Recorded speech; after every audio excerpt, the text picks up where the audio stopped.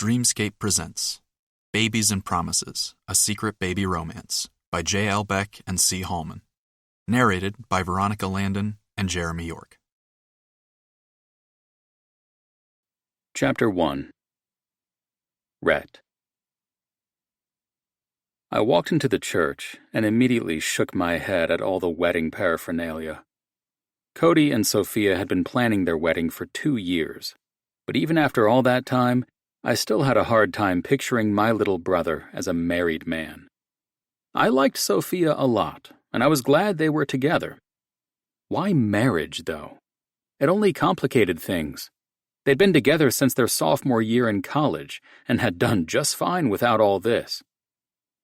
I brushed past an overfilled vase of flowers and ducked into a hall not so crowded with people and ridiculousness. Cody's text had told me where to find him before the ceremony began. I spotted the right door and headed toward it, but a flash of blonde curls distracted me. Turning toward the woman, I tried to remember where I knew her from. She was stunning in the long silver dress. The slit in the side went up to mid-thigh, accentuating her toned legs as she strode purposefully past me. Before she could pass me, I remembered. "Erica!" I called out. She turned, startled out of her thoughts. Her brows pinched together as she looked at me. "Rhett, right?" she asked. "Cody's brother." I nodded, pleased she remembered me. We'd only met twice, and both times only in passing, at events related to Cody and Sophia. I'd wanted to talk to her both times, and I couldn't immediately remember why I hadn't. Smiling like I did at all attractive women, I pointed casually at her. "Sophia's friend, right? You're the, preschool teacher, aren't you?" "First grade now, actually," she corrected. "I got my teaching license last year. I was a teacher's aide before." "That's great," I said, not really caring about the specifics of her job, aside from making sure she was the right person I'd been thinking of when I first recalled her name. I wanted to hear more about her relationship status and what she had planned after the wedding and reception, but Sophia stuck her head out a nearby door and called to her, waving at her to hurry up. "Did you find more bobby pins?" Erica nodded and held up a small bag. Without even saying goodbye to me, she hurried towards Sophia, and they both disappeared into the bride's room with nothing more than a quick wave from my soon-to-be sister-in-law. I shook my head again, finding the title to be a mouthful. I wouldn't like Sophia any more than I already did after she and Cody were married. Hopefully she didn't expect me to start referring to her as my sister-in-law all the time. Casting off any more thoughts like that, I found myself thinking about Erica as I took the last few steps to where Cody waited and pushed into the room. While Sophia looked stressed and anxious about everything going well, Cody and a few of our other friends lounged on sofas and laughed at something Derek had said. Cody motioned for me to join them. I sat next to him and waited for a break in the conversation. When it finally came, I asked, "Erica, you know much about her?" "Sophia's friend?" Cody asked. When I nodded, he shrugged. "What do you want to know?" "Is she seeing anyone?" Cody rolled his eyes. "That's it." I shrugged. "She's hot as hell, especially in that bridesmaid dress." "She's also Sophia's best friend," he said, with a light tone of warning. That surprised me. Best friend? How come she never hangs out then? Cody shrugged. "She's not super social when it comes to groups, but the two of them go out to lunch a lot and do all that girlfriend-type stuff like nails and hair and shopping." I suppose that made sense. Sophia was very social, though, so it surprised me that her closest friend would be so reserved. Not that it really mattered to me any. Refocusing, I repeated my earlier question. "Is she single?" Cody shook his head at my single-mindedness. "As far as I know, but you better tread lightly, or Sophia will go ballistic." "Tread lightly?" I scoffed. "What the hell is that supposed to mean?" Looking suddenly serious, Cody turned to face me. "Leave her happy and satisfied." "I always do," I said with a grin. Cody didn't laugh. "I'm not talking about sex, you asshole," Sex was all I was talking about. I shook my head, not understanding. Make it clear that you're not looking for a relationship. Treat her right and make sure she walks away with no regrets. His gaze was pointed and held no humor. Got it? Sure, I said, surprised by his protectiveness. Maybe it had more to do with making sure Sophia didn't get an earful about me that would then turn into him getting chewed out on my behalf. Cody sighed. Good. For a few minutes, I considered leaving Erica alone. Then I remembered the way the silver fabric of her dress hugged every curve of her slender, fit body. I knew we could have a lot of fun together, and that wasn't the kind of opportunity I liked to pass up. Besides, Cody wasn't asking anything unreasonable.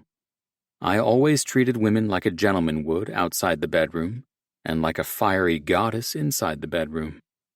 I also always made it clear I was interested in sex and not a relationship. Women left my bed satisfied and wanting more. Why would Erica be any different? I was pulled from my thoughts sometime later when an usher stepped into the room and asked us to follow him. I hadn't been able to make it to the rehearsal dinner the night before due to a meeting with my boss running ridiculously late, so I hadn't a clue what I was supposed to do when I was told to line up for the processional. Looking around for Cody, I saw that he was being led into the chapel while the rest of the guys stayed behind. I couldn't remember the last wedding I'd been to or how these things usually progressed. Turning to Derek, I elbowed him and asked, "What are we doing?" "Waiting on the women," he said with a chuckle. Understanding flickered to life. I remembered Sophia saying something about the best man, me, being paired up with the maid of honor for the walk down the aisle. What I couldn't remember was who she'd chosen for her maid of honor. I generally left the room or tuned her and my brother out when they started talking about the wedding. Happy female voices drifted from the hall, and I turned to look for Sophia.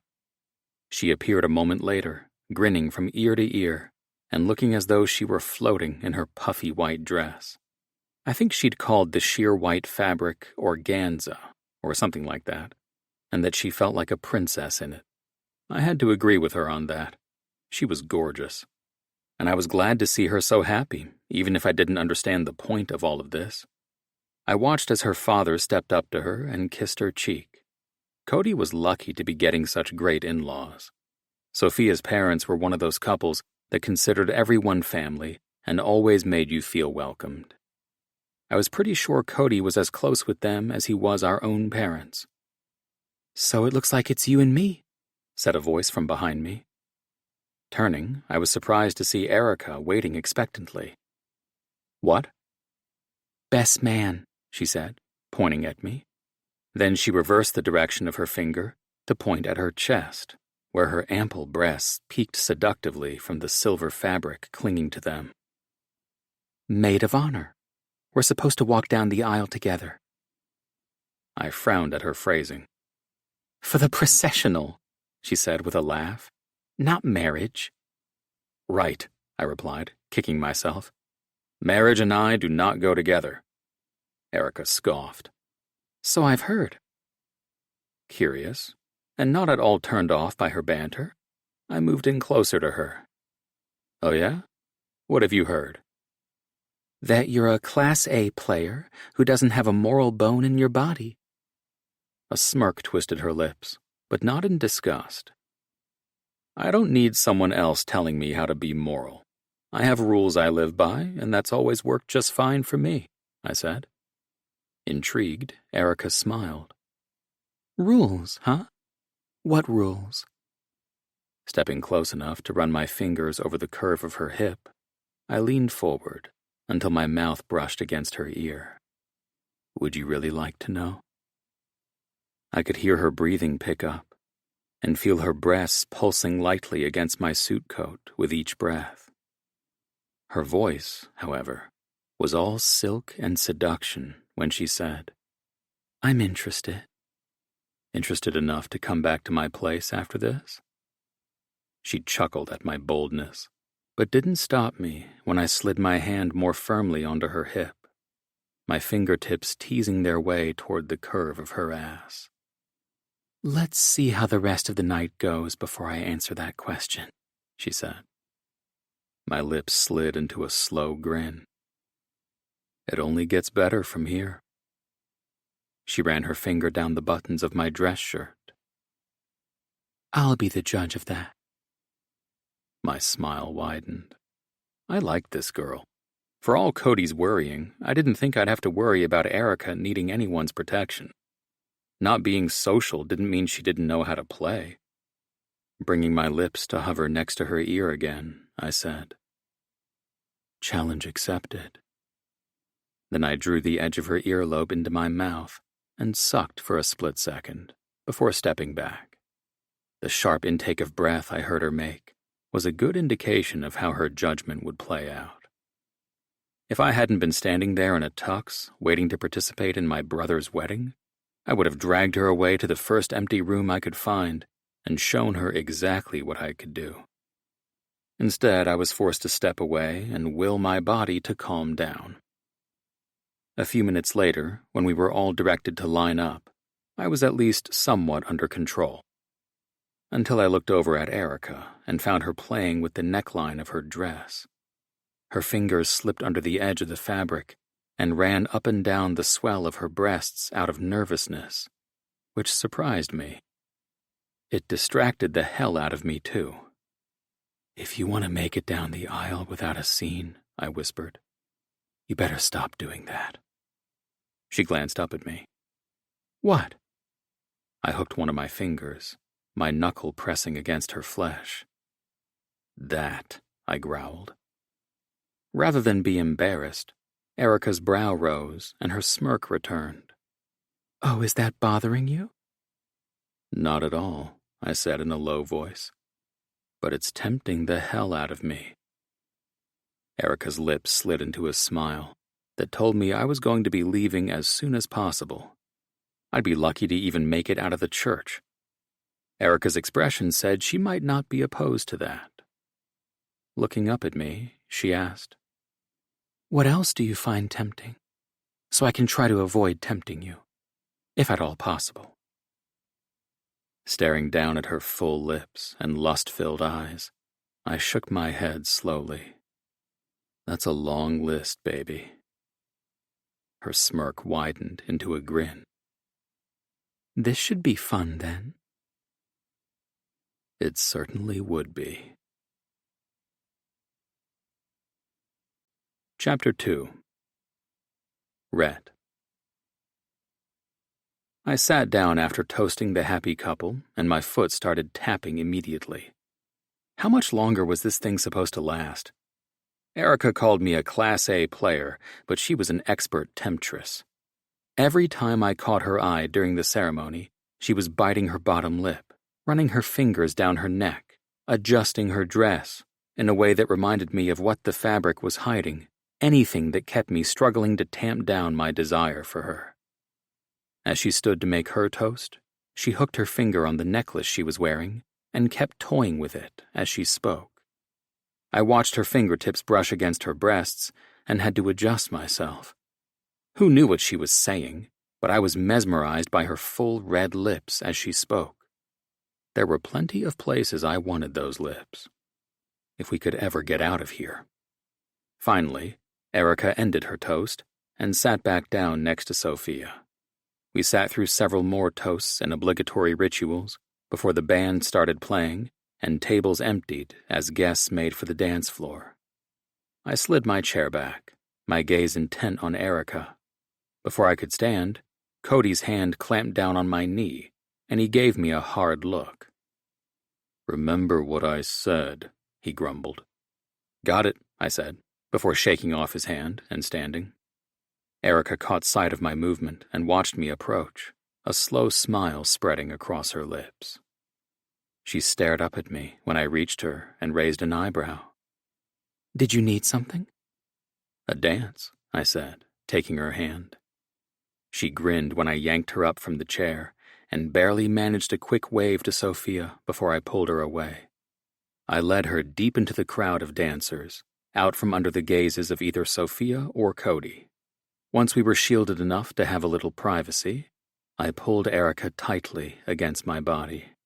She slid her hands up my chest and curled her fingers around the back of my neck. The motion pushed her breasts more firmly against my chest. "Have you made your judgment yet?" I asked her. "Do we torture ourselves staying at the reception for another 2 hours? Or are you ready to play for real?" Erica feigned shock. "Do you really expect me to bail on my best friend's wedding reception?" "They're leaving in 20 minutes, I reminded her. Plane to catch." Originally, they had planned to leave for their honeymoon the day after the wedding, but the small airline that would take them out to the island they were staying on had a conflict in schedule, and they'd been forced to rearrange all their other flights. Rather than cut the reception short, they had decided to slip out and let their friends and family party without them. Desire shone in Erica's eyes, but she said, "What if I'm still only interested, not convinced?" Leaning down, I pressed my mouth to the curve of her neck, sucking lightly before continuing my way up to the tender spot behind her ear.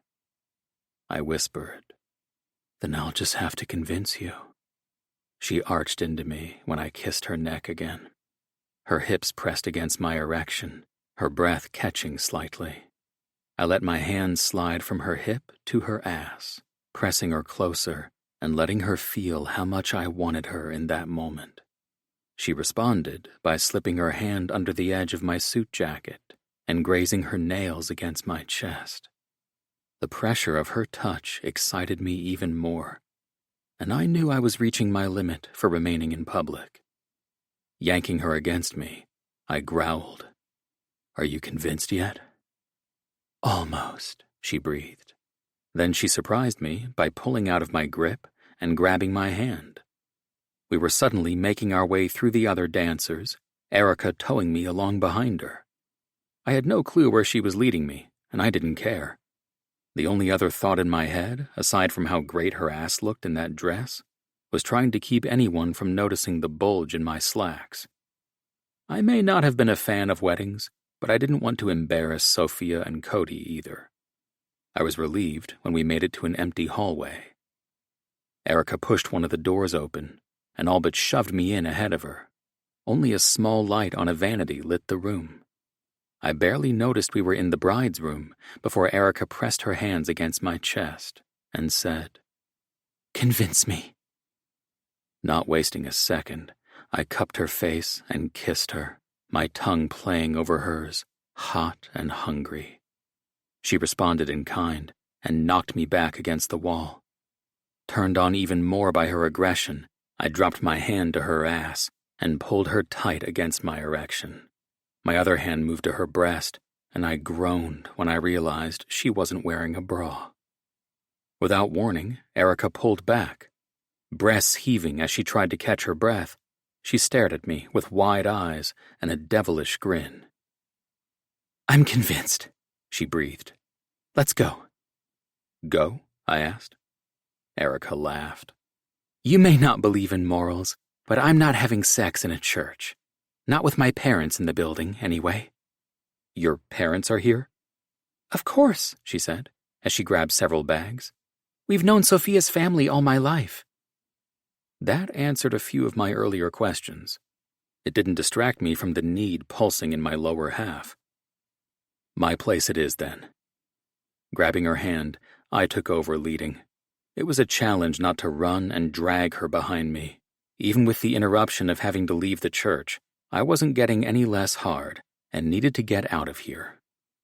I made a beeline for the parking lot, and Erica hurried alongside me. We reached my car in record time and climbed in. Erica threw her bags in the back seat and yanked her seatbelt into place. As soon as it clicked into the buckle, her hand was on my thigh. My muscles tensed under her touch. I growled as her nails trailed up and down. Taking a deep breath, I got the car into gear and sped out of the parking lot. Not speeding the whole way was torture, especially when Erica's hand moved higher, teasing and tempting me to pull over and drag her into my lap. By the time I slid into a space in front of my apartment building, I was struggling to breathe and Erica was squirming with need. The only pause in our race to my apartment was Erica grabbing her bags out of the back seat. Even that minor delay had me groaning. I grabbed her free hand and pulled her along behind me with a singular focus. We barely made it to the elevator before the bags were on the floor and we were pressed against the wall. Not undressing her right then was only possible because the ride up to the third floor was so short and the doors were sliding open before I could make any progress. I snatched Erica's bags from the elevator floor and hooked my arm around her waist. 2 doors down, I jammed my key in the lock and threw the door open. I dropped the bags at some point and was on Erica a second later. She had my bow tie off and was unbuttoning my dress shirt before we even reached my bedroom door. My fingers found the fastener that held the halter dress in place and deftly unhooked it. The silky silver fabric slid down her breasts, exposing her tanned flesh and making me pause as I took in how beautiful she was. She didn't shy away as I took her full breasts in my hands and brought my mouth down to kiss every inch. Her fingers stuttered in their unbuttoning, and she moaned as I sucked and grazed my teeth against her hard nipples. The sound of her pleasure made me even harder, and I lifted her into my arms. Her legs hooked around my waist automatically, and she pushed her breasts, now even with my mouth, closer to my lips, needing more. I didn't disappoint her. Reaching my bed, I hated to lose contact, but I set her back on her feet and finished unbuttoning my shirt. Tossing both the tux jacket and my shirt onto the floor, I moved to unfasten my belt, but Erica moved faster. I stiffened when her hands brushed against my length as she worked at the belt. I was far from shy with women, but I was shocked by how hard she made me with even the slightest touch. Thoughts fled from my mind as she unzipped my pants and freed me. I heard the intake of her breath when she saw me and knew she wasn't disappointed. I groaned as her hands ran over me and had to grab her wrist to stop her. "This is going to be over too soon if you keep that up," I growled. Pressing her bare breasts against my chest, Erica stared up at me with fiery eyes. "I certainly don't want that." She was breathing hard and trembling with need. Her lips pressed against my chest, once, twice, working their way up to my collarbone where she sucked lightly until I was groaning again. I drank her in until I couldn't stand it any longer. Crushing her against me, I reached behind her and found the small zipper at the back of the dress and pulled it down. Stepping back, I watched the fabric fall from her body, leaving her standing before me in only a pair of white lace panties. She was perfect, and I wanted her more than I had ever wanted anyone. Casting off the rest of my clothes, I moved toward her again and reveled in the fire that sparked in her eyes. Erica dug her fingers into my shoulders as we came together, pulling me as close as she could and claiming my mouth with hers. Nothing else mattered then. Grabbing her hips, I lifted her and laid her on the bed. I slid the lace panties down her legs, then followed her onto the bed and covered her body with mine. Erica moaned and ground her hips against mine when she felt me press against her. As much as I wanted to plunge into her and sate the hunger consuming me, I also wanted to make sure neither of us ever forgot this night. As Erica's fingers tangled in my hair, I began kissing my way down her neck, then over her breasts and down her sculpted stomach. She was quivering by the time my lips found her sex, and she cried out when I claimed her with my mouth. Her fingers gripped my hair, guiding me and helping me bring her to the edge of ecstasy. When I pulled away, she whimpered and begged, "No, no, wait!" Coming back up to her pouting mouth, I kissed her hard and deep. My length pressed between her thighs, and she gasped. I was desperate for release, but not before I brought her to hers. Slowly, I pressed against her. Erica responded by rolling her hips, letting me feel how wet she was, how much she wanted me inside her. The feel of her heat tensed every muscle in my body. It took all my control not to move too fast. My size required finesse, and I wanted Erica to remember every inch. Erica's nails dug into my back as I slowly entered her. Our breathing was ragged, and my hands were fisted in the blankets as I continued to harden and swell. She was so tight, and her body trembling beneath me was making me crazy. Finally, I couldn't resist any longer and pushed the last few inches deep and fast. Erica's eyes flew wide in surprise, and she cried out as I fully filled her. For a moment, I worried I had hurt her, but then her eyes glazed and rolled back in pure pleasure, and she pressed her hips against me, wanting more and ready to take everything I could give her. My blood rose, and I couldn't hold back any longer. Sliding one hand beneath her hips, I yanked her tight against me and groaned as she tightened around me to the point that I could barely move inside her. "Oh my God!" Erica gasped. Her hands gripped my hips and begged me to keep moving, to give her what she wanted. I'd never disappointed a woman, and Erica wouldn't be the first. Pressing into her again, I slowly pulled back and fought to hold on to my composure as she moaned and tightened. Then I pushed back into her, and the last of my control faded away. We moved together, desire and need consuming us as we forgot the rest of the world. Our bodies were slick with sweat, and neither of us could catch a solid breath. Our movements became frantic as our need peaked. Erica's body tightened around mine as her climax built, and I drove even deeper, harder. Her voice was ragged as she cried out and rode her climax, bringing me to mine as well. My release spilled into her, hot and desperate, leaving me utterly spent. But this would be my only chance with her, and there was no way I was only fucking her once. I was going to get my fill. For a few seconds, we just lay there unmoving, while trying to catch our breath. I couldn't remember the last time I had come so hard, so quickly. Even crazier, I already wanted her again. I was still inside of her, and I could feel myself growing hard again. This woman had some kind of hold on me. She was underneath my skin. I started moving again, drawing soft moans out of her. "I'm not done with you yet," I told her. Pushing myself up onto my elbows so I could see her face better, I noticed she was smiling, completely sated and happy. "You up for another round?" I ghosted my lips against her ear. "Hell yes," she giggled, her eyes open now. I kissed her one more time before pushing up all the way. Grabbing her by the hips, I flipped her around so she was lying on her stomach. I caressed her perfectly shaped ass, appreciating every inch of her soft skin and how great she felt beneath my body, how perfect her globes fit in my palms. I lowered my body onto hers so my chest was pressed up against her back, and I could kiss her neck as I pushed inside of her from behind.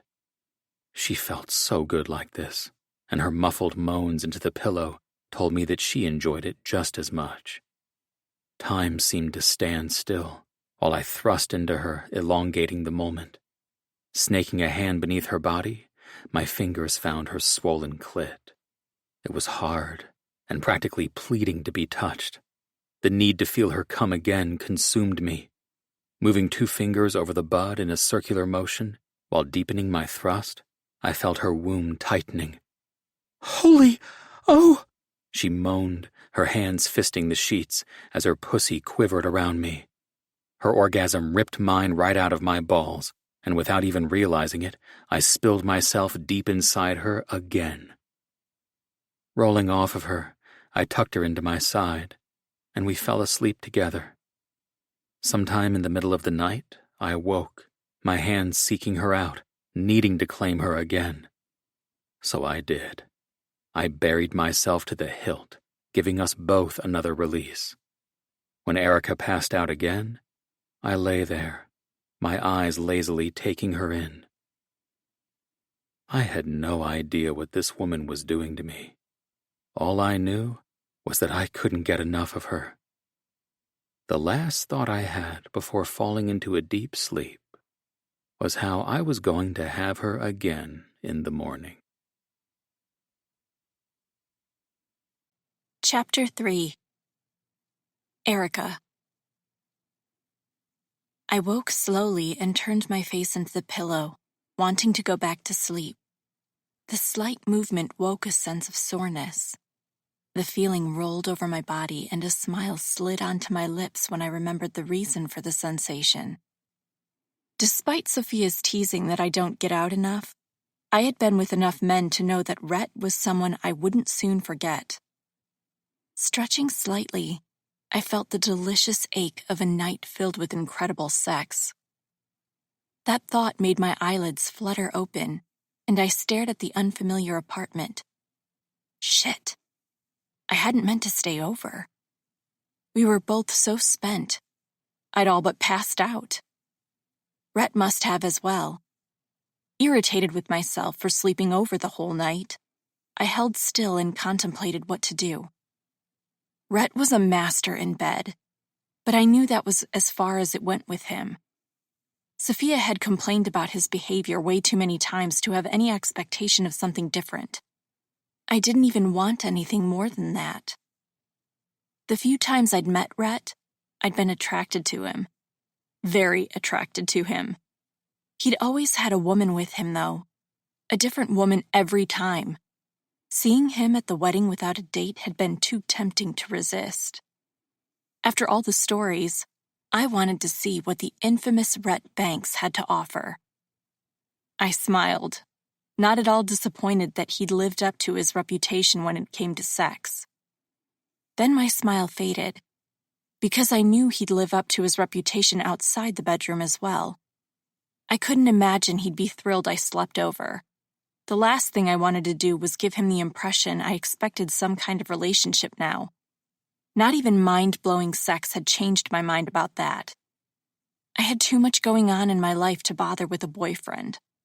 Plus, I knew his kind all too well. I had fallen for his type before, and seriously got burned. Never again. I also didn't want to cause any problems with Sophia. She'd been my best friend all my life, and I knew how frustrated she got with Rhett over his lifestyle, especially when it caused problems for Cody or his parents. Determined for that not to be the case here, I decided I was better off slipping out before Rhett woke up and never breathing a word about this to anyone. Carefully, I slipped out from beneath the blankets and tiptoed around the room to find my clothes and shoes.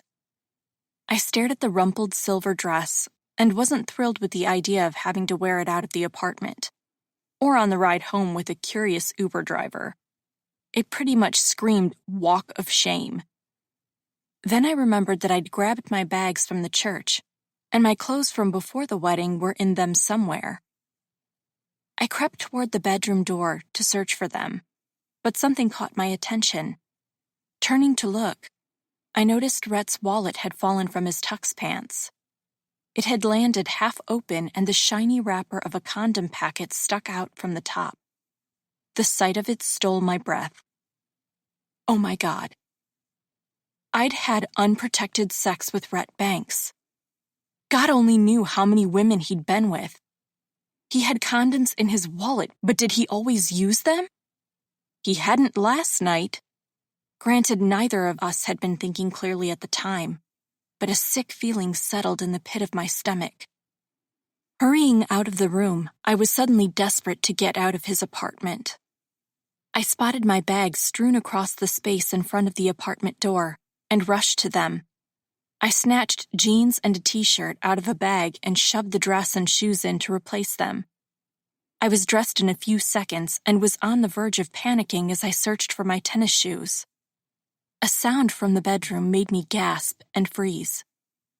When I heard nothing else after a minute or two, I quietly tore into the bag again and almost broke down in tears when I found the shoes. I slipped them on as fast as I could and darted out into the hallway. Racing for the elevator, I jabbed at the button multiple times and fished my cell phone out of my purse. It barely had 10% battery remaining, but it was enough to request a ride. I rode the elevator down and practically sprinted from the building. Standing on the sidewalk, I finally sucked in a deep breath and blew it out slowly. My thoughts raced as I waited for the driver to arrive. I considered my options and wasn't thrilled with any of them. I knew it would be stupid to rely on blind trust that Rhett was clean. The idea of having to tell my doctor about this and get tested for STDs made me want to crawl into a hole, but it was the responsible thing to do.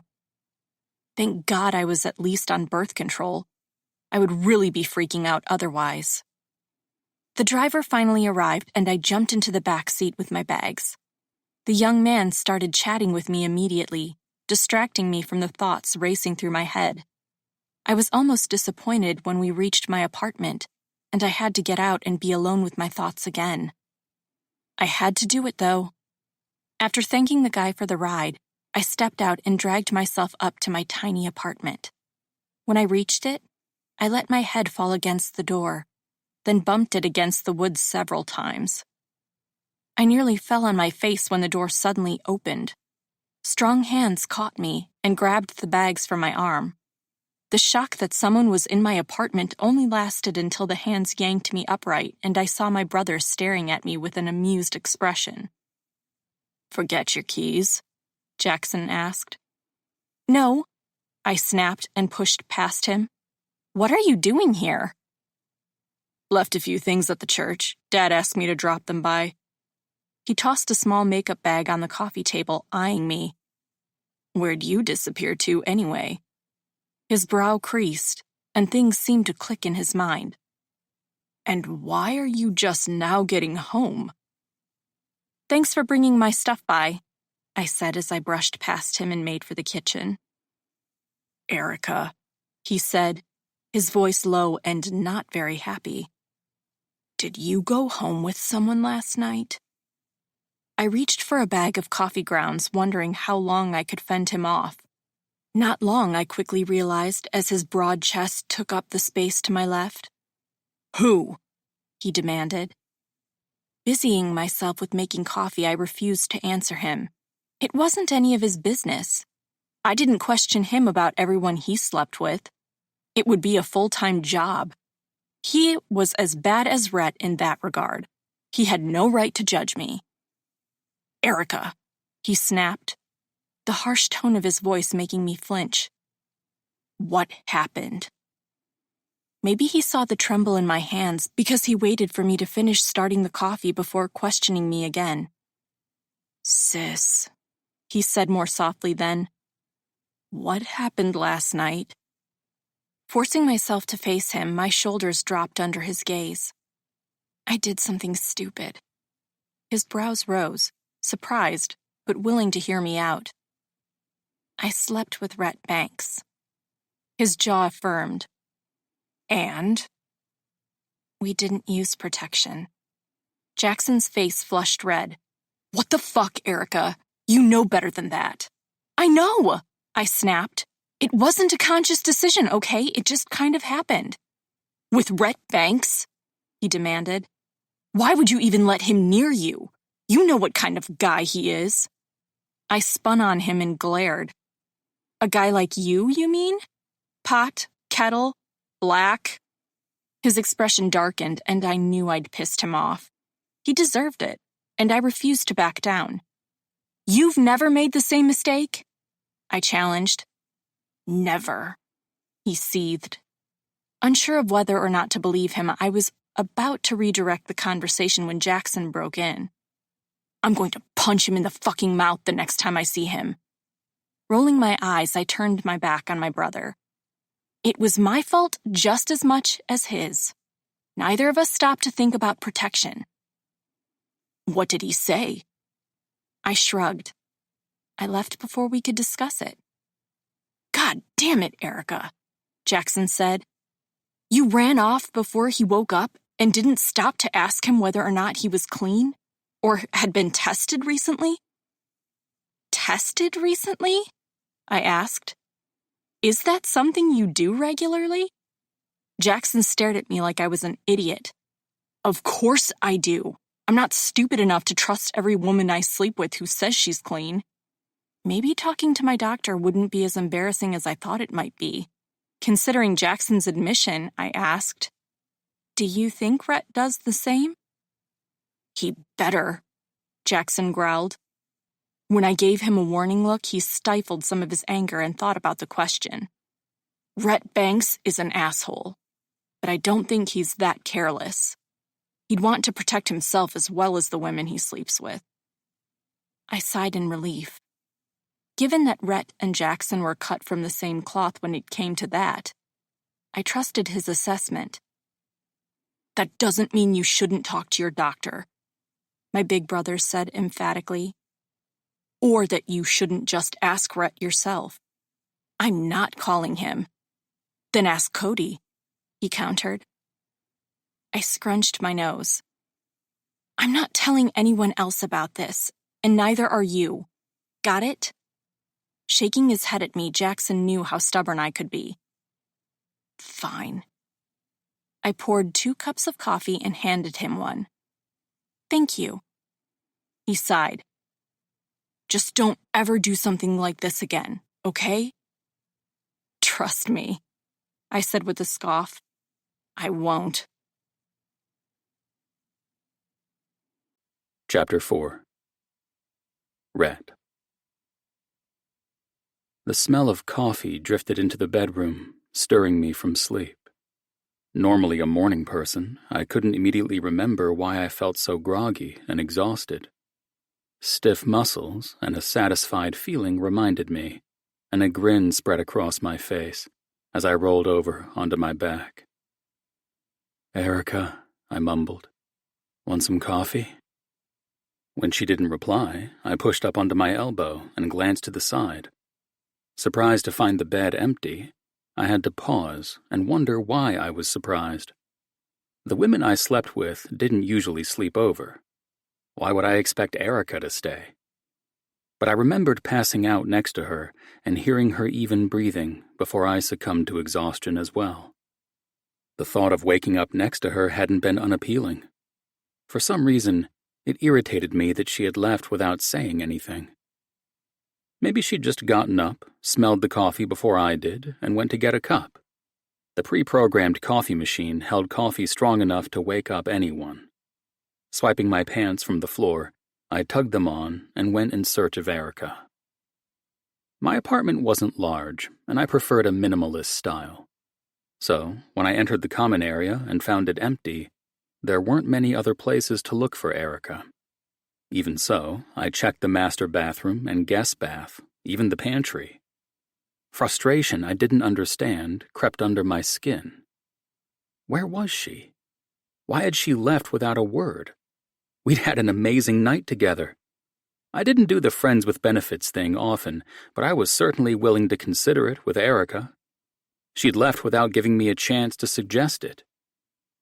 Shuffling back into the bedroom, I stared at the clothes scattered across the floor. All mine, except for the white lace panties I'd stripped off Erica the previous night. Only the corner stuck out from under the bedspread, which had been kicked to the floor. It suggested she'd left in a rush. Why? Irritated all over again, I busied myself with cleaning up the mess, scooping up all the clothes and tossing them in the hamper. It wasn't until I turned back around that I saw my wallet lying on the floor as well. Reaching for it, I grabbed the corner and flipped it up into my hand. The crinkly wrapper of a condom made a slight sound when it fell back to the carpet. I paused and stared at it. My mind ran back through everything I'd just picked up. I looked in the trash can to see if anything had been tossed in there last night, and I simply couldn't remember. It was empty. All I'd picked up from the floor were clothes. No wrappers. No used condoms. Shit. Was that why she bolted? Sitting down on the end of the bed, I tossed the wallet onto the mattress and scrubbed a hand through my hair.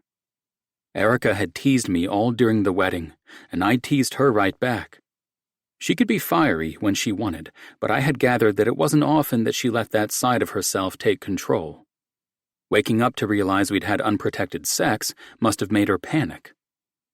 I knew exactly what my reputation was with women. I'd worked hard to cultivate it. What someone like Erica might not understand is that while I slept with plenty of women, I was careful in selecting partners and protecting myself. She wasn't at any risk from me unless she hadn't been on birth control. That realization slapped me across the face. How could I have forgotten to put on a condom? It was my first rule. Always use a condom. Always leave them wanting more. Always man up. I lived by those rules. I'd never made this mistake before. Shocked, I struggled to wrap my head around the possible consequences. While I doubted that I was at risk of contracting anything from Erica, what if she got pregnant? Was she on birth control? Would she have gone home with me last night if she weren't? That question stalled some of my panic. Erica was a smart girl. She had a career. She didn't want a relationship. She was adventurous and willing to play with fire. I couldn't imagine that she wasn't on birth control. It wouldn't make sense for her not to be, right? Slowly, my pulse slowed and my mind calmed. Now that I'd settled that concern, I wondered what I should do next. What did you say to a woman after having unprotected sex and she runs off before you wake up? Did you say anything at all, or save her the embarrassment of bringing it back up? Having never been in such a situation before, I didn't have a clue. Her sneaking out suggested she didn't want to talk to me at the moment. Maybe I should just let it be, at least for a few days. Besides, I didn't even have her number. Getting it would require talking to Cody or Sophia, who were on their honeymoon. That wouldn't go over well, especially if they asked what I needed her number for. No, I decided, it was better to wait. I could bring it up casually when they got back into town. Give Erica some time. Invite her to lunch in a few weeks and clear the air. Everything would be fine. Maybe we'd even have a little fun again. Satisfied with my plan, I headed back to the kitchen for coffee and breakfast. When I reached the kitchen and saw the time, I grimaced. I couldn't spend all day worrying. I had a game to get to. "Glad you could make it," Travis mocked when I hurried into the dugout with several large bags of baseball equipment. "Practice started 15 minutes ago." I dropped the bags, and the dozen 7 to 9-year-olds in the dugout pounced on it. "Sorry, man," I said to Travis, clapping him on the back. "Crazy morning." He shook his head. "Who was she?" Grinning, I pushed away the condom issue and focused on the incredible night of sex. "Sophia's maid of honor." Travis's brows rose. "Must have been memorable. Haven't seen you look that happy in a while." "Definitely a night I won't forget anytime soon," I agreed. "We barely made it out of the church." Shaking his head, Travis tossed me a glove. "You can regale me with the details later. Let's get these kids warmed up." Right. The ball game. Remembering Erica's tight body and ample curves would have to wait. Taking a few deep breaths to clear my mind of Erica, I turned my focus to the upcoming game. Travis was already out on the field, tossing the ball back and forth to the kids. I tucked my glove under my arm and grabbed a bat. We'd been working with this group of kids all summer, and they'd come a long way. We still had 2 more months of games to get their skills up to where they needed to be. Walking out onto the diamond, I scanned the teams spread over the field. Most were small and scrawny. Only a few had even played baseball before this summer. We lost nearly every game, but they were getting closer to being competitive, and I felt a swell of pride as I watched one little boy catch the ball Travis had tossed. He was so pleased with himself that he jumped in the air, his eyes lit up with joy. Smiling as I approached the home plate, I called a few kids over and started hitting grounders to them. They missed most of the first round. As they loosened up and listened to me call out directions on how to anticipate the direction and get in front of the ball, fewer balls were lost to the outfield. By the time the umpire told us to clear the field for the game, the boys were excited and ready to play. As the boys piled into the dugout to get their batting gear on, I handed out granola bars and reminded them that there were waters and sports drinks in the cooler. They dug in without hesitation. Travis and I took turns bringing snacks and lunches for after the game. We also split the cost of all the equipment we knew the kids' families couldn't afford. It wasn't required by the league, but Travis and I had both grown up playing ball and knew how out of reach this sport could be to families who could barely afford to put food on the table. I could be an asshole in many aspects of my life. This just wasn't one of them. Handing Travis the lineup, I waited for him to look it over and nod before calling out the first name. "Skylar, you're up first." The little guy popped up from the bench and reached for a bat that was nearly as tall as him. I snagged it from his hand as he ran by and handed him one more appropriate for his size. He grumbled at my choice, but didn't argue. For such a small kid, he always wanted the biggest and best of everything. I chuckled inwardly and squatted down to meet his gaze. "Watch the ball, okay? Don't close your eyes this time." "Keep your feet closer together, too," Travis added. I held back another chuckle at that piece of advice. I still remembered Skylar coming up to bat for the first time and looking like he was attempting to do the splits. "Let's go, little dude," I said, and gave him a nudge out of the dugout. I followed behind, ready to direct him if he actually got a hit. He didn't, but he bounced back into the dugout with a smile on his face, glad he hadn't fallen over when swinging this time. As the game progressed, only one player managed to get on base, but 5 got hits. For them, it was a win, and they trooped over to the picnic tables laughing and congratulating each other on their accomplishments. Travis and I joined in as we passed out sandwiches and juice boxes. The few parents who were able to come to the games added in their praise and thanked us for working with the kids. "I might have to miss the next season," Travis said out of the blue. "Yeah? Why?" He always loved doing this, so his statement truly took me by surprise. "My dad asked me to come home for a couple months and help him with a project. They just retired but are getting restless. My mom always loved gardening, so my dad is planning on building a greenhouse or two. Big enough to make a small business out of it." "You don't seem too excited about it." "I'm excited to see my family and friends, but Cedar Falls is a small town and I'm not excited to see everyone there." "Ah, what's her name?" I smirked. "That obvious, huh?" Travis shook his head. "It's a long story, reserved for another day." I nodded, taking his hint that he didn't want to talk about it right now. As I sat down with my sandwich, my thoughts turned back to earlier that morning. I'd panicked when I realized we'd forgotten to use a condom. The possibility of a pregnancy had shocked me. I watched the boys make messes of their lunches and talk with their mouths open. I loved coaching them. Volunteering and sharing what I knew about baseball not only felt good, it gave me a sense of purpose. I'd never considered the possibility of doing the same thing for a child of my own. Sure, one of my rules was to always man up if it did happen, but it had never been something I actively wanted. This was enough for me. I contributed to society without it interfering with the rest of my life. "You're awfully quiet all of a sudden."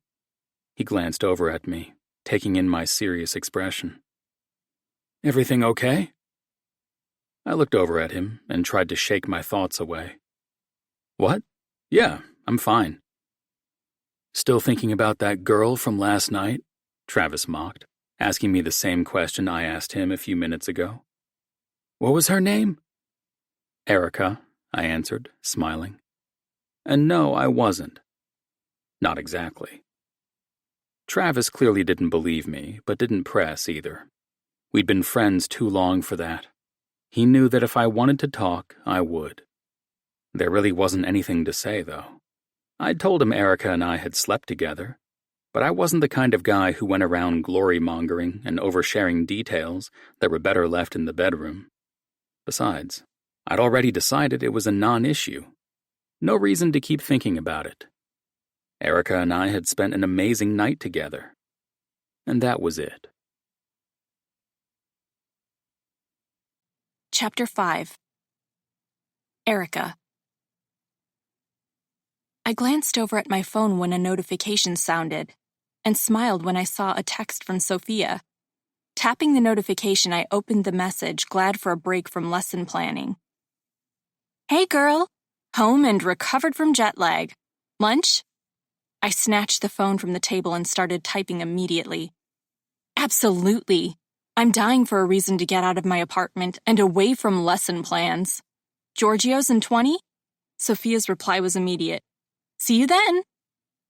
Pushing the books and papers off my lap, I abandoned them for later and stretched my back. I'd been hunched over for too many hours. The new school year was still 6 weeks away, but I was struggling to get everything done in time thanks to my boss.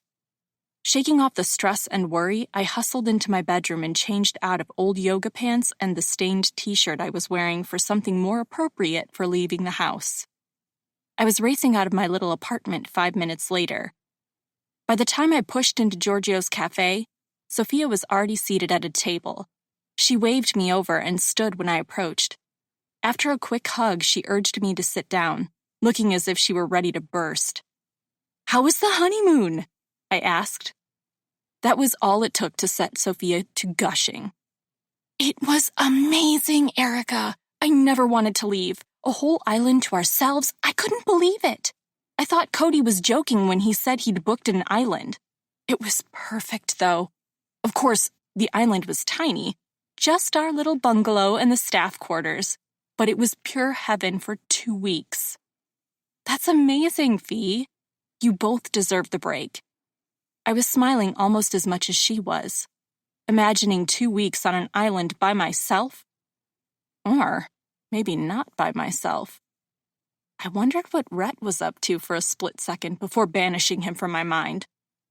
Still too wrapped up in her post-vacation bliss, Sophia missed my lapse in concentration and continued on. After the insanity of planning the wedding and starting our own business, I think we were both ready to lose our minds. Even while we were gone, not worrying about the store was almost impossible. Even though we trust Caleb to take care of things when we're not there, the store's our baby. It was our first stop when we got back. "And everything was fine?" I asked, even though I'd been checking in on the store for them during the past 2 weeks. Sophia laughed. "Of course it was. All that worrying for nothing." I spotted a waitress approaching and heard my stomach growl. "Hungry?" Sophia laughed. "Busy morning," I said. "What can I get you two ladies?" the waitress asked. Sophia and I met at Giorgio's often enough that neither of us needed the menu. We rattled off our drink and food choices, and the waitress moved on to the next table. "Why so busy?" Sophia asked. "You're on summer break. Doing nothing for 2 months is just about the only perk of your job."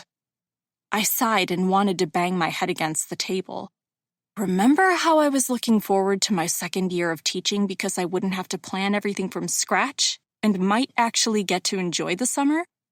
Sophia's expression turned wary. "Yeah?" "Well, one of the 5th grade teachers decided to retire last week, without notice, and the principal decided I was going to take over her class," I explained. "And to make things even worse, the old bat who's retiring refused to give me any of her old lesson plans." Cringing, my best friend was all sympathy. "So you're starting from scratch, planning for a grade you've never taught before." I nodded, trying not to pout. Even as the teacher's assistant, I'd worked in kindergarten and preschool. 5th graders were a whole other ballgame, and I felt as if I were drowning. "That really sucks," Sophia said as she squeezed my hand. "If there's anything I can do to help, just say the word. I owe you at least 1,000,000 favors after everything you did to help us get the store ready." I knew she meant it, and I appreciated the offer. But there really wasn't anything anyone could do. Just drag me out of my apartment every so often, okay? I'll go insane if I stay cooped up and stressed out all year. And you know I'm bad about planning things like that. Grinning, Sophia held up her pinky. "It's a deal." I hooked my pinky with hers and chuckled. We'd been pinky promising each other anything and everything since the day we met. We were both 5 when my family moved in next door to hers. I'd been told to play in the backyard while my parents hauled boxes into the house. Imagine my surprise when I bounced down the back porch steps to find another little girl already there, playing in the treehouse built by the previous owners. Sophia had begged me not to tell my parents or she'd get in trouble for leaving her yard again. That pinky promise had been the first of many. The waitress returned with our drinks and disappeared just as quickly, but her arrival broke us out of our reminiscent thoughts. "Now," Sophia said, her tone and expression suddenly serious. "What the hell was going on with Rhett during the wedding?" I choked on my tea and started coughing violently. Reaching across the table, Sophia gave my back a few hard pats, then eyed me even more suspiciously when I calmed back down. "What happened?" she demanded. "What do you mean?" I hedged. Her eyes narrowed. "Just because I was in a cloud of wedding day chaos and bliss doesn't mean I was also blind. I doubt anyone missed the two of you flirting like teenagers, or how many times his hand ended up on your ass during pictures or on the dance floor." "So what if we were flirting?" I argued. "He's always flirting, with everyone." I'd witnessed it for myself more than once. "Sure, but you're not like that.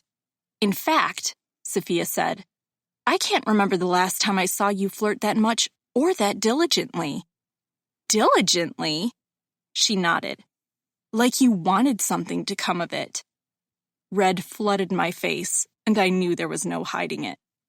Sophia gasped and threw her napkin at me. "Oh my God! You slept with Rhett!"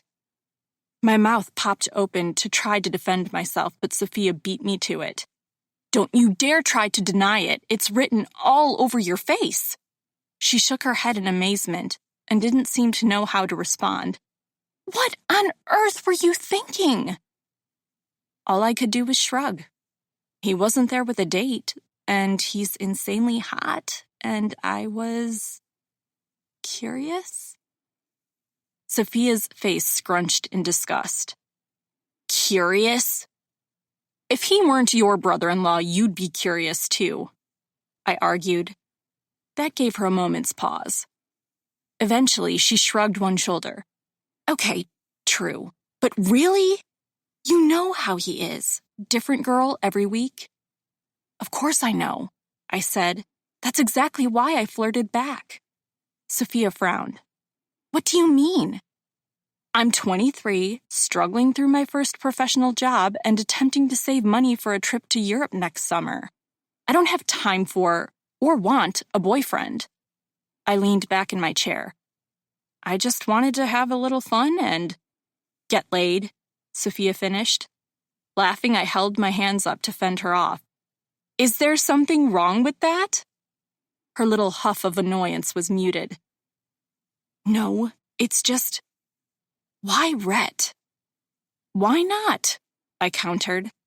My best friend shook her head, but looked ready to throw in the towel. Almost. "So, how was it?" The corner of her mouth twitched. Did he live up to the stories? A slow smile spread across my lips, one I couldn't have held back even if I'd tried. "And then some," I smirked, remembering the 3 mind-blowing orgasms he gave me that night. "Well," Sophia said, "he is a Banks man after all." I burst into laughter at that. I remembered all too well when Cody and Sophia got together and all she could talk about was how fantastic he was in bed. Eventually, sex became secondary to falling in love with him, but neither sex nor love had faltered for them. It made me happy to know they'd found each other and truly appreciated what they had together. Someday, I hoped I was as lucky. "You know he won't call, right?"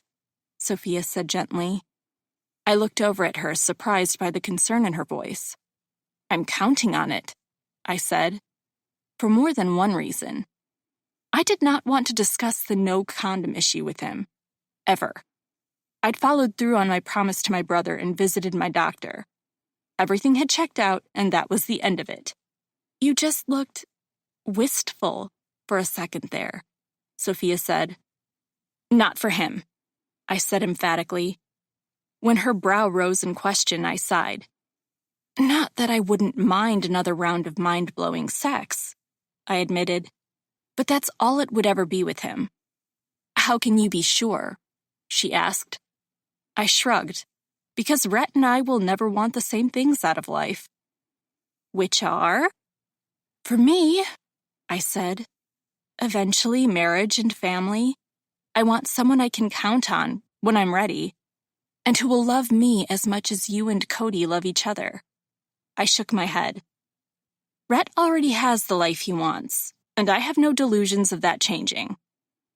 Nodding, Sophia agreed with everything I'd said. For some reason, though, I got the impression she didn't quite see things the same way.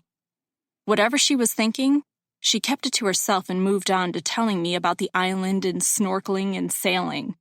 I listened to every detail, pushing any thoughts of Rhett and the future firmly out of my mind. Chapter 6. Rhett. It wasn't unusual for Sophia and Cody to invite me over for dinner. We usually had dinner a couple times a month. I was surprised when I got Cody's text so soon after they'd gotten home from their honeymoon. I'd figured they would want some time to settle into married life first. Shrugging it off, I texted back that I'd be there. Sophia and Cody were both excellent cooks, and it was rare that I'd pass up a chance for dinner with them. Good food would have to wait, though. My boss had been breathing down my neck about this project, and I was eager to get it done and off my plate and into the beta tester's queue. The app the client wanted had seemed straightforward at first. Every few days, they wanted to add something or change a feature. I'd lost count of how many times I'd rewritten the code. My patience was quickly reaching its end. So was my boss's. A sharp knock on my door was followed by my boss's head poking into my office. "How's it coming?" "Debugging that newest change." I tried not to let my frustration slip into my voice, both at the project and his constant micromanaging. "I want it in the hands of the betas before you leave today." "Will do," I said, as I moved my gaze back to the computer screen. I heard the door click shut a moment later. Taking a few seconds to breathe and shake off the remaining aggravation, I got back to work. 2 hours later, the lines of code were all blurring together. It wasn't my best work, and I knew it would get kicked back for fine-tuning and fixing whatever issues the beta testers found, but I was done for now. I saved the program and sent it off 10 minutes before my day was scheduled to end.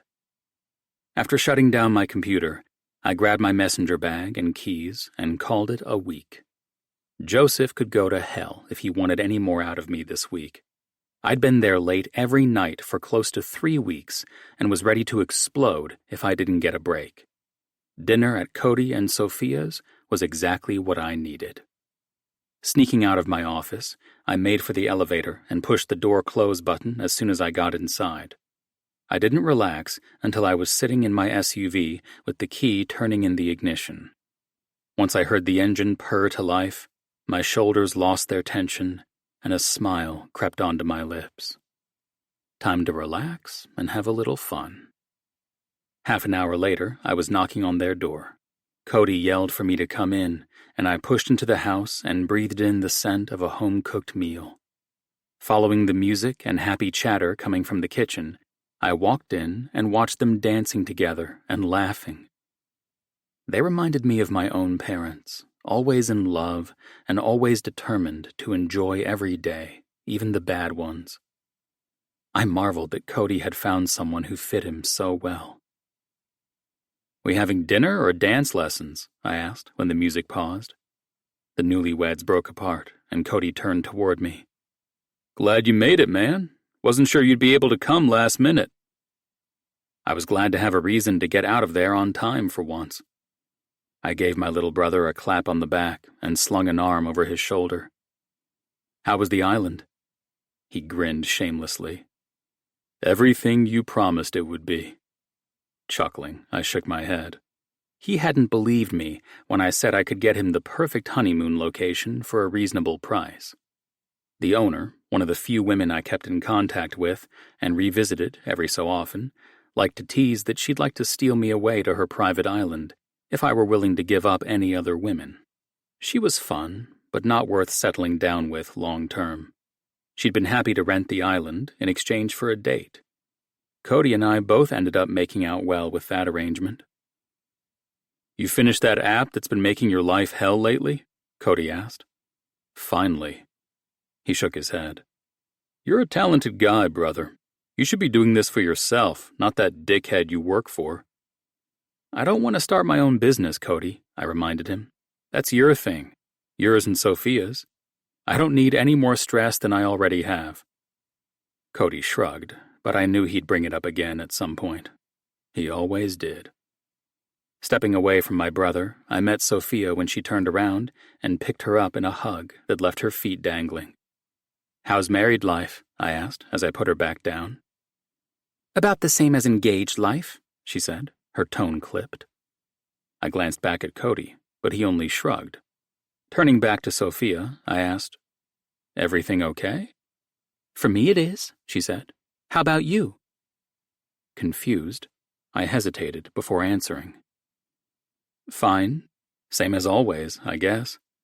Why?"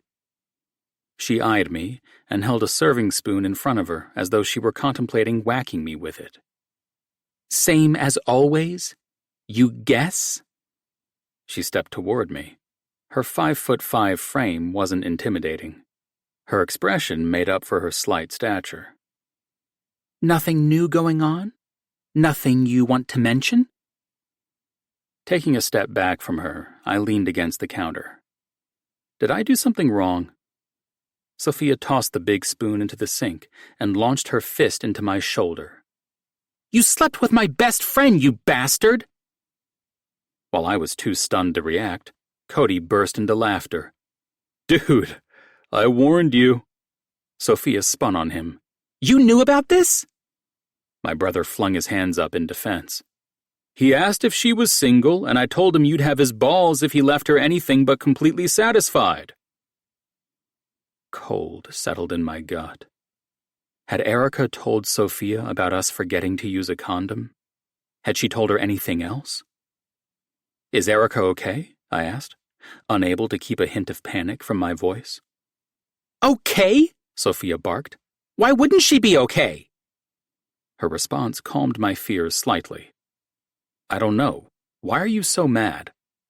"I'm mad because you slept with my best friend." She slapped my arm again and looked like she wished she could do worse. "What did Erica say?" I asked. "About what?" Sophia snapped. Now I was the one eyeing her. "About sleeping with me. Was she upset or said she regretted it?" Sophia's expression screwed up in irritation. "No." "Then okay," I said. "What?" she demanded. "What?"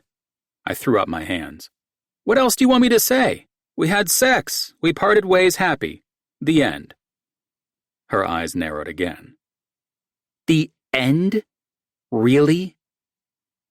Unsure of what she wanted me to say, I shrugged. "I know there are a few women you keep on hand." "So?" Sophia huffed. "Erica's not going to be one of them?" "No," I said. Then I reconsidered my answer. "Unless she wants to be." A mixture of emotions flashed across my sister-in-law's face. I didn't have a prayer of unscrambling them, but I wondered. "Did Erica say something about that?" "What?" Sophia asked. She turned away and picked up a towel. "Fee," I said slowly, reaching out and turning her back to face me. "What did she say?" Planting a hand on her hip, she said, "Anything she said to me was spoken in confidence." She spun away again, making it clear the conversation was over. If she'd been trying to warn me away from Erica, she'd screwed up big time. My curiosity was piqued. I'd toyed with the idea of meeting up with Erica again. Not thinking about our night together had proven more difficult than I'd anticipated. What had she said to Sophia? As much as I wanted to press her and dig the answer out of her vault of girlfriend secrets, I knew I'd only succeed in pissing her off. Sophia was not someone you wanted to piss off. I'd have to bide my time until she softened a little. If Erica had been interested in seeing me again, maybe she would bring it up to her again. Asking her for Erica's number right now would undoubtedly not go well. Maybe in a few weeks I'd have better luck. If nothing else, Cody and Sophia were always throwing parties and organizing get-togethers. Erica and I would cross paths eventually, and I had a feeling she was having as difficult of a time as I was getting that night out of her head. Chapter 7. Erica. 3 weeks into the school year, and I was still floundering. 5th graders were nothing like kindergartners or preschoolers. They were anxious to get out of elementary school, thought they knew everything, and didn't want to be treated like babies anymore. The jump in curriculum was no picnic either. Of course, I'd studied all the elementary levels in college, but every major project I'd done in school had been geared toward younger students. I'd spent half the summer dragging out old textbooks and trying to remind myself of what 5th graders needed to learn. But I was still struggling to keep up. Sophia had only managed to get me out of my apartment once since the school year started. She'd asked a dozen times at least, even with having part of the summer to work on lesson plans, which ended up being only part of my never-ending headache. Not only was I teaching more in depth, I was rotating classes during specials time, trying to figure out the grading standards for this age group, which were vastly different from 1st grade, and incorporating the state testing requirements into the lesson plans I'd already built. Needless to say, my free time was nearly non-existent. I'd been skipping my usual workouts in favor of grading papers, eating whatever was fastest and easiest, and running on too few hours of sleep most days. Going to my parents for dinner the previous Sunday had earned me more than a few comments on how tired I looked. Jackson, being his usual asshole self, had even asked me if I'd gained a few pounds. Mom's concerned look when I dove into her amazing pork ribs made me even more self-conscious. But I hadn't had time to cook lately, and a home-cooked meal was simply too good to resist digging into. I just needed a few more weeks, maybe a month, to get everything figured out and finally settle in. It had to get easier. I couldn't handle this pace and frustration for an entire year. I'd made it clear to the principal that I wanted to return to kindergarten or 1st grade as soon as an availability opened up. He'd made note of my request, but I knew I'd have to keep pushing him. What a mess. A knock on my open door pulled me out of my misery. A fellow 5th grade teacher, Madeline, stood in the doorway, her rounded belly protruding into the room more than the rest of her. "Losing your mind yet?" she asked with a sympathetic smile. I'm pretty sure I lost it the first week we were back. I slumped into my chair and shut my laptop so I didn't have to look at the grading software anymore. It was so much more complicated for this grade, taking up endless hours trying to input assignments and grades for every little thing. Madeline pushed away from the door jamb and moved toward me.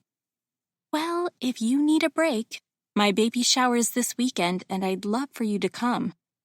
I smiled at the thoughtful gesture. "That sounds great. When are you due again?"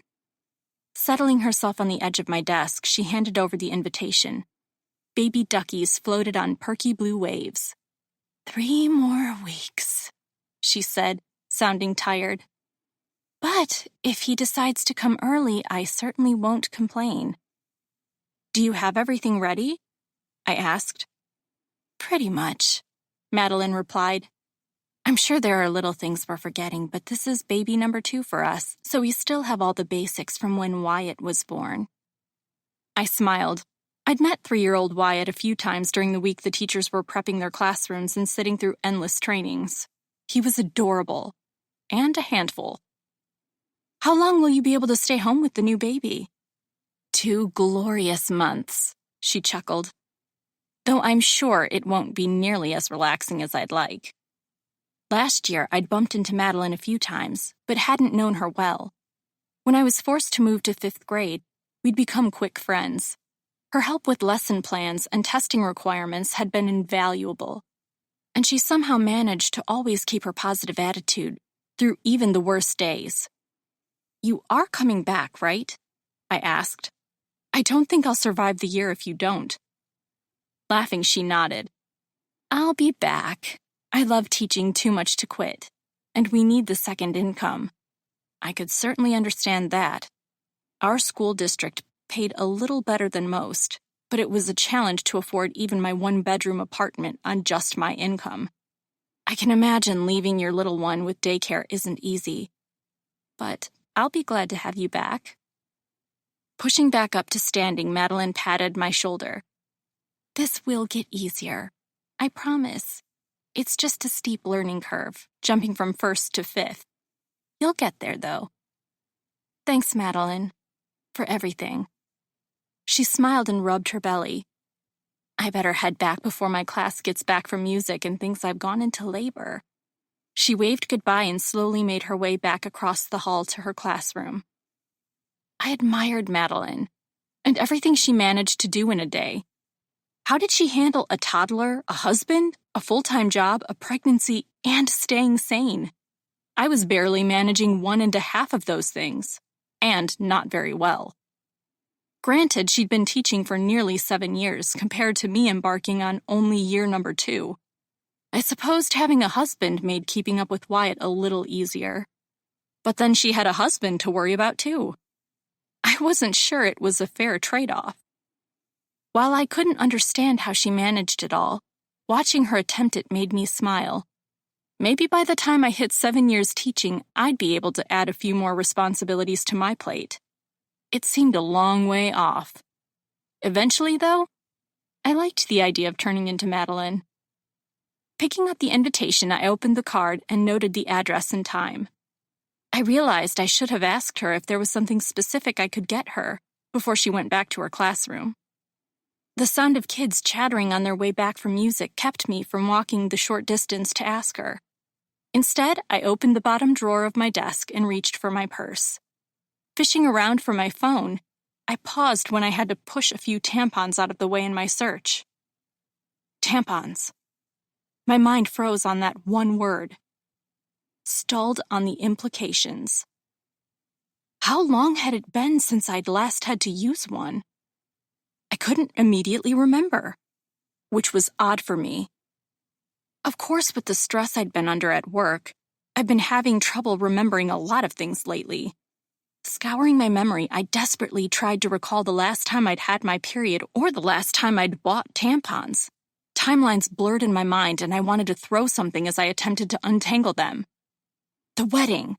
I remembered standing in the intimates section of the department store trying to decide what panties to wear under my bridesmaid dress. The fabric had been so thin and sheer, I'd worried about anything colored showing through, or any fabric too thick creating panty lines. I'd found the sexy white panties and wanted them as soon as I laid eyes on them, but had stopped to consider whether or not I'd be on my period during the wedding. I didn't want to risk white if I were. Suddenly, the dates fell into place and I slid down in my chair. I'd finished my period a week before the wedding, which meant I should have had my period 2 weeks after. But I didn't. I didn't have it the next month either. Somehow, amidst the chaos of the new class and whirlwind lesson planning, I'd failed to notice. How? Stress. Lots of stress. It could mess up your cycles, right? I was pretty sure it could.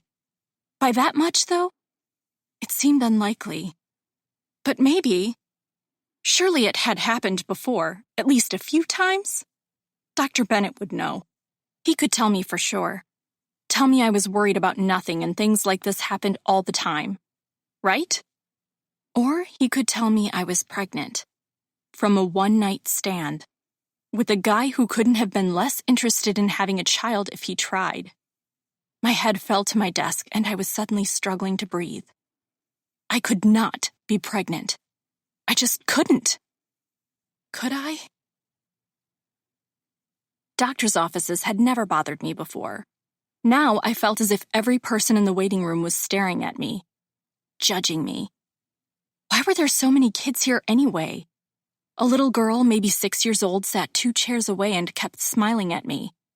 I smiled back, but my stomach was so queasy from anxiety that I couldn't manage anything more than that. When I'd called for an appointment, I was positive they wouldn't be able to get me in for a few days at least. When the receptionist said she had a cancellation at 4 and the doctor could see me then, I'd almost hung up on her. I had to know, though. As close to losing my lunch as I already was, I would go crazy not having an answer. "Erica?" the nurse called out as she held open the door that led to the patient rooms. My hand was trembling as I placed it on the armrest and pushed myself up to standing. I took a deep breath with every step I took, fearing I would faint before I even reached her. She smiled as I approached. I couldn't return the sentiment. Not now. She led me to a small alcove and gestured for me to sit down so she could take my vitals. "Now," the nurse began as she brought up my chart on the computer. "What is the doctor seeing you for today?" My voice broke, and I had to take another deep breath. "I think I might be pregnant." The nurse nodded, not surprised or affected in any way. She noted my reason for the visit and turned back to me with the same polite smile. "Let's get your vitals first, and then we'll do a quick test to find out for sure. Okay?" I nodded. Then she asked me when my last period was, and I barely managed to whisper the answer. My voice abandoned me then.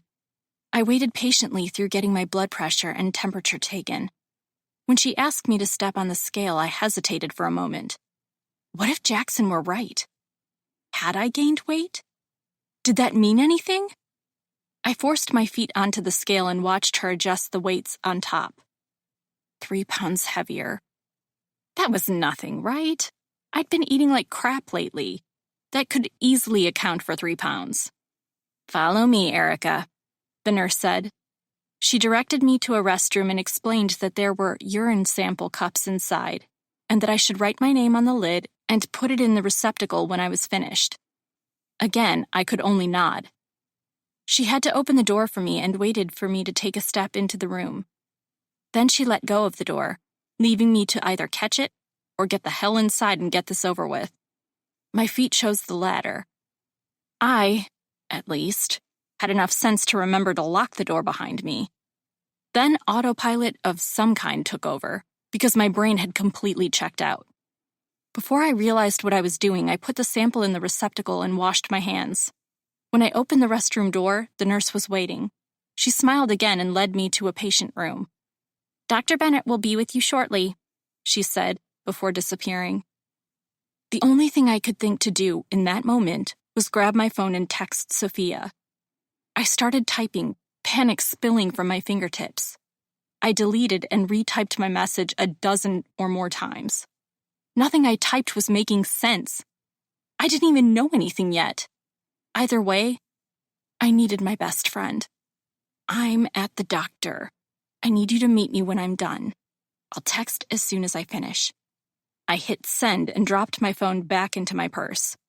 A knock sounded on the door a few seconds later, and Dr. Bennett popped his head in. When he saw me, he smiled, but not in his usual way. I immediately wondered if he was reacting to my panic or what he was about to tell me. "I can tell you're feeling a little anxious about your visit today," he began. "But let me start with a question, okay?" I nodded. "Is today's visit related to your last visit?" I nodded again. So did he. "Your test results from your last visit were all negative, which was exactly what we wanted. Today's results are positive. Erica, you are pregnant. Going off the dates of your last cycle, you're about 8 weeks along." All the air went out of me.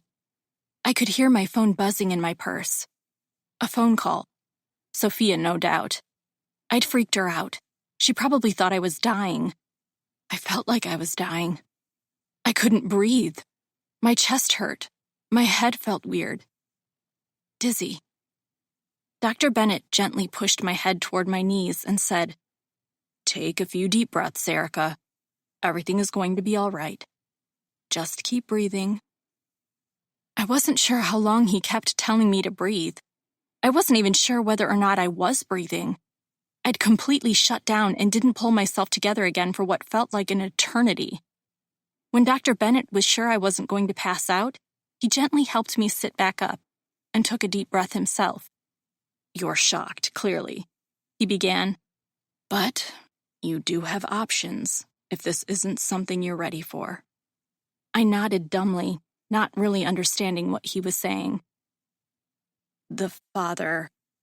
I blanched at that word. Father? Rhett didn't want to be a father. He didn't even want a steady girlfriend.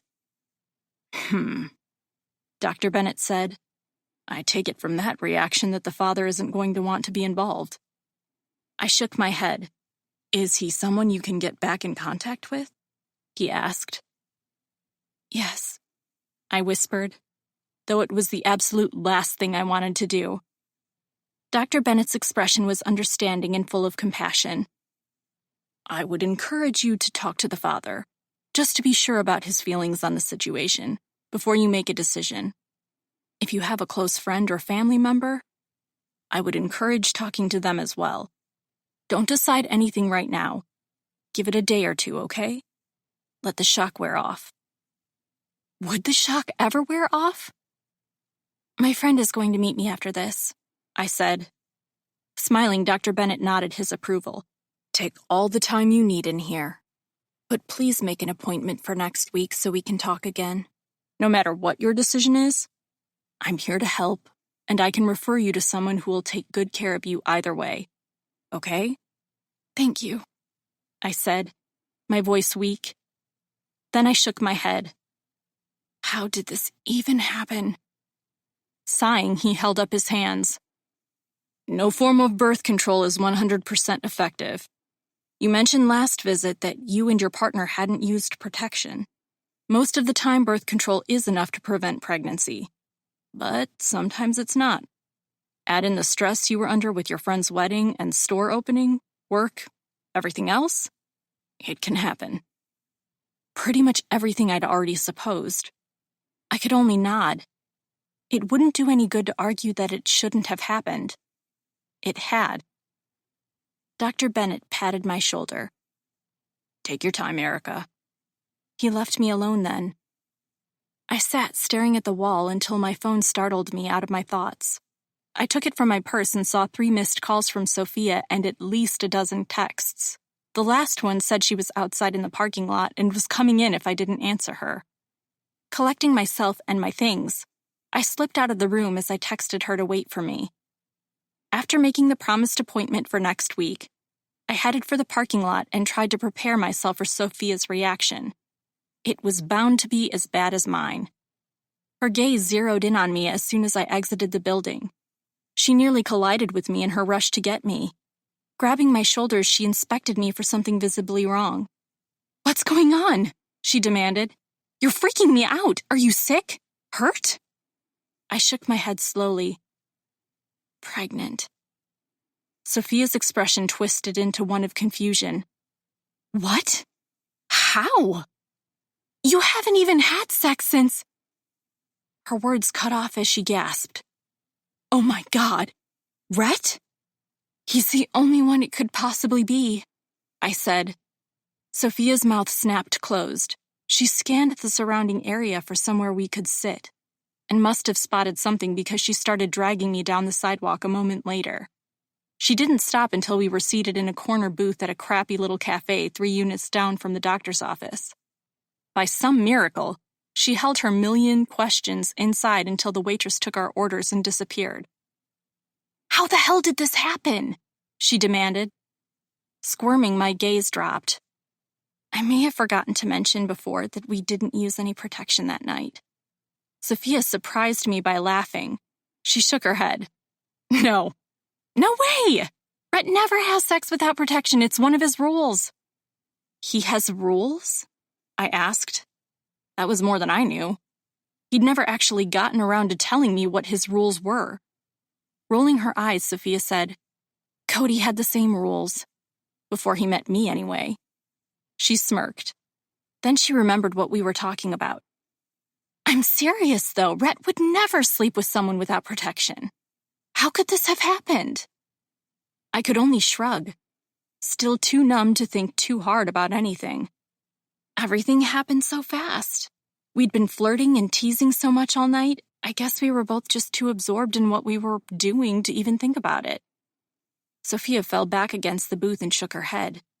For several long minutes, we sat in silence.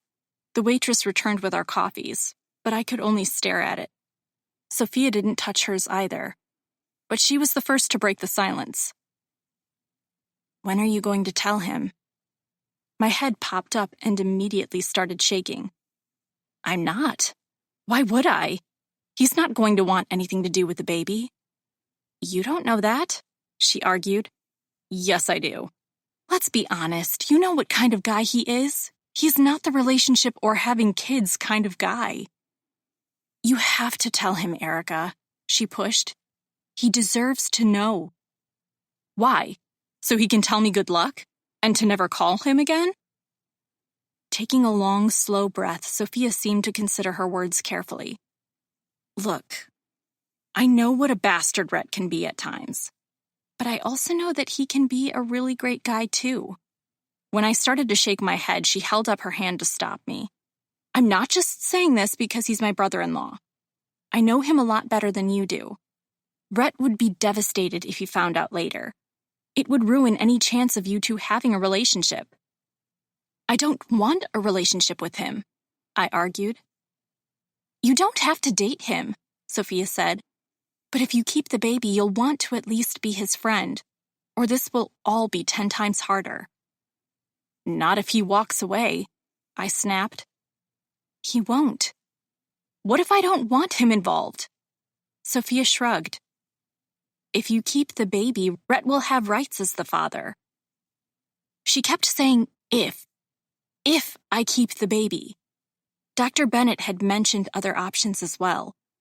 Despite still being in shock, I already knew I would keep the baby. No, I wasn't ready for a child. I had no clue what the next step was either. I was too young, too busy, and stressed out to have a baby. I was also sure that I would do it anyway. There was no doubt in my mind that Sophia was wrong about Rhett wanting to be involved. Maybe the baby was his genetically, but I doubted it would matter to him. The baby was part of me, though, and I wasn't willing to give that up. Somehow I would figure it all out and make it work. On my own. As Sophia waited for my response, a tiny speck of doubt wormed its way into my mind. Could she be right? I couldn't imagine she was, but I knew deep down that telling him was the right thing to do, even if I had to suffer through his rejection to do it. "Fine," I said. "I'll tell him." Chapter 8. Rhett. I surveyed the crowded bar as I walked in and spotted a table of women in a corner. The way they were scoping out the nearby men suggested they'd come out to have some fun and didn't necessarily intend to leave together. Keeping them in my peripheral vision, I walked up to the bar and grabbed the only empty stool available. When the bartender slid into place in front of me a few minutes later, I ordered a Scotch neat and tangled myself to see which of the women seemed most like a sure bet. All 5 were dressed to impress. 2 were leaning toward each other, giggling and pointing at someone at a nearby table. I crossed them off the list. One looked to already be on her 3rd cocktail, judging by the empty glasses in front of her, and the way she was swaying in her chair, I nixed her as well. Alcohol was all well and good for loosening a person up and making them more adventurous, but I steered clear of drunk women for more than one reason. First off, I wanted them to actually remember having sex with me. Secondly, hazy memories could lead to trouble the next day, and trouble wasn't what I was looking for. Fun, on the other hand, yeah, that was more my thing. Turning my attention to the 2 remaining ladies, I took in the way they were casually chatting with each other while keeping an eye out for someone who interested them. The blonde gave me an ample view of her cleavage, leaning over just enough to nearly push her tits out of her dress. That wasn't necessarily a bad thing. Considering her friend, I noticed her hair was also blonde, but darker, almost the same color as Erica's. That thought paused my train of thought. Thoughts of Erica had been all too frequent lately. I hadn't worked up the courage to ask Sophia for her number, and she hadn't come to their barbecue 2 weekends ago either. Aggravation at not being able to see or talk to Erica almost made me pass on the woman who reminded me of her. Then I reconsidered. Maybe it would help me stop thinking about her. The idea percolated for a few moments before I tossed it aside. No doubt trying to find a replacement for Erica would only frustrate me further. Her friend it was then. Dropping cash on the bar top, I grabbed my drink and started toward their table. The Erica lookalike spotted me first and raised a curious eyebrow. Her friend kept talking until I stopped next to their table. Her gaze flicked up to mine, and an eager smile spread across her lips. Instead of addressing the sure bet as I'd planned, I found myself turning away from her and saying, "You look a lot like a friend of mine. Thought you were her when I first started walking over." Her expression said she thought my comment was nothing more than a line, but it didn't turn her off. Her coy expression reminded me even more of Erica. "What's this friend's name?" she asked. "Erica," I replied. "What's yours?" Her smile curved a little more. "Natalie?" Her gaze flicked over my body for a brief moment before coming back to my eyes. "And your name?" Extending my hand, I reminded myself that this was a bad idea. It didn't help. When she took my hand, I said, "Rhett, nice to meet you." "You too," she said, with a distinct note of desire in her voice. "I didn't mean to interrupt your conversation," I said, as our hands parted. Natalie glanced over at her friend. "It's okay. Marissa was just about to go get another drink anyway." Momentarily surprised by this, Marissa caught on quickly and slid off her high stool. "Anyone else want anything?" I shook my head, and Natalie didn't even seem to hear the question. Her gaze was fixed on me. "Want to join us?" Grinning, I grabbed an empty chair from a nearby table and swung it around. I slid onto it and made sure I was close enough that our thighs were touching. Natalie didn't shy away. Within 2 minutes of chatting, her hand was resting on my thigh. Every few minutes, it rose higher up my leg. My response was obvious, and I didn't try to hide it. Every time she glanced down at my growing cock, her thoughts seemed to falter. The longer we talked, the more she kept shifting, her desire making her eager to get out of here. I preferred the long game. Well, as long as a one-night stand could be. Rather than whisking her back to my place at the first hint of willingness, I followed her lead and slid my hand onto her thigh. A tiny gasp escaped her lips, and I glanced up to make sure she wasn't going to object. The sheen of lust in her eyes begged me to continue. I was happy to comply. I had no idea what we were talking about and didn't care. My focus was on sliding my fingers up her thigh as far as I dared in public. She responded by moving her hand to cover my cock. I flinched at her touch, and she started to pull back. I stopped her with my free hand and pressed her hand back against me. She moaned softly and leaned in closer. "I'm not sure how much longer I can last," she whispered. "Do you live nearby?" "Fairly close," I said. Her hand pressed a little harder. "I'm an hour away." "My place, then?" I asked, as my fingertips brushed against her wet panties. She pressed her lips together to suppress another moan and nodded. "Let's go, then." As eager as she was, she slid from the chair slowly, keeping her hand on my cock until the last second. I held back a groan and grinned. This was exactly what I needed. I only hoped she was as fiery as Erica had been in bed. So far, no one else had even compared. I stood and pulled Natalie against my front as she said goodbye to her friends. Her ass pushed against me without hesitation.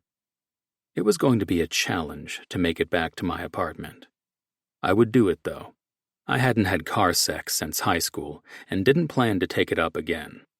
I loved my car, and it wasn't nearly roomy enough to do everything I wanted to do.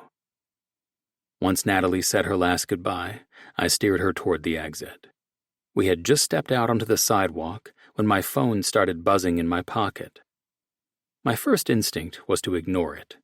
Then I remembered Cody texting me that afternoon, saying Sophia had rushed off without explanation and was concerned. I hadn't heard from him since, and had forgotten about it while trying to finish a project at work. Now, worrying snuck back into my mind, and I reached for the phone. "Just a minute," I mumbled to Natalie as I hurriedly swiped across the screen without looking at it and stepped away. Bringing the phone to my ear, I didn't get a chance to ask what was going on with Sophia before another voice cut in, one that wasn't Cody's. "Rhett," she said. "This is Erica." Stunned, it took me a moment to respond. "Hey, how are you? I've been thinking about you lately." I hadn't meant to say that last part, and it seemed to catch her off guard. I'm sorry to call so late, but..." "It's fine," I reassured her. "Call any time you want." I couldn't believe how eager I sounded. What was wrong with me? No, she repeated. That's not why..." Confusion and worry started to crowd in with my excitement at hearing her voice again. "Erica, is everything all right?" "I'm pregnant." Chapter 9. Rhett. Her words took an eternity to penetrate and make any sense. When they finally did, I was too shocked to respond. All that came out was, "But how? But..."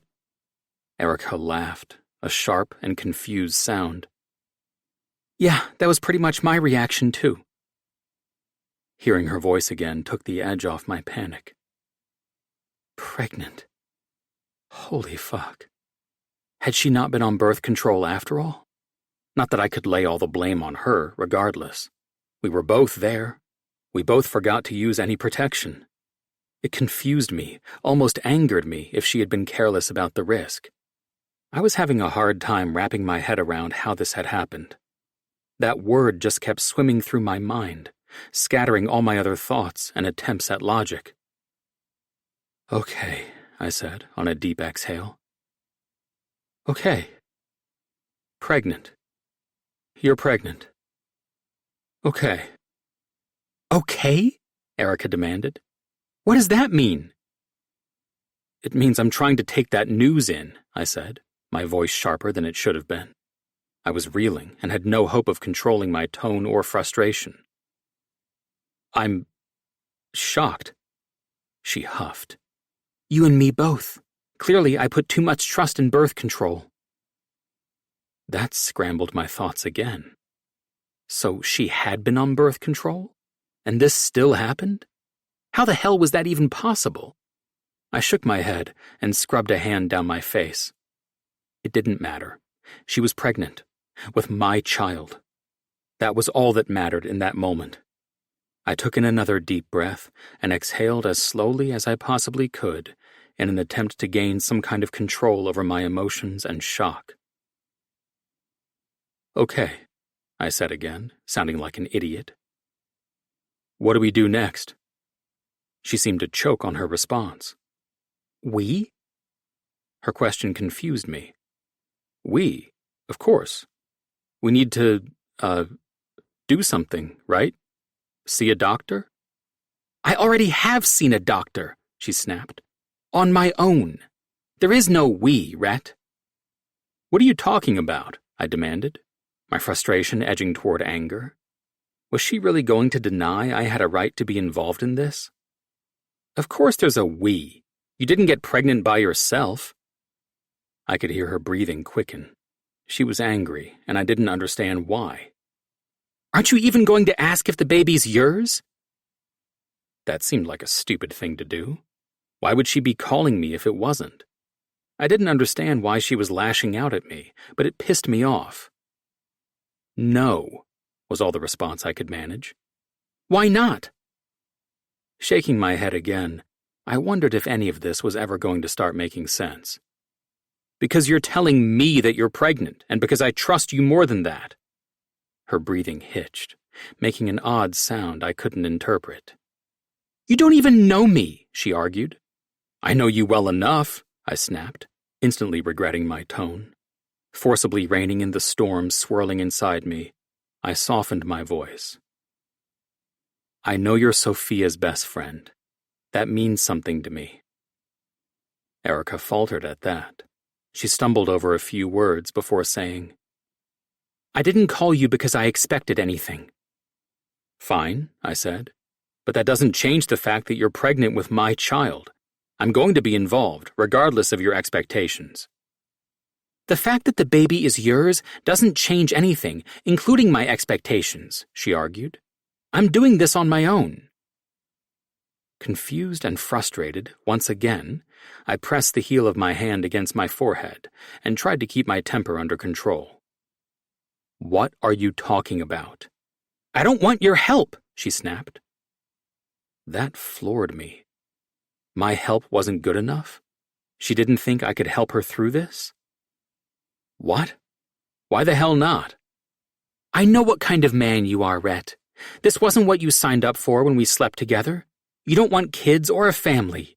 You don't want anything even remotely like it. Her breathing pulsed over the phone, frantic and determined. A bizarre sense of panic washed over me. I didn't understand it, but it scared the shit out of me. That may have been true when we had sex, I said quickly, but this changes things. It changes nothing. Yes, it does, I argued. It's my baby. I'm not going to just walk away, and I'm not going to let you keep me from being there for my child either. I told you, Erica said. I don't want your help, and I don't expect anything from you. I only called to remind you to use a condom next time. Silence. It took me several seconds to realize she'd hung up on me. Furious, I started navigating back to her number to call her back and demand she listen to me. I was perfectly capable of helping her raise a child. Where did she get off doubting me? I was great with kids. My baseball players loved me, and so did their parents. Just because I hadn't planned on having kids didn't mean I couldn't step up and be a dad. Staring down at my fingers as I tried to call her back, I realized they were shaking. Was it the news? Anger at Erica for blowing me off? All-around shock? Fear? I forced myself to breathe and think. Yelling at my child's mother wasn't going to solve anything, even if I felt damn sure I was in the right on this. Standing here on the sidewalk wasn't helping either. I didn't know what would help, though. Utterly lost, my hands fell to my sides, and I stared at the traffic as my mind raced. So, I take it we're not going back to your place, a female voice said. I turned toward the voice, having completely forgotten about Natalie until that moment. Embarrassment raced through me when I realized she'd overheard the entire conversation.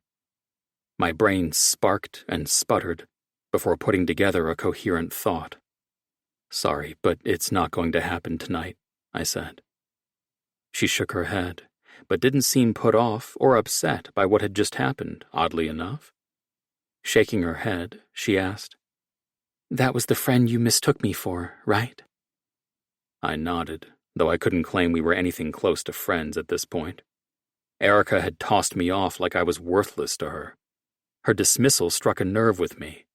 I was determined to prove her wrong, as soon as I figured out how.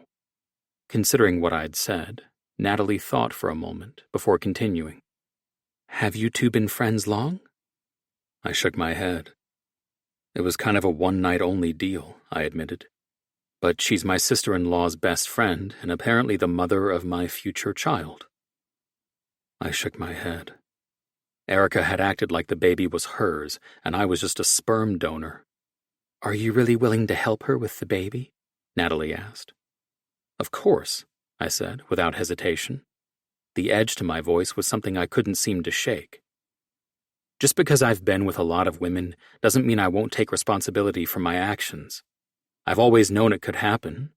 I accepted that early on. Natalie seemed only vaguely surprised by my reaction. Then don't give up, she said. Your friend is freaking out as much as you are right now, but she's going to need your help. Trust me. A friend of mine was in the same situation. Guy ran for the hills, and she's been struggling to keep it all together. I help out when I can, but it's not the same, you know? Yeah, I said, which was exactly why I tried to tell Erica I would be there to help her. Why wouldn't she believe me? Maybe I slept with a lot of women, but I was responsible about it. I was responsible in every aspect of my life. Reaching for me, Natalie gave me a hug and said, "Good luck," before walking back into the bar.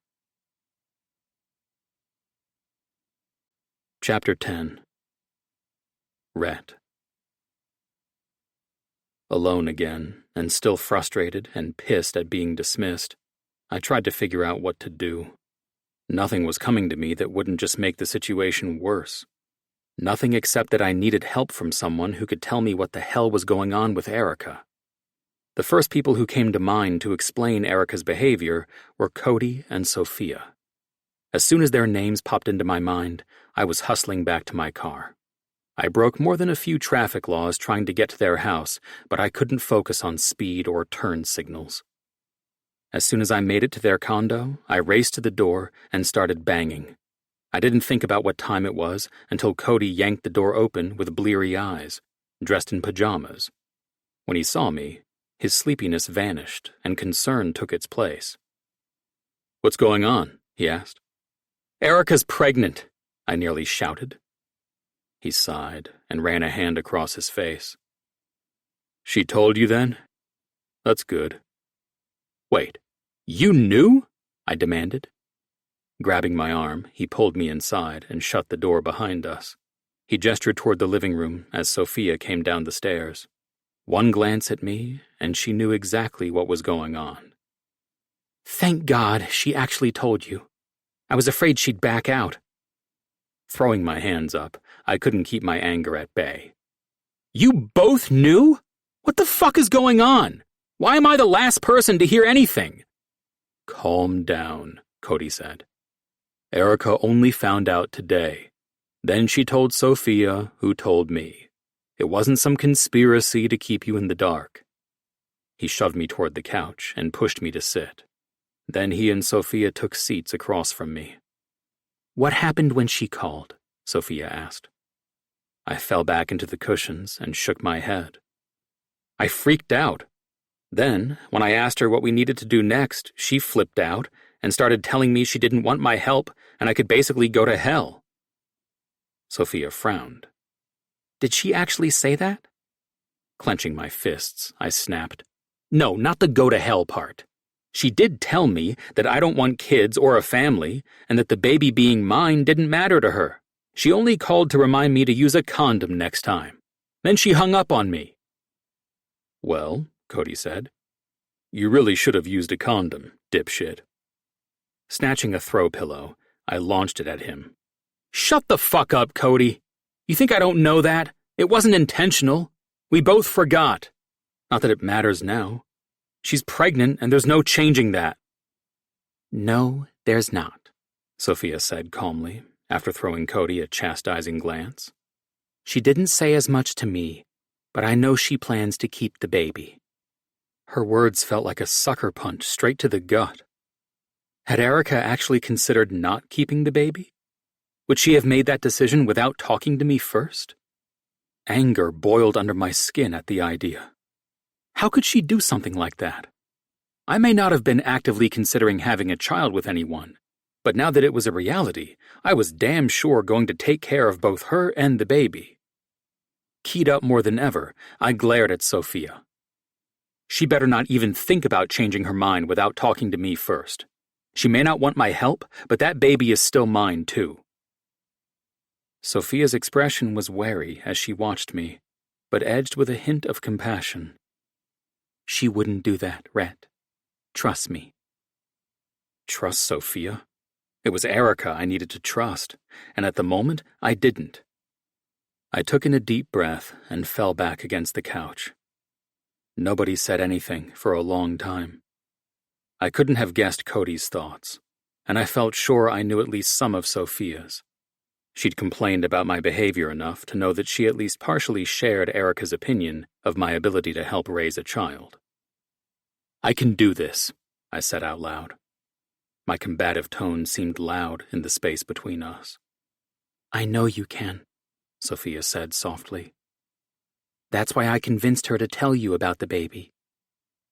Glancing up at her, I couldn't contain my surprise. The storm of emotions raging through me intensified. "She wasn't even going to tell me?" Sophia sighed. "Don't be angry with her. She doesn't know you as well as we do. She didn't think telling you would matter. It was a one-night stand, and you've done a good job of making it clear that you're not looking to settle down. I think she was afraid of telling you and having to face your rejection." I wanted to argue, defend myself, but it wasn't Cody and Sophia who needed to be convinced.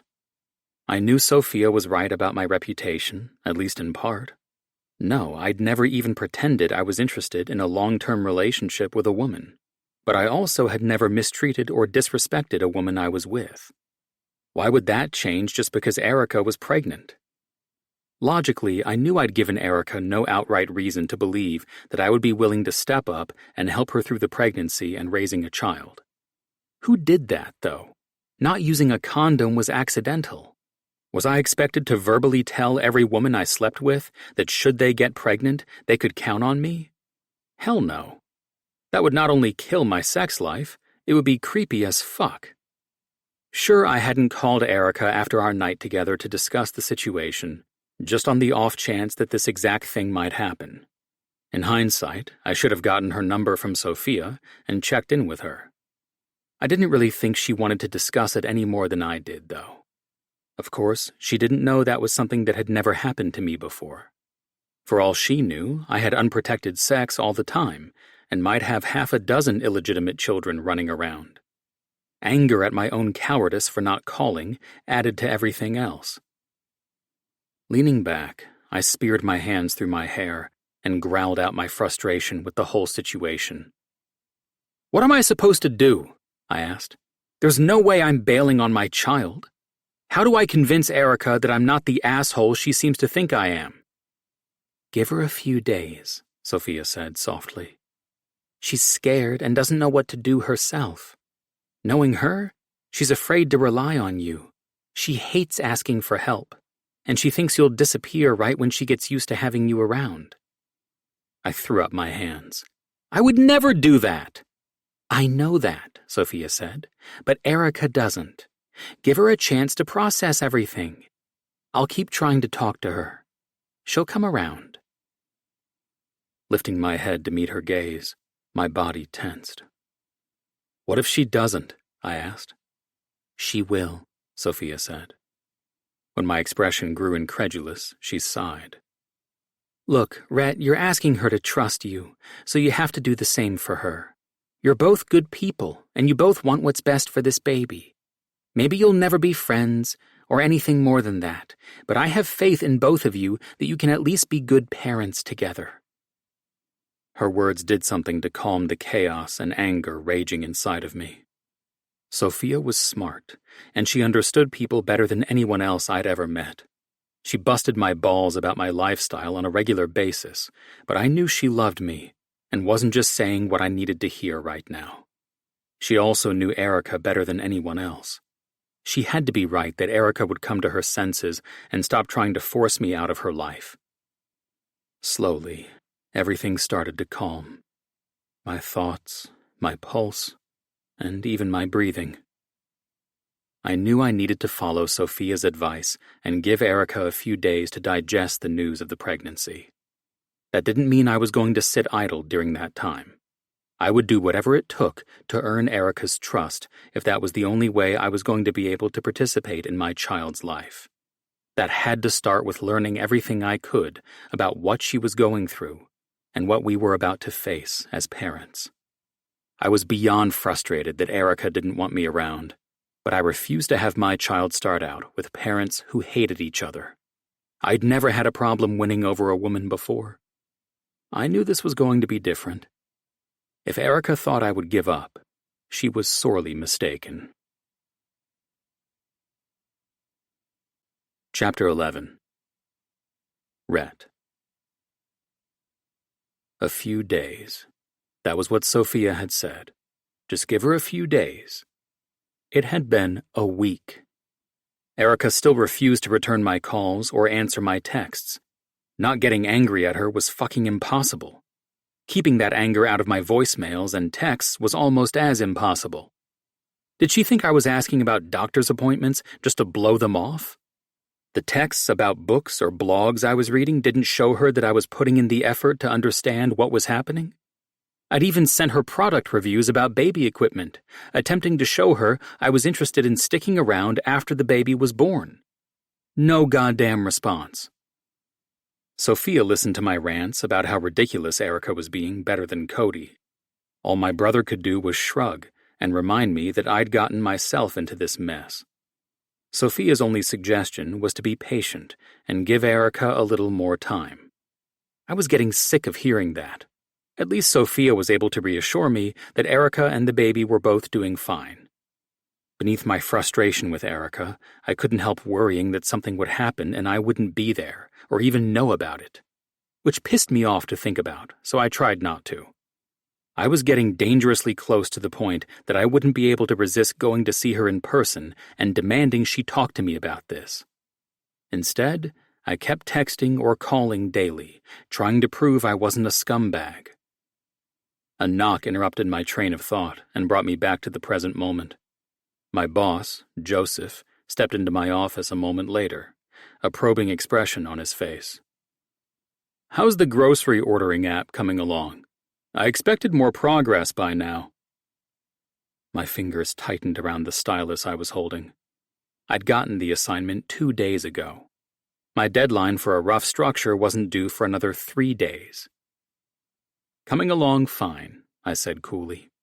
"Just making sure I have everything the client wants incorporated into the overall concept, so I don't have to go back and make changes later."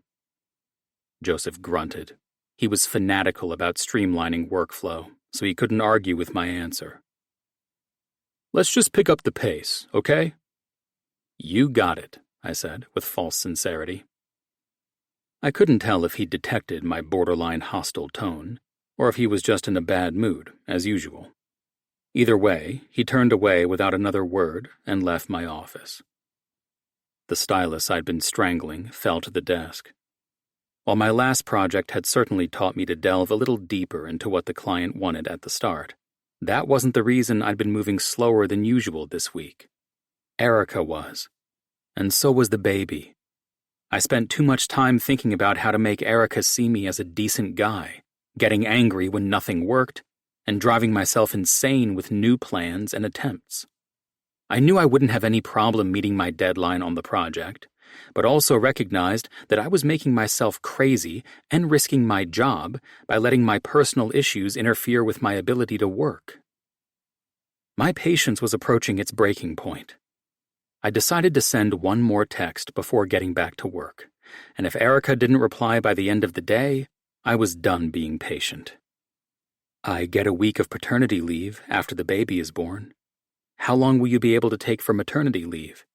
I've read some daycares have long waiting lists. We should talk about it. I tossed the phone onto the desk and forced myself to focus on getting some work done on my project. It wasn't a difficult one. I'd made custom apps for small grocery stores before. This one wanted to start offering pickup and delivery services, so fine-tuning the scheduling part of the app was my priority with this job. Everything else was built off templates from previous projects. I suspected Joseph knew that and was more bitchy than usual because I wasn't starting from scratch on this one and should have blown through the first phase in no time. Pushing both Erica and Joseph out of my mind, I set to work customizing the template and adding the framework to start building a scheduling system. It was start and stop at first, outside thoughts crowding in and distracting me. I refused to look at my phone or the time. Slowly, the detailed work left no room for anything else, and I started flying through the lines of code. "Hey, man," a voice called out.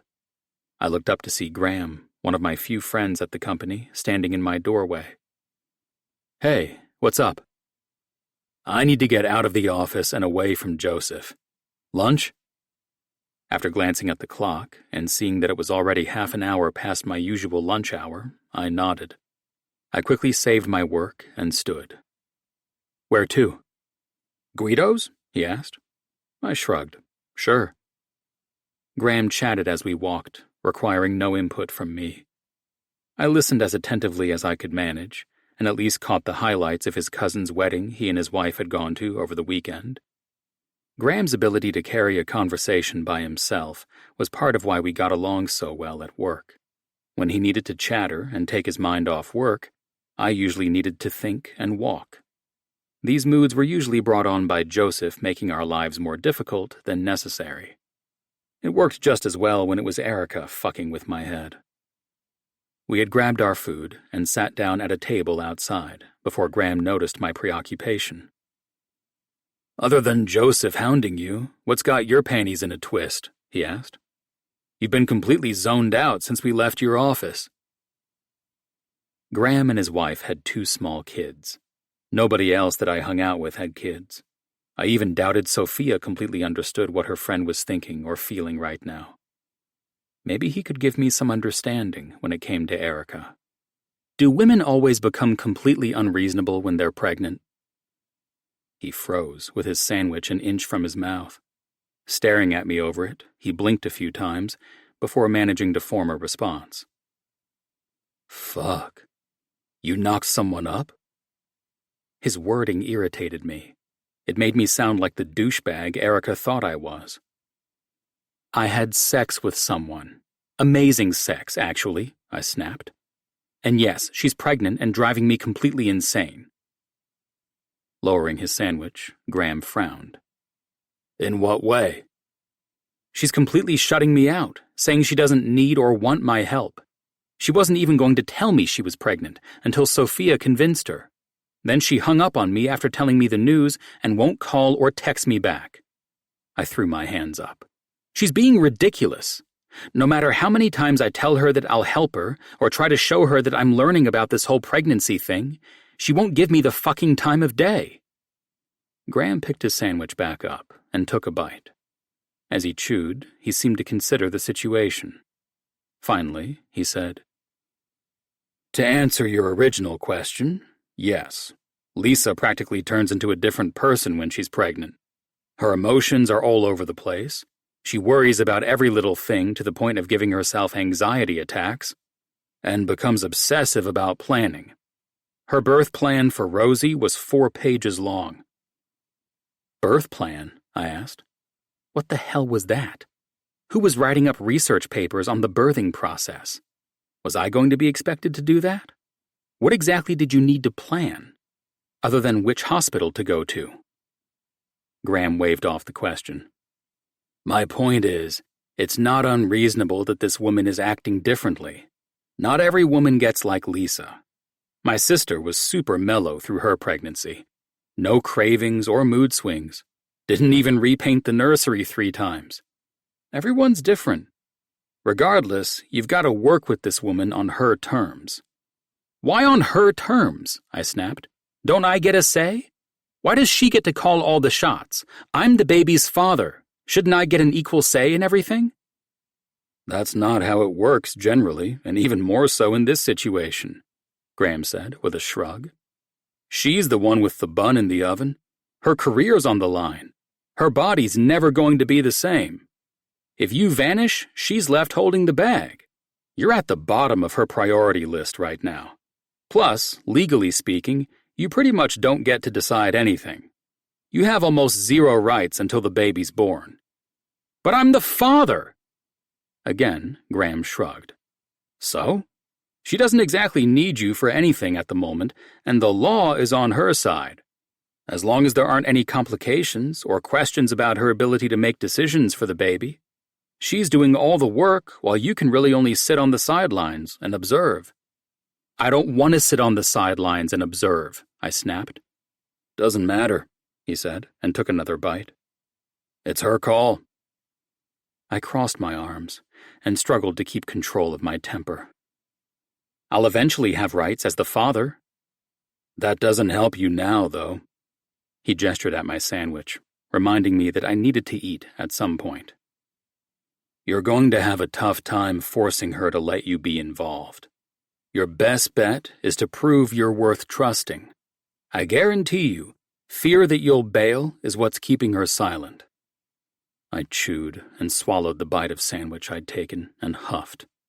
I hated not being in control of this situation. It wasn't like I was asking to make all the decisions or control Erica's life. I wanted to have some input, know what was happening at the very least. Why couldn't I have that? "I've been trying to prove I'm a decent guy who's in it for the long haul, but it's not working." Studying me, Graham said, "What exactly have you been doing?" "Telling her about pregnancy books I've been reading, asking when appointments are, telling her I have paternity leave, finding the best baby furniture, bringing up daycare for later." I threw my hands up, at a loss for what else I should be doing and why none of that had worked so far. A snorting laugh burst out of Graham's mouth, instantly pissing me off. "Dude, you've got a lot to learn." "What?" I demanded. "How is all of that a bad thing?" "It's not," he said, still chuckling. "It's just the worst fucking way to try to win her over." He seemed so confident, and I had to admit I usually trusted his judgment, on work matters anyway. It didn't make me happy to entertain the idea that he might be right about this, too. Not when I usually had the answers to anything I was facing, and never had to ask other people for help. This was like nothing I had ever encountered before. I hated admitting it, but I had no clue what else to do. Finally, I gave up and forced myself to ask, "What should I be doing then?" Graham wiped sauce off his hands and got serious. "Lisa tells me all the damn time that she doesn't need me to fix her problems. She needs me to listen and be supportive when she's complaining about a problem. 9 times out of 10, she knows how to fix the problem and is perfectly capable of doing it. When she gets stressed out or angry, it's like emotional overload for her. She needs to get it out of her system and feel heard." "Okay," I said slowly, thinking that sounded ridiculous. Why tell someone about a problem if you didn't want them to fix it for you? I wanted to fix things for Erica and the baby. It was unreasonable that she didn't want my help. "Your baby mama is freaked out about all this, right?" He waited for me to push aside my internal argument and nod before continuing. "She knows you've got rights once the baby is born. She probably even knows you're not nearly as big of an asshole as you try to convince people you are. Maybe she even knows, deep down, that you aren't going anywhere. Honestly, that's probably what scares her most." "Why?" I asked. An annoying whisper in the back of my mind told me he might be right about that, and I didn't like it one bit. Graham folded his arms across his chest and stared me down. "Raising a child is thankless work most days. You say you want to be involved, but how does she know she's not going to end up with a man baby to go with her actual baby? No offense, but you aren't exactly the poster boy for stable relationships. You bitched about your brother getting married for months. Reading a few books and harassing her about appointments isn't exactly going to prove you're suddenly family material." Tension crept through my muscles. His words made sense, but I didn't know how else to approach this. I was used to being in control and not answering to anyone else. I knew Sophia was trying to convince Erica that I was a decent guy she could trust, but my faith in her had plummeted with every day of silence from Erica. How could anything either of us said now compare with years of her and Cody complaining about me and retelling stories of my exploits? I tossed the rest of my sandwich back onto the plate. Erica had way more evidence that I wasn't worth her time than she did anything that would convince her to give me a chance. Me hounding her over the last week probably hadn't helped either. Looking back at Graham, I asked, "What do I do?" He hesitated a moment before answering. "Don't push her. Keep reading and researching. You're going to need to know all of that regardless. I can almost guarantee you she's already done the same and is 10 steps ahead of you. She doesn't need you to tell her about what she's experiencing. She needs someone to listen to all her fears and worries about what's going to happen in the future. She needs to know you share those same fears." I thought about what he'd said as I picked my sandwich back up and finished my lunch. It didn't take long to realize he was right, though it pained me to admit it. What he'd said didn't exactly explain how to fix things between Erica and me, though. Did I have any hope of undoing all the less than impressive things she'd heard about me over the years? I honestly didn't know, but I was determined to try. I'd never had a woman turn me down before. Now was no time to start. The walk back to the office was quiet. Graham patted me on the back before heading off to his own office. I went back to my desk and jumped right back into my project. Erica stayed hovering on the edges of my thoughts. I left work without a firm plan, or really any answers at all. It wasn't until later that night, when I was reading about possible complications during pregnancy, that what Graham had said really started to sink in. Picking up my phone, I held it for a long time, trying to figure out how to talk to Erica in a way that wouldn't keep pushing her away. I was used to flirting and seducing, not reassuring and comforting. Surely there had to be some common ground between those types of communication. The end results were drastically different, but I was still trying to convince her I was worth her time. Letting that thought seep in, I typed and retyped the message half a dozen times before finally capturing what I needed to say to Erica. I know you're struggling with all of this. Everything you've learned about this whole process is probably scaring the shit out of you as much as it is me. I worry about everything that can go wrong and not being there to handle it. Not being in control isn't easy for me. I know that once the baby's born, I can force the issue by getting lawyers involved, but I don't want to do that. I just want to know what's going on and that you're both okay. I hit send and sank into the couch, not expecting a response anytime soon. Scrubbing at my tired eyes, I knew I should head to bed. I'd been sleeping poorly lately. It was affecting my mood and work. I constantly felt like I was on the verge of losing control. My issues with Erica weren't going to be solved overnight, though. I needed to trust Erica to take care of things until I could convince her to let me in. Patience. I was beginning to hate that word. My phone ringing startled me back up to sitting. I picked up my phone and stared at it in shock. Erica? I swiped my finger across the screen quickly to answer her call. She didn't give me a chance to say anything. "Are you really scared about all of this?" she asked, her tone untrusting and clipped. I exhaled and told myself to relax and not be an asshole. Have you seen those birthing videos, or read any of the books that tell you all the risks and possible problems? I haven't slept right in days. "Why?" she asked. "Why do you care? This wasn't what you wanted." "No," I admitted. But I knew that if it ever did happen, I could never abandon my child or his mother. It's not in me to do something like that, Erica. I'm not saying I expect any kind of relationship with you. In fact, it's probably best we take that off the table for now. I hope we can be friends while we try to figure this out, but at the very least, I want to be this baby's dad. If I have to get a lawyer, I will. I'd rather work this out privately, if you're willing. Erica didn't respond right away. It felt like hours before she drew in a hesitant breath, and spoke. "Saturday. We can have lunch and talk." "Okay," I agreed quickly. "Tell me when and where, and I'll be there." She hesitated again before saying, "I'll text you Friday. Bye."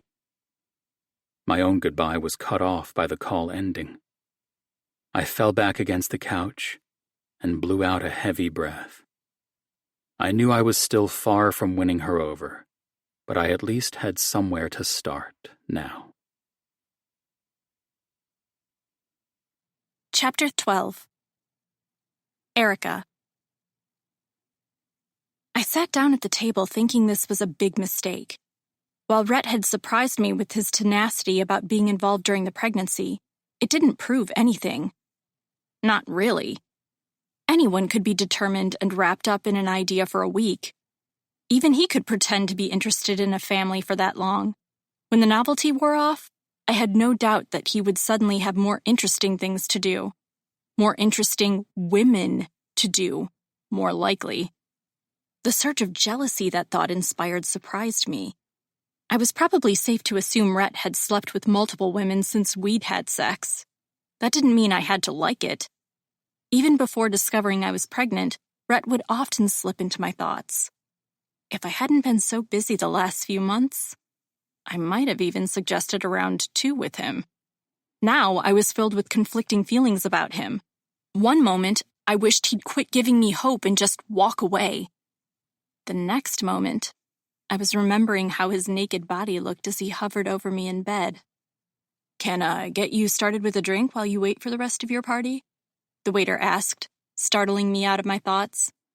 God, did I ever want to drink. "Just water," I requested with a smile. The waiter nodded politely and disappeared. I glanced at my phone for the time, even though I knew I was almost an entire half hour early, and there was no reason for Rhett to be here already. The possibility of seeing him again unnerved me. All the feelings I didn't know how to handle came flooding back in. He'd been relentless in texting and calling, some of his messages and texts not doing a very good job of hiding his frustration with me. Or maybe it was with the baby news. I wasn't sure which. Which only reminded me that I barely knew him at all. One night of sex could produce a baby, but it couldn't produce responsible parents by magic. Rhett argued that the baby changed things for him. I didn't believe that for a second. Either he was honestly interested and ready to be the baby's father, or he wasn't. It wasn't a switch he could flip on and off, as he expected me to believe. If Rhett had always been willing to step up and raise a child, then why had he never wanted one? It made no sense to me. A chair pulled out from the table, startling me into glancing up. I was downright shocked when I found myself staring into Rhett Banks's gorgeous blue eyes. God, I'd almost forgotten how insanely sexy he was. Almost. He looked even better than I remembered. Though I wasn't sure how that was possible. Struggling to suck in a breath, I stared up at him without a clue what to say. "I wasn't expecting you to be here already," he said. The sound of his smooth voice nudged my thoughts back to that night. His words from that night whispered through my mind, telling me how beautiful he thought I was, urging me to come. Warmth spread through me, shocking me back to reality. I shut the memories down quickly, and with finality, and straightened my posture. "Then why did you show up so early?" I asked coolly. "I wanted to make sure you weren't waiting on me." He finished pulling his chair out and sat down. Once settled, he met my gaze with no sign of nerves or hesitation. "How are you?" "Fine," I replied. "And you?" He smiled, but it was different than I remembered. "I'm good." We fell into an awkward silence then. I worried he'd barrage me with questions and accusations the second I let my guard down. I was so focused on preparing my defense that I couldn't think of anything to say to him that might constitute small talk. "Thank you for agreeing to lunch," Rhett said. The honesty in his tone surprised me. "I just hope I don't end up regretting it," I said. He didn't bat an eye at my tone. too harsh for what I wanted to be a relaxed conversation. Rhett didn't respond to what I'd said right away. He studied me first, which made me squirm for some reason. What did I have to hide or answer for? Except for maybe the child growing inside of me. I hadn't stopped to suggest using protection either. I'd been too caught up in the feel of his body pressed against mine, the all-consuming hunger we'd both felt in that moment. Everything I was trying desperately not to think about at the moment. I want you to know, Rhett began, that what happened that night has never happened before. I scoffed, even though a shot of relief sped through me. Getting a woman pregnant? Good to know. No, he said, not wearing a condom. I've never done that before, and I can't really explain what happened that night. My shoulders relaxed a little at his admission. Neither can I. The corner of his mouth twitched, whether in a smile or in disbelief, I wasn't sure. I just wanted you to know that, despite my reputation, I'm not careless. And I never would have intentionally put you in this situation. Despite my other doubts about him, the honesty of his words was impossible to refute. I felt my resistance soften a tiny bit more. Thank you. I appreciate knowing that. He smiled again and relaxed in his chair. I hadn't realized how tense he was until his broad shoulders eased to a more natural position. It reminded me of the easy way we'd acted around each other at the wedding, which made me wish he'd smile like he did that night. I mentally shook myself. There were no sexy smiles needed at this lunch. I had more than enough problems already. No need to add sleeping with Rhett again to the list. Before either of us had to say anything else, the waiter returned and took Rhett's drink order, a water to match mine. I almost objected and told him he didn't have to forego something stronger just because I couldn't have alcohol anymore. Then I decided that if he wanted to prove he was invested in being a father, I would let him. For now. So, Rhett said, how have you been doing? Really? He was back to studying me, and I felt uncomfortable under his gaze. What was he looking for? What do you mean? My argument sounded weak, even to my ears. Rhett shifted, leaning forward. This isn't an easy thing to wrap your head around. It affects a lot more for you than it does me, at least right now. Work, maternity leave, insurance, recovering. It's a lot to take in. It certainly is, I said. Leaning back in my chair, I considered how honest to be with him. I didn't need him trying to get involved in every aspect of my life. That made me want to downplay the chaos I'd been through in the last week. Maybe he needed to hear all of it, though. If he couldn't handle that and he hit the road, better I face that now, right? Crossing my arms, I leveled my gaze at him. My boss was not thrilled when I told him the news, and he realized he'd have to find a long-term sub to take over my class for 2 months. A lot of subs won't take assignments that long, and there's a teacher shortage in this area. Legally, he can't fire me for being pregnant, but he can find other reasons if he does happen to find a full-time teacher and really wants to get rid of me. We haven't gotten along very well since he forced me to move to 5th grade, and I haven't been there long enough to get tenure. I also realized I'd picked the cheapest insurance plan possible because I could barely even afford that, and my out-of-pocket expenses for this baby are going to be much higher than I anticipated. To make things even better, I live in a 1-bedroom apartment on the 4th floor, and I have no idea how to tell my parents that their only daughter is about to make them grandparents. I held up my hands when I ran out of words. He couldn't possibly really want to get caught up in all of that. He had all the freedom in the world and all the interested women he wanted. His life was relatively problem-free from what Sophia had said. Why take on all of my shit when he didn't have to? I held my breath, waiting for his excuse to be somewhere else. Fuck, he said with a shake of his head. That sucks. All of it. I'm sorry you're up against all that shit. My shoulders sagged, but for what reason I couldn't exactly say. Relief? Disappointment? Confusion?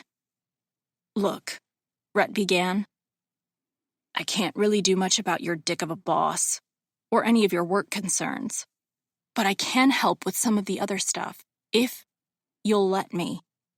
Wariness and confusion tightened my chest. I ignored the burst of gratefulness and desire that tried to intrude. What other stuff? The financial issues. I pulled back, immediately opposed to the idea. He didn't give me a chance to object before continuing. I make good money, and eventually I'm going to be financially responsible for at least half of the costs of raising the baby anyway. Why not let me start paying my half now? He held my gaze, not wavering even a little. Whatever your insurance doesn't cover, I will. We can split the cost of baby stuff. Furniture and clothes and whatever. But if there's something you can't afford, I can get it. We'll figure out daycare later. You shouldn't have to stress about money right now. You've got enough on your plate without that added in. My fears and worries insisted I not believe him, reminded me not to get dependent on him. What I saw in his eyes said something else. Maybe it was pride or ego that made him make the offer. Maybe it was more heartfelt than that. I had no idea. For some reason, though, I trusted him to follow through on the offer, at least until he bailed. I hadn't been overplaying how much this was going to affect me financially. Even if he only stuck around a few months, any help with medical bills was hard to pass up. Let me think about it, I finally said. It was too hard to think rationally with him sitting across from me. His allure wasn't just sexual. Deep down, I suspected Rhett was an amazing guy.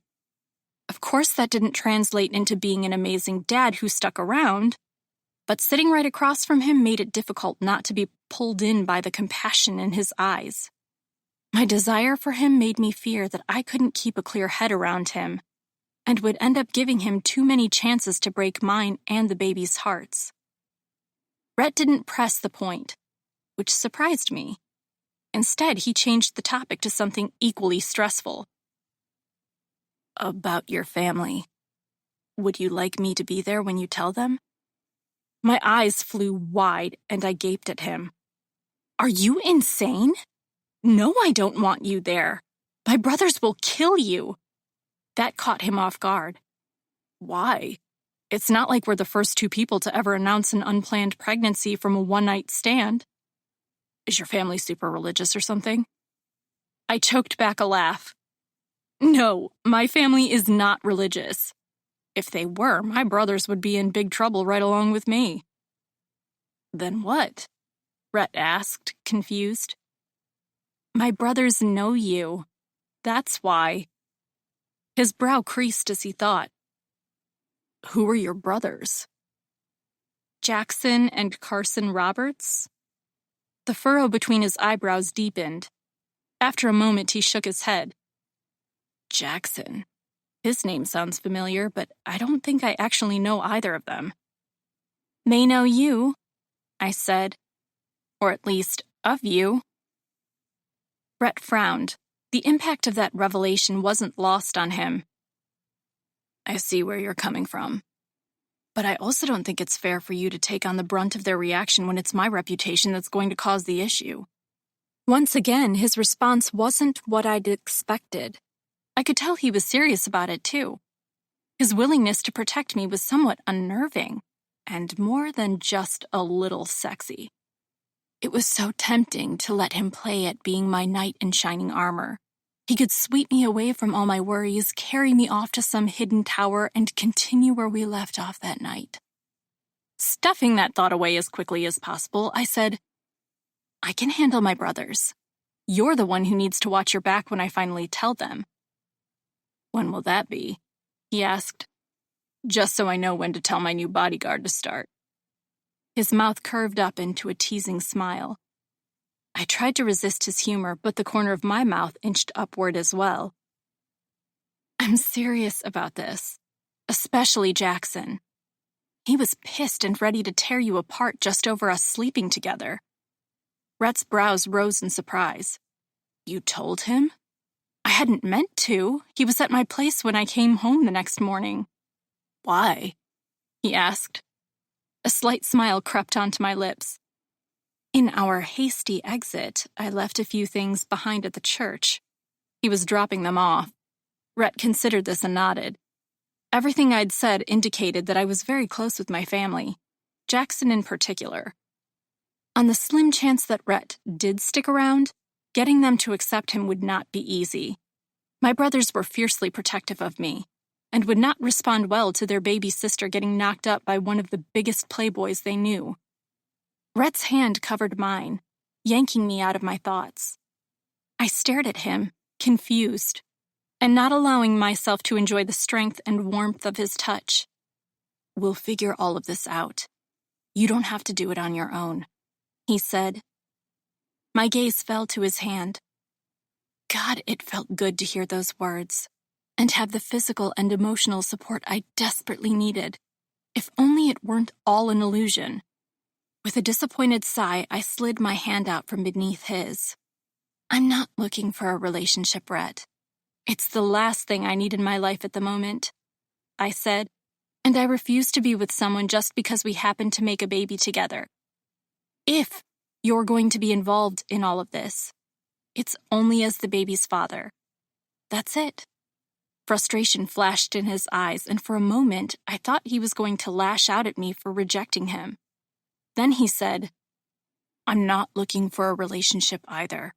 I am going to be involved, but my motivation is solely to make sure you and the baby are taken care of and healthy. Doing that is going to take at least being friends, though. Don't you think?"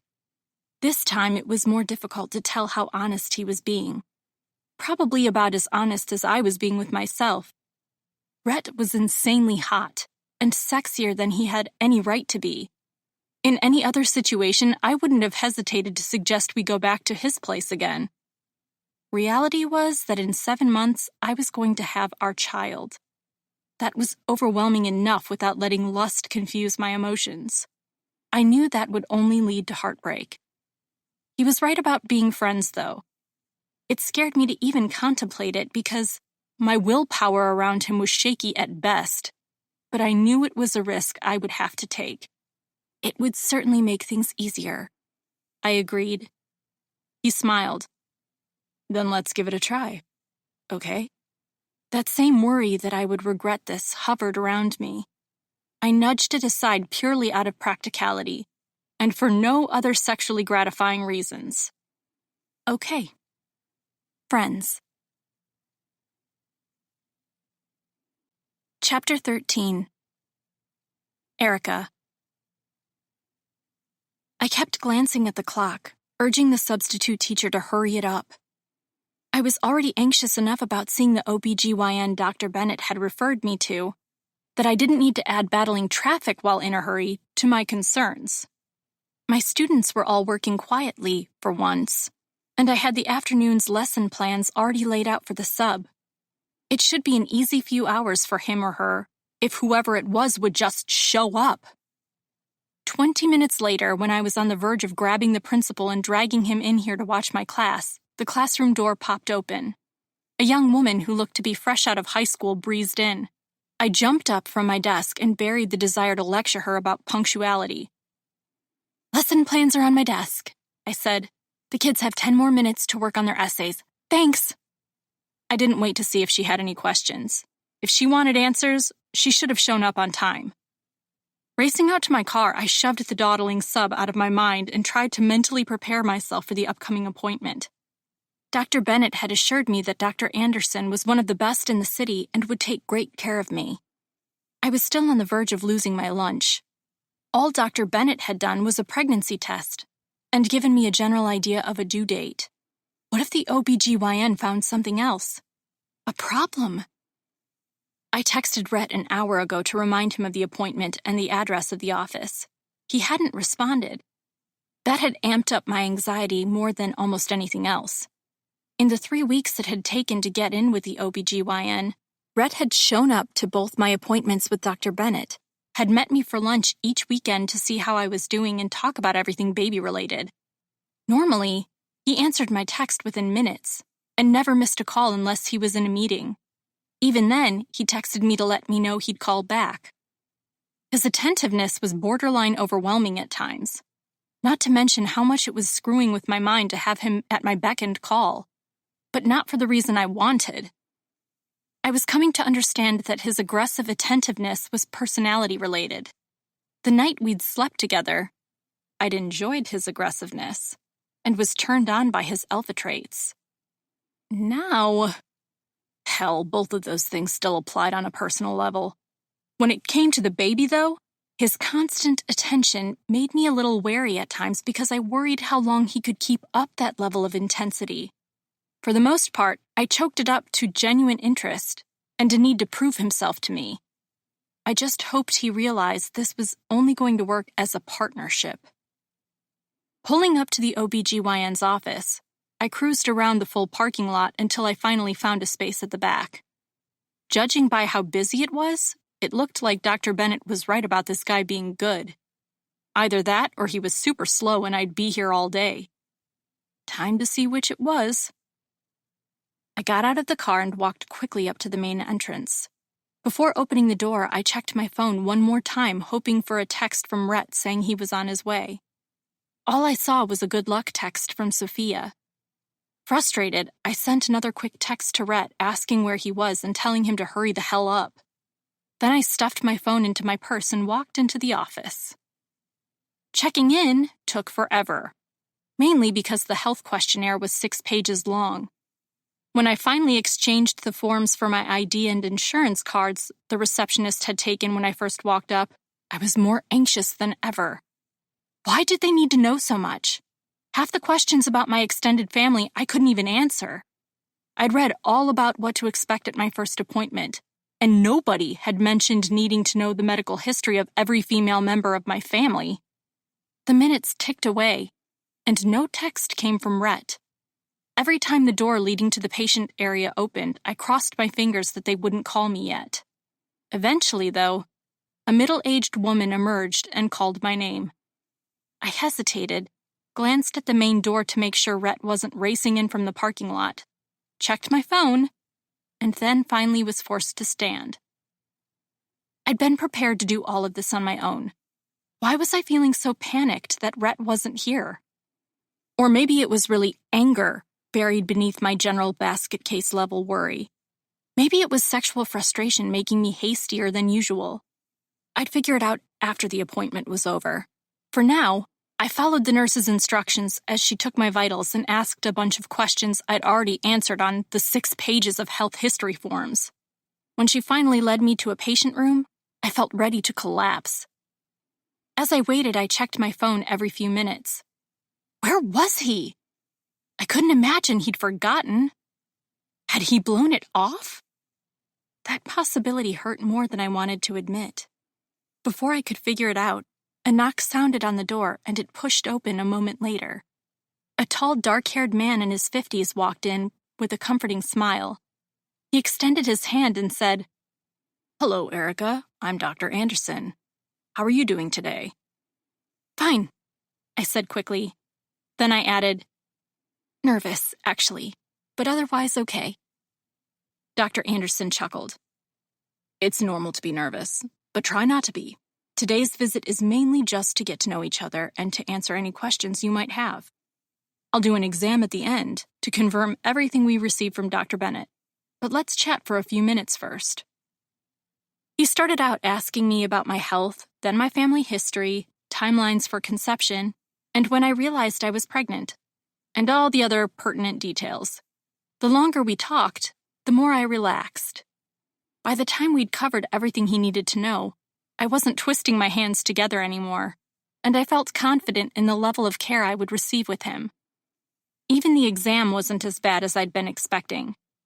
After he confirmed that everything looked good, and the due date Dr. Bennett had given me appeared to be spot on, we were pretty much done. I walked out with a recommendation for prenatal vitamins, a book about what to expect over the next few months, 6 pamphlets on various topics, and an appointment for the following month. I was feeling so good about how everything had gone that I didn't even think about Rhett until I left the building and saw him sprinting across the parking lot with a frustrated expression on his face. He didn't notice me right away, leaving me a few seconds stare at him as he ran. It was unfair how sexy he was when running. I didn't look anything like that when I ran. When Rhett finally saw me, his shoulders dropped and he slowed to a walk. I stopped appreciating his muscular body and crossed my arms over my chest as he approached. "I am so sorry," Rhett said while trying to catch his breath. "I got dragged into a meeting on my way back from the restroom and I didn't have my phone with me. My boss refused to let me leave, even though I had this on my calendar and let him know I'd be out this afternoon." "You couldn't step out for 2 seconds to let me know?" I demanded. Rhett's jaw ground. "I tried. Every time I tried to excuse myself, my asshole boss purposely directed a question at me and practically threatened to pull the project from me if I left." It was a valid excuse, I supposed. But I was still pissed, and suspected he wasn't telling me the full truth. "Does your boss know why you needed to be out this afternoon?" "No," Rhett said immediately. "It's private. He doesn't need to know why I'm taking personal time." That was pretty much what I'd expected him to say. A sinking feeling settled in my stomach. "Why didn't you want to tell him? Embarrassment? Reputation?" Rhett stared at me, uncomprehending. "It isn't any of his goddamn business. That's why." "Oh, so you were just going to wait until the baby is born and you're requesting paternity leave before telling him about the baby?" I asked. I shook my head and started walking toward my car. He didn't get it, and I was beginning to doubt he ever would. Footsteps pounded after me. "Wait!" he called out. "Erica, I'm sorry. Wait, please." He caught up and darted in front of me, holding out his hands to try and make me stop. I dodged him and kept walking. "Erica, please, I wanted to be here for this. I'm sorry." Spinning around, I stared him down. "Do you think I get to keep this pregnancy private? Do you think I enjoyed having to tell my boss that I was going to need 2 months off after having just taken on a brand new class? Do you think I enjoy having to discuss my personal health every time I need to go to an appointment? I don't get a choice to keep this private." Rhett seemed stunned by my rant. He stared at me, struggling to come up with some kind of response. Finally, all he managed was, "I guess I never thought of it like that." "No," I snapped. "Obviously you didn't." Scrubbing a hand through his hair, Rhett's brows knitted together. "I didn't not tell my boss about the baby because I was embarrassed, or thought I needed to protect my reputation as a player. I just can't stand the guy, and didn't want him involved in my private life." My mouth opened to tell him that I didn't like my boss either, and detested having to tell him what was going on with my body. Rhett must have known what I was about to say because he held up a hand and continued on. "It's not fair that you don't get the choice to keep this private. I'm sorry you have to put up with your dick of a boss knowing you had to see your gyno today. I'd be pissed about that too." He sighed and shook his head. "I wasn't trying to hide you or the baby. I'm just a very private person, and I didn't consider how my trying to keep this separate from work might affect you. I'll try to be more aware of that in the future." His response surprised me. He'd actually processed what I'd said and thought through it, and came to the conclusion I was hoping he would. This pregnancy affected me in ways it didn't for him. If he was really planning to be this baby's father, I needed him to think about me and the baby as well as his own comfort and needs. He wanted to be there for us. But was he really capable? "If you'd told your boss why you needed to leave," I said quietly, "maybe he would have been more understanding." Rhett scowled. "I doubt it. But you're right that I should have told him. If nothing else, if he tries to do that to me again, I'll have a valid complaint to make against him with HR." He looked almost pleased about that possibility. Meeting my gaze again, he said, "I'll talk to him tomorrow, okay? This won't happen again." I wanted to believe him. "I hope that's true," I said. With Rhett, it seemed to be 1 step forward and 2 steps back. All of this was new to him. Everything from being friends with the opposite sex, thinking about someone else, preparing for a baby, making decisions with another person. He was starting at ground zero. We'd nailed the sex part of a relationship. Too well, obviously. But everything else was beyond the realm of what either of us had experienced before. The learning curve was steep, which made for a slippery slope. How long would Rhett keep climbing before he gave up and slid back into his old ways? Chapter 14. Erica. I sent my class off to lunch and sank back into my chair. I had about 2 minutes to relax before a knock sounded on my classroom door. Lurching up, I couldn't stop the rush of panic that pushed me up to half standing. If it was the principal come to harass me again, I might just lose my mind. And probably my job as a consequence. I was contemplating hiding under my desk when Rhett walked into the room with takeout. Dropping back into the chair, I heaved out a huge sigh of relief. "I've never been so glad to see you." Rhett smirked. "I don't know, you were pretty happy to see me the night we got ourselves into our current situation." His teasing actually managed to draw a chuckle from me, which, of course, inspired a flash of heat in my belly. My belly that was already starting to show. I focused on that instead of how sexy Rhett's mouth was when he smirked. "I just meant that I was glad you weren't my boss." Rhett's smirk fell away as he set the takeout containers on my desk. "Is he giving you a hard time again? What the fuck is his problem?"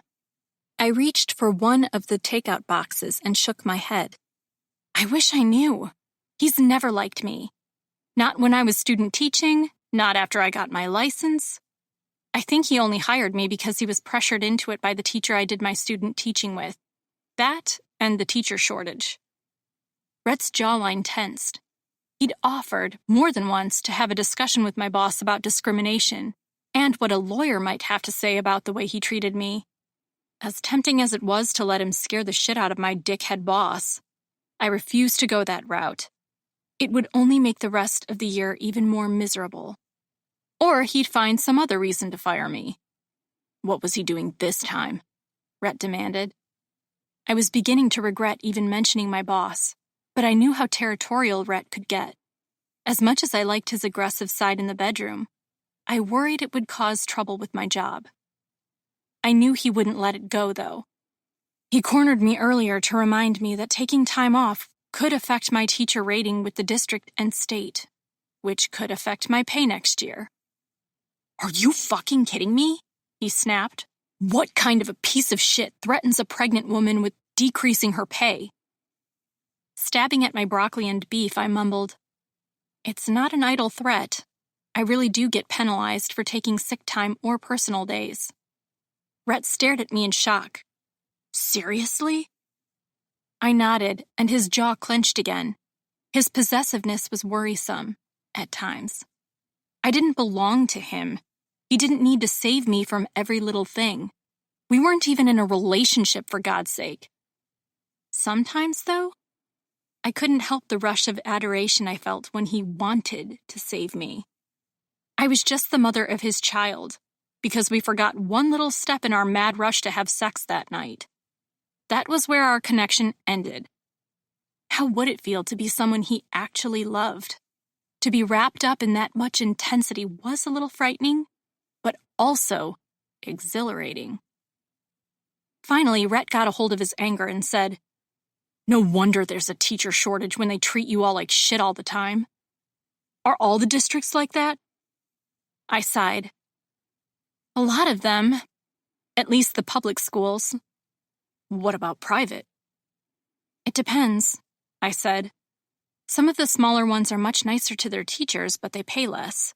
Big prep schools pay great, but they put a lot of pressure on teachers, and I need a lot more experience and education if I ever wanted a job at a school like that." Rhett turned thoughtful. I could tell he was trying to find a solution for my problem, but there really wasn't one. I had to stick it out until something better came along. What that might be, I had no idea. Any plans of starting on a master's degree were put on hold the second I found out I was pregnant. Eventually, Rhett must have come to the same conclusion I had. His mouth pursed, but he didn't start offering up alternatives. Relaxing a little, I focused on my lunch. I wasn't on playground duty today, so I could actually take my time eating. "How is your day going so far?" I asked. Rhett shrugged. "My boss is on vacation this week, so not bad." I wished my boss would go on vacation. Pushing away thoughts of work, I found myself watching Rhett instead. He didn't seem to be focused on his food.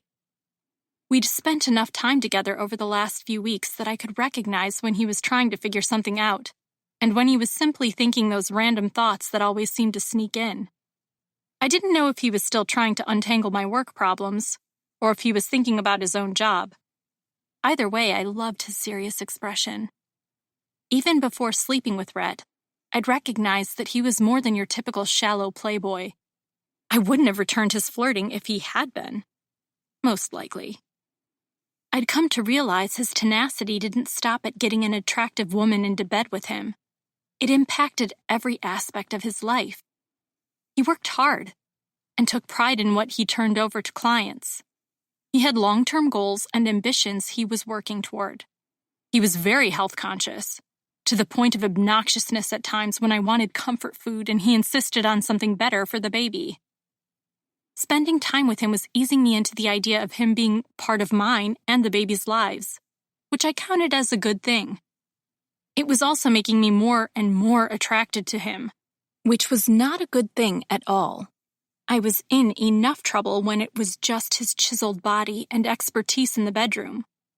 Learning he was damn near perfect in every other area of his life was pushing me dangerously close to the line between friends and something more.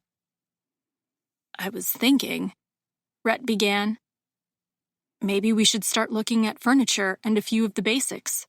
When I ordered my living room set a few years back, it took almost 2 months to get them." 2 months? I asked, my eyebrows rising in surprise. I'd been planning to go to a department store and pick out a crib that was safe and affordable. Rhett nodded. "I know you're concerned about money, but I'd feel a lot better about getting a crib that didn't come from a big box store."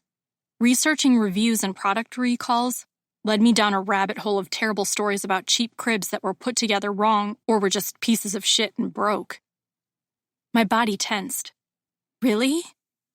I'd never been all that handy, and didn't like the prospect of worrying every night about whether or not I'd put everything together correctly. Letting Rhett pick out an expensive crib and paying for it? I wasn't sure I liked that either. "Sophia and Cody want to split the cost, actually, as their baby shower gift to you," Rhett added. Their generosity didn't surprise me, but I was surprised she'd offered it to Rhett instead of directly to me. The corner of Rhett's mouth turned up. "I'm not supposed to tell you this, but she said you're dangerous with a hammer or screwdriver, and she's certain you won't pay someone else to put it together for you." He chuckled when my face reddened. "That's why she wanted to go in on the crib. But don't tell her I told you." Sophia was right about my construction skills, and that I wouldn't want to spend the extra money on assembly. Curious, I glanced at Rhett. "What about you? Aren't you handy with things like that?" I suspected at this point that he could do just about anything. Laughing, Rhett said, "Not particularly, no. Sports, computer code, working out. I have all the patience in the world for that. Following asinine instructions that were written by someone who doesn't even speak English, I'll end up throwing it out before I get the first 2 pieces put together." Despite not really believing him, I giggled at the mental image of Rhett losing his shit over trying to comprehend the cartoon instructions of an IKEA manual. I was tempted to try it, but then I'd be stuck with a crib that was either in the trash or not put together properly. I swallowed my pride and worries. "Are you busy this weekend?" I asked. Surprise flashed in Rhett's eyes at my lack of argument, but it passed quickly. Was it replaced by excitement? "I'm not busy," he said before I could figure it out. "How does 10 sound?" I nodded and hoped my general dislike of shopping would transfer to Rhett, just enough to keep me from doing something stupid. Again. My feet were killing me, as was my back. I was exhausted from walking through miles worth of furniture displays. I was sure we'd visited every furniture outlet and department store in the city that had a baby gear section. Shopping for a crib and a few basics had turned into a marathon. Rhett seemed determined to find everything in one trip. He'd also been determined to pay for everything, which had done strange things to my mood. I heard the trunk shut and wondered how on earth Rhett had gotten everything in there. Then I wondered where I was going to put everything in my tiny apartment. It was going to look like a baby Gap store had exploded in my living room. Just the thought of trying to organize it all made me want to crawl into bed. Alone. Definitely alone. Rhett opened the driver's door and slid into his seat. As he reached his key toward the ignition, he began. I was thinking. No more, I interrupted. For the love of God, my feet need to rest. Chuckling at my outburst, Rhett gave me a rueful look. I was thinking that we should get some dinner before unloading all of this. Let your feet rest and build up some energy. What are you in the mood for? I actually get to choose? I asked, sarcasm thick in my voice. He'd made the final decision on just about everything we picked out today. Granted, he'd done an insane amount of research on everything from cribs to pacifiers, and I had agreed with almost everything he suggested in the end. That didn't stop it from being incredibly irritating. Or incredibly sweet. It was clear that he really cared about making sure the baby was safe and had everything he or she needed. I won't even make a suggestion, Rhett promised. And if you want, I can rub your feet after we haul all the baby stuff up to your apartment. I melted at the thought of anyone rubbing my feet. It was a weakness of mine. The idea of having Rhett do it was too much. I stiffened and pretended I hadn't heard that last part. There's an Italian place near my building. Let's go there. Rhett nodded and I gave him the address. I'd suggested the restaurant not only because it was one of my favorites, but as a test for Rhett. He'd insisted on paying for nearly everything today. Dinner was my treat. If he couldn't handle that, or the fact that the restaurant was likely several stars below his normal haunts, it would only help me resist him. I was banking on the fact that slumming it with me would keep both of us from forgetting why we were spending time together.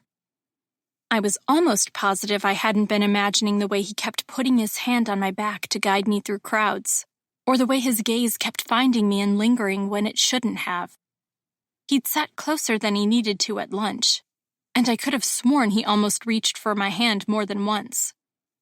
Rhett was parked on the street, a block away from the restaurant, and seemed surprised by how busy it was. Ready? I nodded and got out of the car. He hurried around to meet me, and his hand immediately went to my low back again. Trying to ignore how good his touch felt, I stayed focused on the restaurant up ahead. When I reached for the door handle, Rhett swooped in front of me and pulled the door open. He waited for me to enter, then stepped in behind me. I watched as his eyes scanned the mom-and-pop restaurant whose decor hadn't been updated in at least 2 decades. It smells incredible in here, Rhett said with a grin. Do we seat ourselves? It took me a moment to shake off my disbelief and nod. There's an empty table over there. Rhett nodded and took my hand, leading me toward the booth by the window. When we reached it, he waited for me to slide into my seat before releasing my hand and moving to sit across from me. The waitress, the owner's granddaughter, arrived a moment later and took our drink orders. Rhett leaned back against the booth, not at all put off. I love places like this, he said. They remind me of visiting my grandparents. Oh, really? I asked. Why? He smiled fondly. They live a few hours away, in a little town nobody's ever heard of, and everything was like this there. Older, but well-maintained. Not influenced by fads or trends. Simple. Honest. Peaceful. He shrugged. Are they still living? I asked. Rhett shook his head. Granddad passed about 5 years ago, and Grandma a few years after that. They started a family fairly late in life, so they were already pretty old by the time Cody and I were born.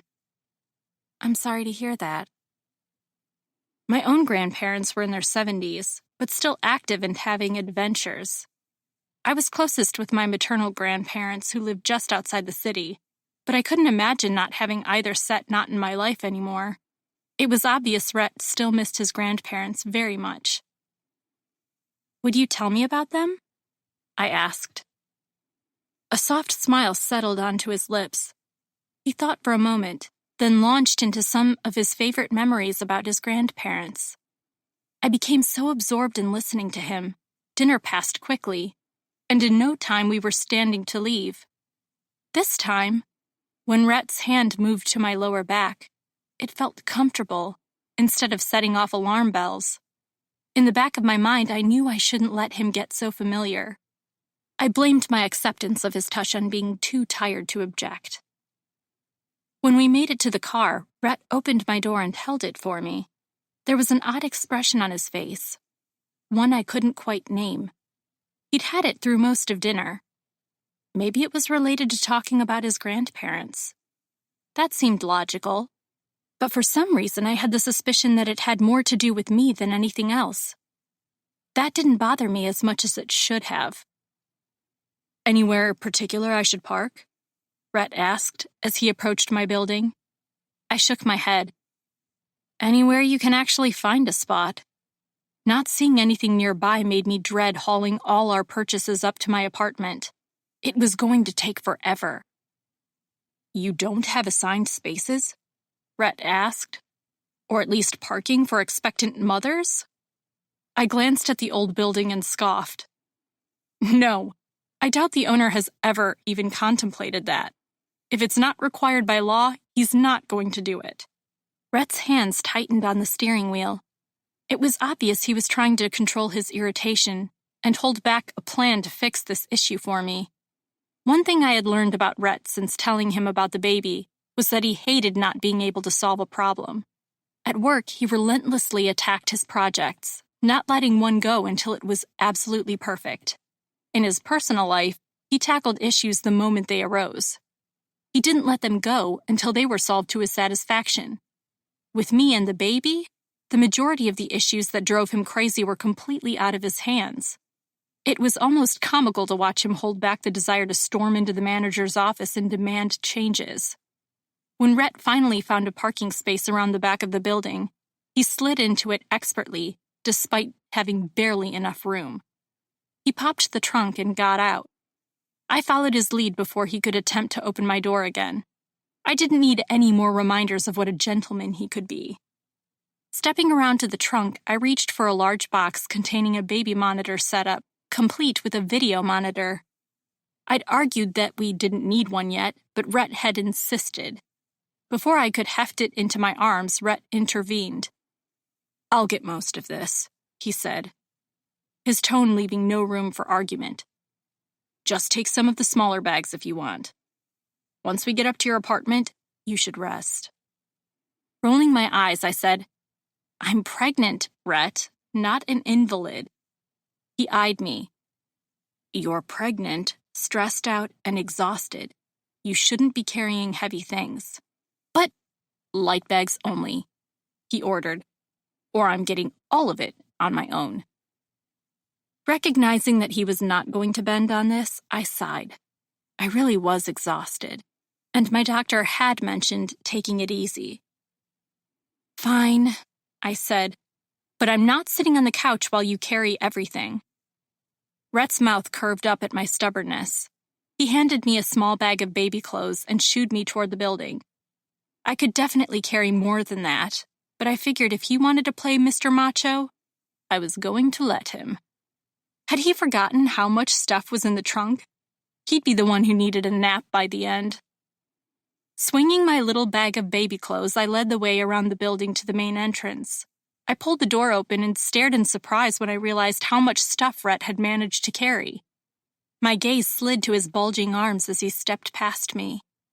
I couldn't stop wondering how many hours a week he worked out.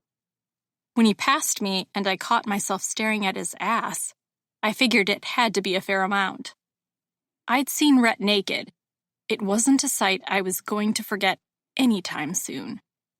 It amazed me that I found watching him haul baby gear up to my apartment just as sexy. The door swung closed as I stepped forward to follow Rhett up the stairs. I tried not to stare at his muscled back and tight ass the whole way, but I was human and hadn't had sex in months. What was looking going to hurt? It was touching that was off limits. Of course, looking didn't lead to thoughts of touching. Not at all. By the third trip up to my apartment, I was leading the way. If I stared at Rhett's ass one more second, there was no way I was going to be able to keep my hands from following suit.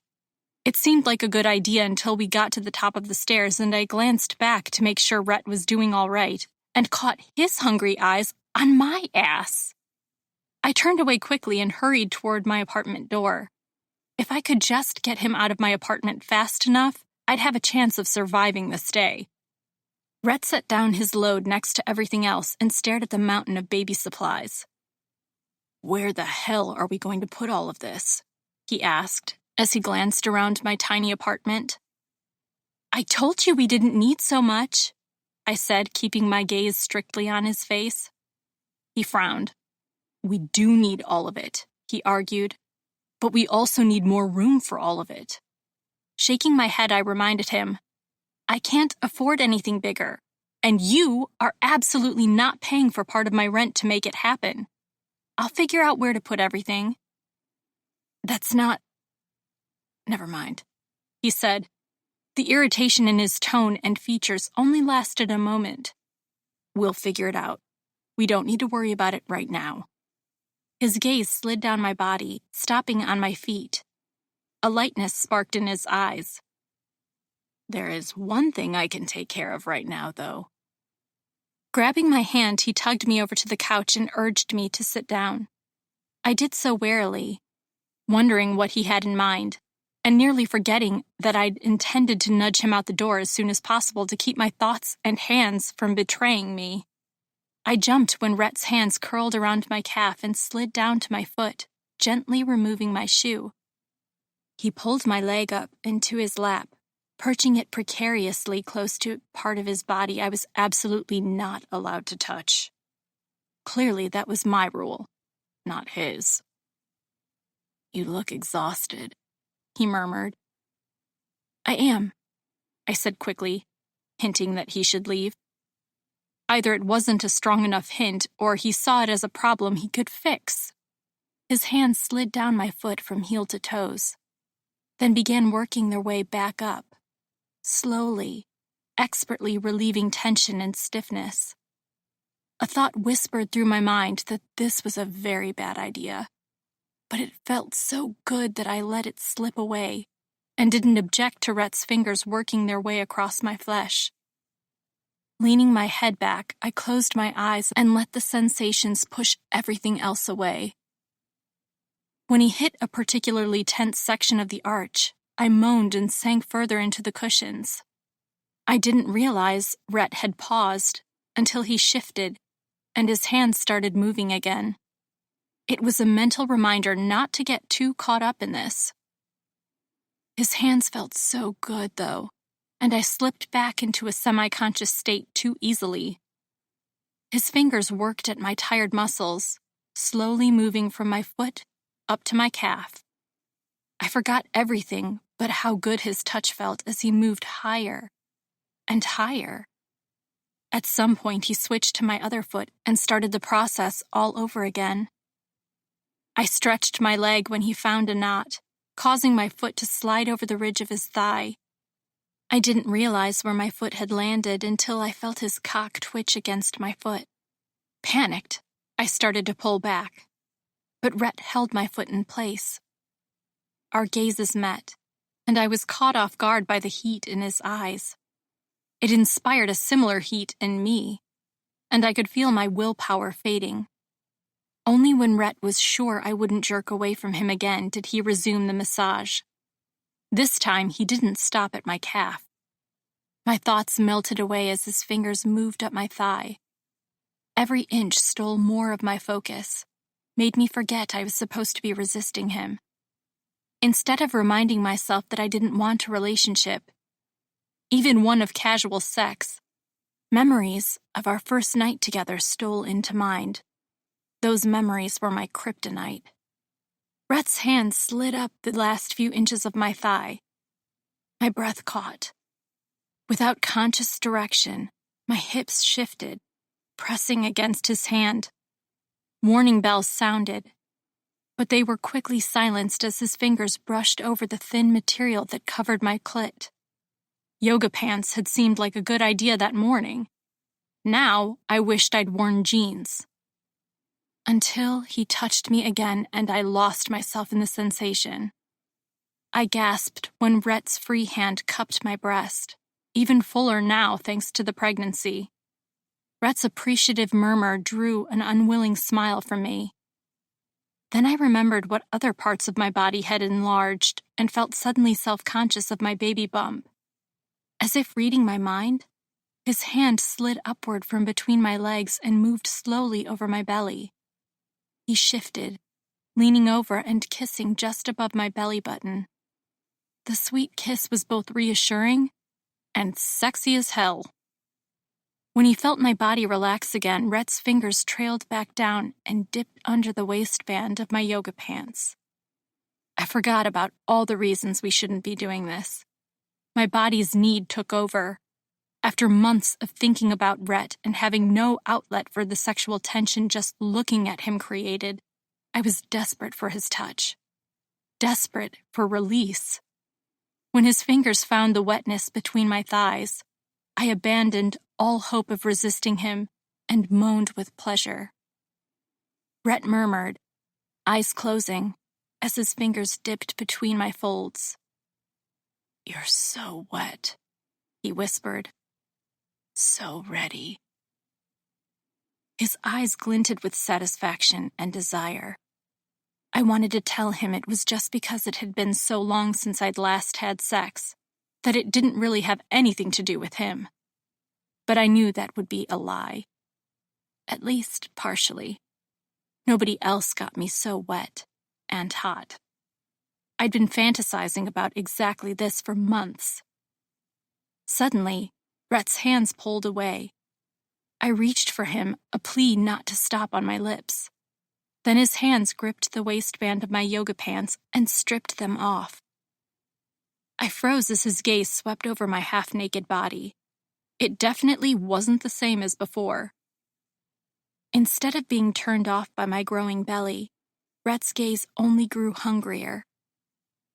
"So beautiful," he muttered, before leaning back over me. One hand deftly pushed my t-shirt and sports bra up over my breasts. His mouth followed, claiming my nipple and sucking it into his mouth.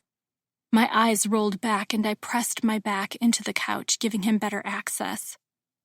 He nipped at my nipple just hard enough to make heat spark in my center.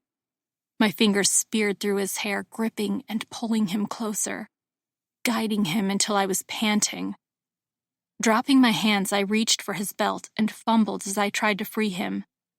His cock strained against his jeans, making it more difficult to maneuver. Finally, I had to push him back to manage unbuckling his belt and opening the fly of his jeans. He reached down then and freed his cock from his boxers, fisting it and running his hand up and down its length. I couldn't help staring. I was sure I'd enhanced my memory of him, longing fantasies growing too wild to be real. I hadn't overinflated anything. God, no wonder I'd been so hung up on him since that night. Reaching for him, Rhett's hands fell away as I wrapped my fingers around his cock. He groaned as I began stroking him. His breathing picked up, and he fell forward, one hand propping him up while the other reached for me. His fingers flicked over my clit, teasing and bringing a rush of heat and pre-cum. When his fingers speared inside me, I gasped and gripped his cock. He grunted and closed his eyes, pushing his fingers deeper. My hips rocked against his hand as the pressure of an impeding orgasm built. Just as I was about to reach my limit, he pulled back, denying me what I so desperately wanted. "No!" I begged. A delicious smile spread across his lips. He stood, then scooped me into his arms in one smooth motion. His arms pulled me tight against his chest, but it was still covered with the fabric of his shirt. Craving the feel of his skin against mine, I began pushing it upward. I couldn't get very far, and frustration built. Rhett picked up his pace and brought me to my bed in record time. He laid me down before stripping his shirt from his body, capturing my full attention. I was motionless as he climbed onto the bed and settled between my legs, nudging them apart with his knees. I obliged gladly, spreading them even wider, granting him access. Air hit my wet folds, reminding me of my need for him. He scooted down a little and bent over so his head was between my legs. His tongue darted out over his bottom lip before he pressed his face to my center and dragged it over my folds. Holy hell! I almost came then. Holding on by a thread, I fisted the sheets while Rhett continued licking, sucking, and nibbling on my clit until I couldn't hold on any longer. My back arched off the bed, and my thighs trembled as the climax racked my body like it never had before. He caressed my little bundle of nerves through my orgasm, elongating it. Only when he was sure I was completely done did he straighten up, a huge grin on his swollen, wet lips. Kneeling over me, his cock brushed against my still overly sensitive clit. It didn't matter that I had just climaxed. Need and unabashed desire overwhelmed me. Grabbing at his hips, I pulled him to me. His hard, hot body covered mine, and his mouth claimed the soft flesh of my neck. He trailed kisses along its curve, claiming my mouth as his hips rolled. Every movement brought his cock closer to my opening. My pussy ached, and I couldn't wait any longer. Capturing Rhett's face between my hands, I dragged him away from my neck and kissed him fiercely. Our tongues danced, exploring each other and tasting the desperate need that had us both nearly ready to explode. A feral growl erupted from Rhett. "I'm trying to take this slow. Be gentle," he said between heaving breaths. "I don't want either," I pleaded. His gaze met mine, seeking reassurance, permission, something. Part of me loved that he was concerned about being too rough, but I was too far gone to think of anything but how much I needed him for long. Grabbing his hips, I brought his cock flush with my slick sex. His expression shifted from concern to something almost animalistic. Excitement rushed through me. I gasped in a breath as he plunged into me. The way he filled me was intoxicating. Every thrust stretched me, drawing out more intense feeling than the previous one. I couldn't get enough. One hand pulled Rhett's mouth back to mine while the other moved to my breast, pinching my nipple, desperate to feel everything all at once. Rhett's gaze dropped to my hand on my breast, and his eyes glazed over. His thrusts came faster, losing all control right along with me. We climbed to the precipice together. I could barely breathe as my body clenched and tightened. Rhett groaned at how tight I was, grunted at how incredible I felt, how he'd never felt so amazing. His words put me over the edge, and I convulsed as an orgasm shattered me. Rhett came right after, riding our mutual ecstasy before collapsing on top of me. He rolled aside immediately, pressing a gentle hand to my belly as he struggled for breath. "That was fucking incredible," he said between breaths. I nodded frantically, unable to form words in that moment. My body was reeling. So was my mind. Before I could get a handle on either, Rhett pulled the blankets up over our bodies and draped an arm around me, pulling me against his chest. I wasn't sure how long I lay in his arms before some sense of logic and reality crept back in. When it did, a panicked feeling swept through me. "This doesn't mean anything," I whispered. "It doesn't mean we're together. We're not." Rhett nuzzled against me. His breath fell heavy on my neck. "I know," he muttered sleepily. Did he really know? Or had we just screwed everything up? Chapter 15. Rhett. I ignored the work email notifications popping up on my screen. All of them could wait until tomorrow. I'd taken the day off. The entire day. On a Wednesday. I couldn't remember the last time I'd taken a random day off. Normally, my boss would have given me shit about taking off a weekday when I had multiple projects on my plate. Since I'd told him about the baby, he'd backed off slightly. Not on work matters, but on taking personal time. It was a small win. Glancing at my phone, I checked the time. I wasn't normally an anxious person. I didn't find any value in worrying about things I couldn't control.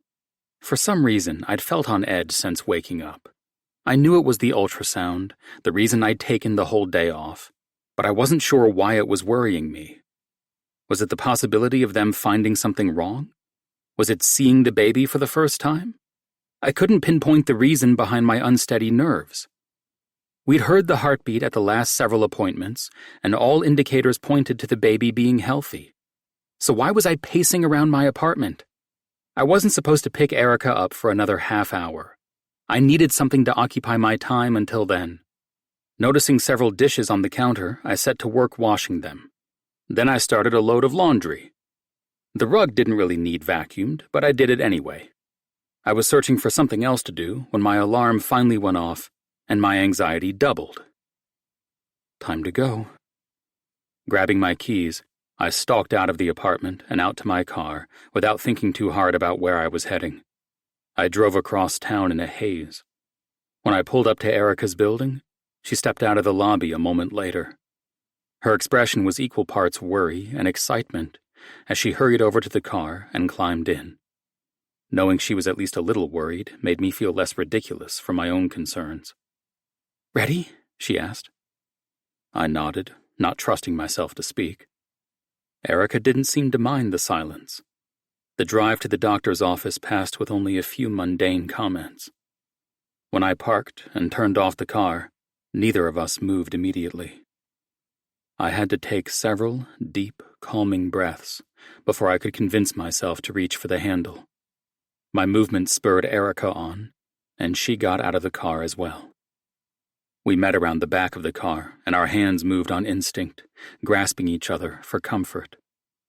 Despite what Erica had said after we'd had sex last week, the distance she purposefully kept between us was getting smaller each day.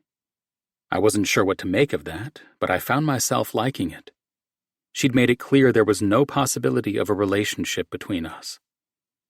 Was she softening on that line? Having sex with her again had done something unexpected to me. I'd had trouble not thinking about her before that night. I'd spent far too many nights fantasizing about having her again. Actually having my hands on her body and being inside of her again. It hadn't just intensified my desire for her sexually. It made me want her in other ways. It made me think of her when I wanted to relax and watch a movie, or when I wanted to go out to eat. Instead of considering who I might meet at a bar that night, I wondered what she was doing and if she wanted company. It was really messing with my head and my sex life. We walked into the office, and I waited off to the side as Erica checked in. We didn't even get a chance to sit down before a middle-aged man opened a door and called Erica's name. She tensed and took my hand again. I squeezed her hand in an attempt to reassure her, but I doubted it was effective. I couldn't even manage to reassure myself in that moment. The man led us through the office to a small room filled with equipment. He directed Erica to sit on the exam table, and I helped her up wordlessly. When he asked her to raise her shirt, I had a hard time letting go of Erica's hand. She nearly had to pry herself free. When she finally shook me off, I stuck my hands in my pockets and silently watched her push her shirt up over her rounded belly. She jumped a little when the technician squeezed blue gel all over her belly. I could see her body tense as the man readied the handpiece. Not reaching for her took a concerted effort of will, even though I knew none of this was going to hurt her. Maybe it was for my own comfort that I wanted to hold on to her. "Do you want to know the sex of the baby?" the technician asked, before he pressed the handpiece to Erica's abdomen. Erica and I glanced at each other. The topic had come up briefly over the last week, but we hadn't actually come to a decision. I thought of all the gender-neutral items we'd bought, and how much more baby gear we still needed to get once we knew the sex of the baby. The idea of waiting until after the birth inspired a surprising dose of fear. Recognizing the emotions running through me, Erica asked, "You want to know?" I hesitated a moment before nodding. "Yes, but if you don't, that's okay too." The statement wasn't completely honest, but I would figure out how to deal with the stress of not knowing if I had to. Erica smiled. "I want to know too." Relief rushed out of me in the form of a heavy sigh. "All right then," the technician said. "Let's do this." I watched as he pressed the handpiece to Erica's belly and was startled by the sudden pictures and sounds. The womp-womp noise was loud, and the blurs and blobs on the screen didn't look like a baby at all. Was there something wrong? "Usually it's the mom that's the nervous one," the technician said with a chuckle. "Is it supposed to look and sound like that?" I demanded. He glanced over his shoulder at me. "The doctor will go over the results with you, but yes, it always looks and sounds like this. When I switch to 3D, it will look more like what you were probably expecting." My anxiety dropped a few levels, but I couldn't stop staring at the screen as the technician took measurements and moved the handpiece around Erica's belly. At some point, Erica reached out and took my hand. She squeezed it gently, smiling, and looking mostly relaxed. I was sure her remaining concern was directed at me and the fact that I was freaking out. Realizing that, I made an effort to calm down and stuff away my fears. It kind of worked, until the 3D image popped up on the screen. It felt like someone had sucked the air out of my lungs when I saw a little face with a hand squashed up against it. Holy shit. Not being able to tell what I was looking at had freaked me out. Being able to see my child's face gave new meaning to the word panic. The theoretical idea of having a child with Erica was suddenly a reality. I didn't understand how it hadn't hit me like this before. We were actually having a baby. It wasn't just buying shit and putting together furniture. At some point, that little face was going to be in our world, in our arms. My breathing faltered. I couldn't seem to draw another one in. What did we know about raising a baby? I could buy whatever we needed. Gear, cribs, clothes. That was the easy part. Could I actually help raise a child? What if I screwed up? What if Erica was disappointed in my abilities? I couldn't let her or the baby down, but I had no fucking clue what I was supposed to do when the baby actually arrived. "Looks like you two are having a little girl," the technician said happily. Erica gasped in delight. She'd said she didn't have a preference either way, but I'd known she was secretly hoping for a girl. I felt like I'd just been punched in the gut. "Fuck," I whispered. Erica looked over at me, her head tilted to the side in question. "Are you disappointed?" she asked. Somehow, I managed to shake my head. I'd wanted a girl too. In theory. Now I was on the verge of losing my shit. I didn't think. I don't know anything about little girls. Giggling, Erica squeezed my hand. "Neither do I, but we'll figure it out together." When I didn't immediately respond, she looked at me with a pleading look. "Right?" "Yeah," I said quickly. "Of course. We'll figure it out." The words struck me as a lie, even though I wanted them to be true. Erica had 2 brothers, I had Cody. Sophia didn't count as a sister because she was more like one of the guys than most of my other guy friends. Erica taught small children, but that was different than raising one. The only things I knew about women came from dating them. Fuck. She would date. One day, our daughter would date. She'd have assholes trying to hit on her. Other girls being mean to her, playing those spiteful games girls excel at in middle and high school. What if someone hurt her? What if I couldn't protect her? What if I couldn't be the dad she deserved? A million more questions snowballed, compounding my fears until all I could do was shut down. You okay? You look a little pale all of a sudden, Erica asked, her tone brimmed with concern. Yeah, I'm fine. Just thinking about having a girl freaks me out a little. You know, what if she dates and stuff? Apparently, Erica and the technician found my worry funny, because they both broke out into laughter. You and every other man who ever had a daughter, the technician said. How about we worry about things like changing diapers, college, and teething, before we worry about stuff like dating and driving, Erica suggested, and I swear my blood pressure rose. All she did was list more things to freak out about. How was I going to survive this? Were there men that died from this kind of thing? I was for sure exaggerating things, but I was also mentally freaking out. Chapter 16. Rhett. After dropping Erica off at her apartment, I drove and drove. After an hour, when my mind was still whirling and my panic hadn't scaled itself back at all, I ditched my car at my apartment building and made for the nearest bar. The bartender slid a glass of whiskey in front of me and walked away to help another customer. I hadn't been to a bar in the middle of the day on a weekday since college. Knowing this was a stupid idea didn't stop me from taking a hearty drink. The whiskey burned its way down my throat, and my foot started tapping, urging the liquor to hurry up and start working. My impatience had me taking another gulp, then a third. I was 3 drinks in before I finally felt my panic slip away, and my thoughts cloud enough that I wasn't spiraling through the many ways I could fuck up being a father. I didn't understand how Erica had remained so calm. Excited, even. I knew, though, that she'd sensed my panic. She'd been too quiet on the way back to her apartment. Her gaze kept flicking over to me, the wrinkle between her eyebrows that only appeared when she was worried on display. Despite seeing her visible concern, there was no way I could reassure her. I was too freaked out to do anything more than try not to say something I would regret. Every part of me had been screaming at me to run. That voice had mellowed finally, thanks to the whiskey, but it was still floating through my thoughts on repeat.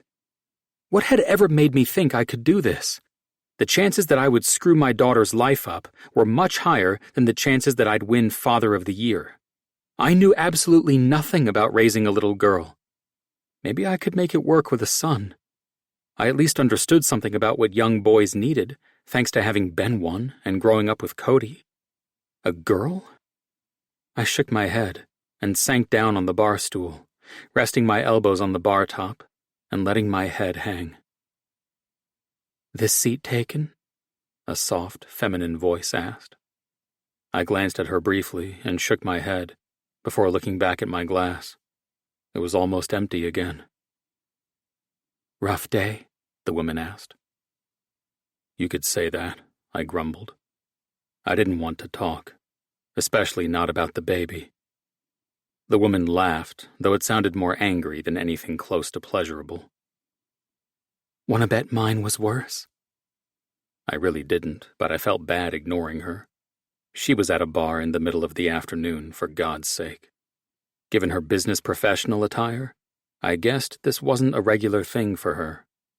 Peeling my attention from my glass, I glanced at her without turning my head fully. Yeah? My boss just informed me that my position was no longer needed, and I could pack my things, she began. When I got out to my car with my box of knickknacks and half-dead fern, my tire was flat.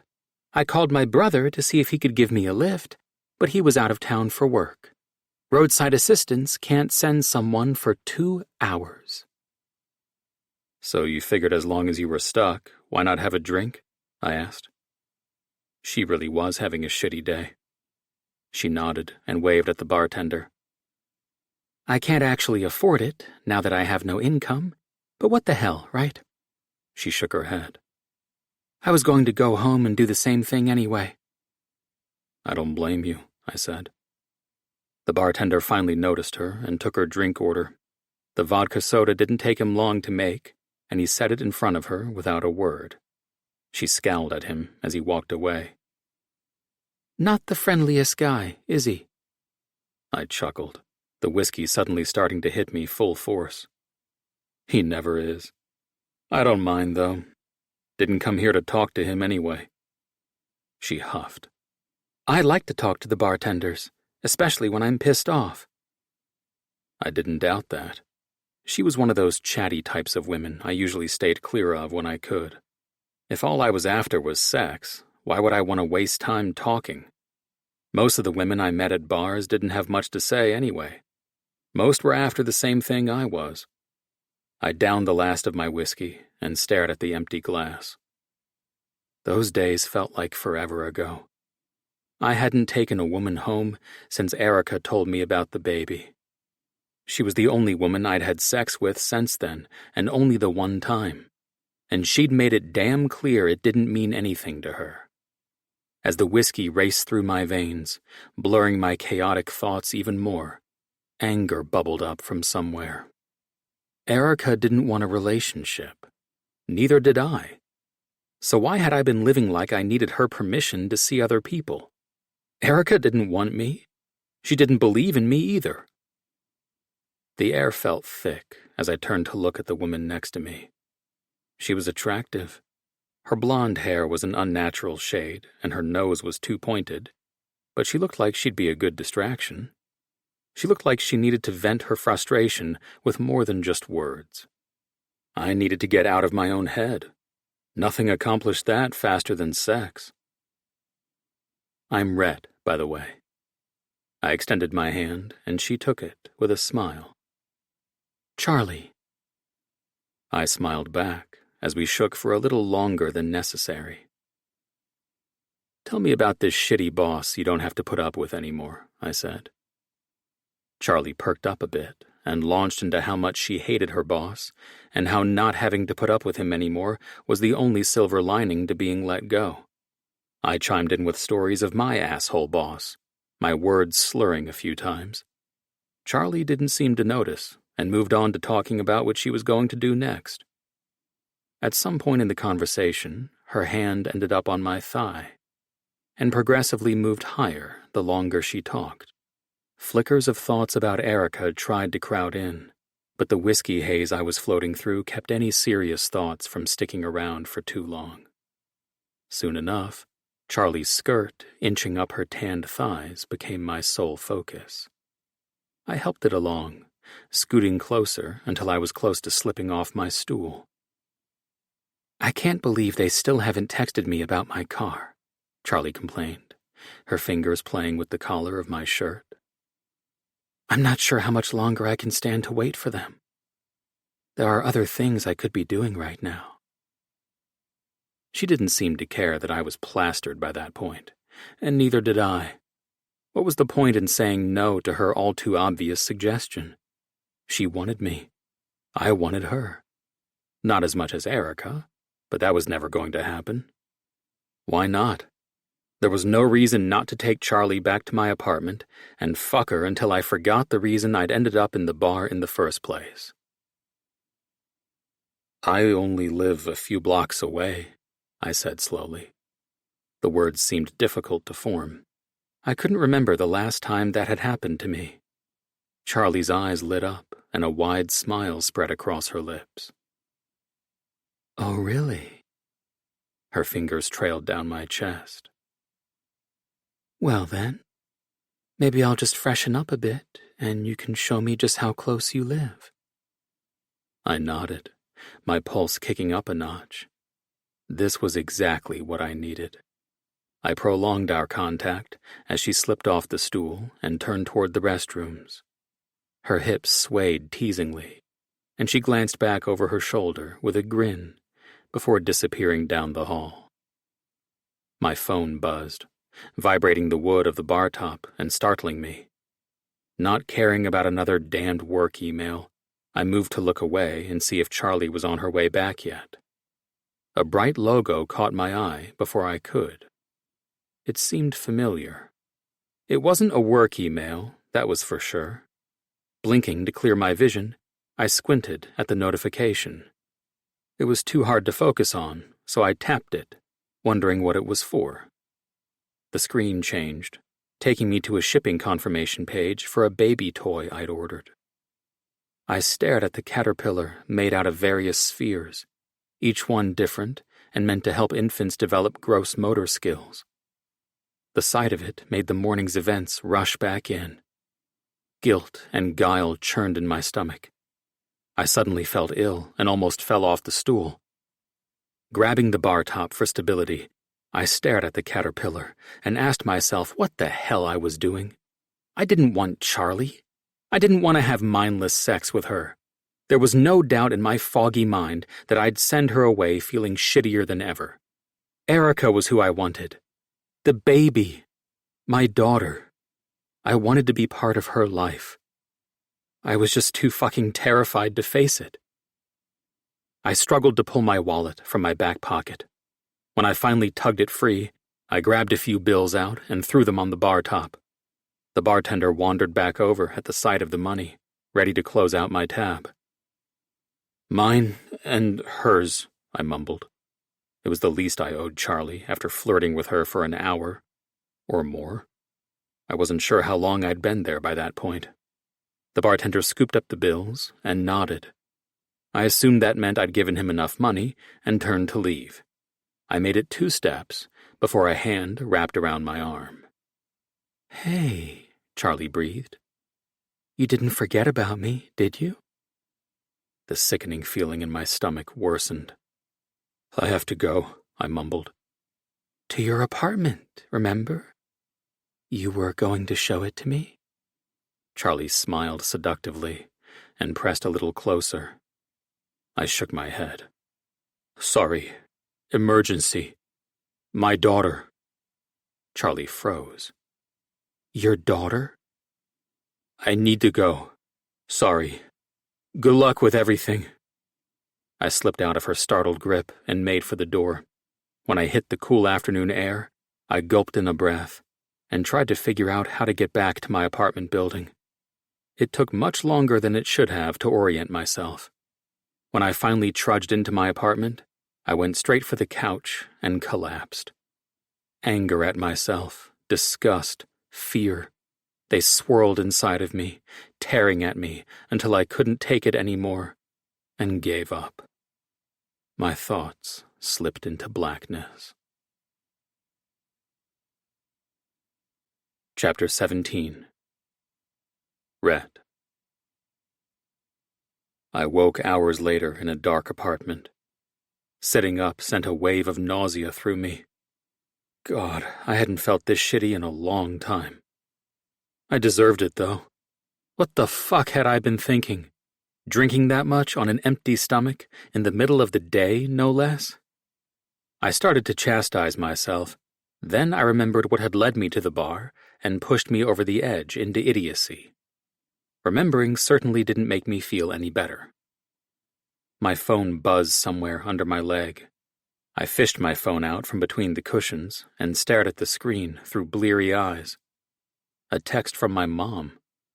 I almost tossed the phone back to the cushions, not in the mood to deal with anyone at the moment. The preview caught my eye. "Erica sent the sonogram pics!" 6 excited emojis followed the words, being cut off by the preview. I hesitated before tapping the notification and bringing up her full message. I ignored the emojis and stared at the squashy face of my daughter in the 3D image. It still filled me with an intense fear I didn't know how to handle. Alongside it, though, was an equally intense fear that I would miss out on her entire life if I couldn't get my shit together. Erica was content right now with letting me co-parent, letting me be a part of her life as a friend, taking me to doctor appointments and furniture shopping. But what if Erica found some other guy? What if my daughter grows up calling someone else dad? She's beautiful and smart. No doubt she will eventually find a guy and get married. Then where would that leave me? Seeing my kid every other weekend? That's only 4 or 5 days out of the month. That's nothing. The thought of that happening? I just can't fathom it. I would miss out on so much. I wouldn't be there for her first word, her first smile, her first steps. I would miss all the firsts, and then everything after that.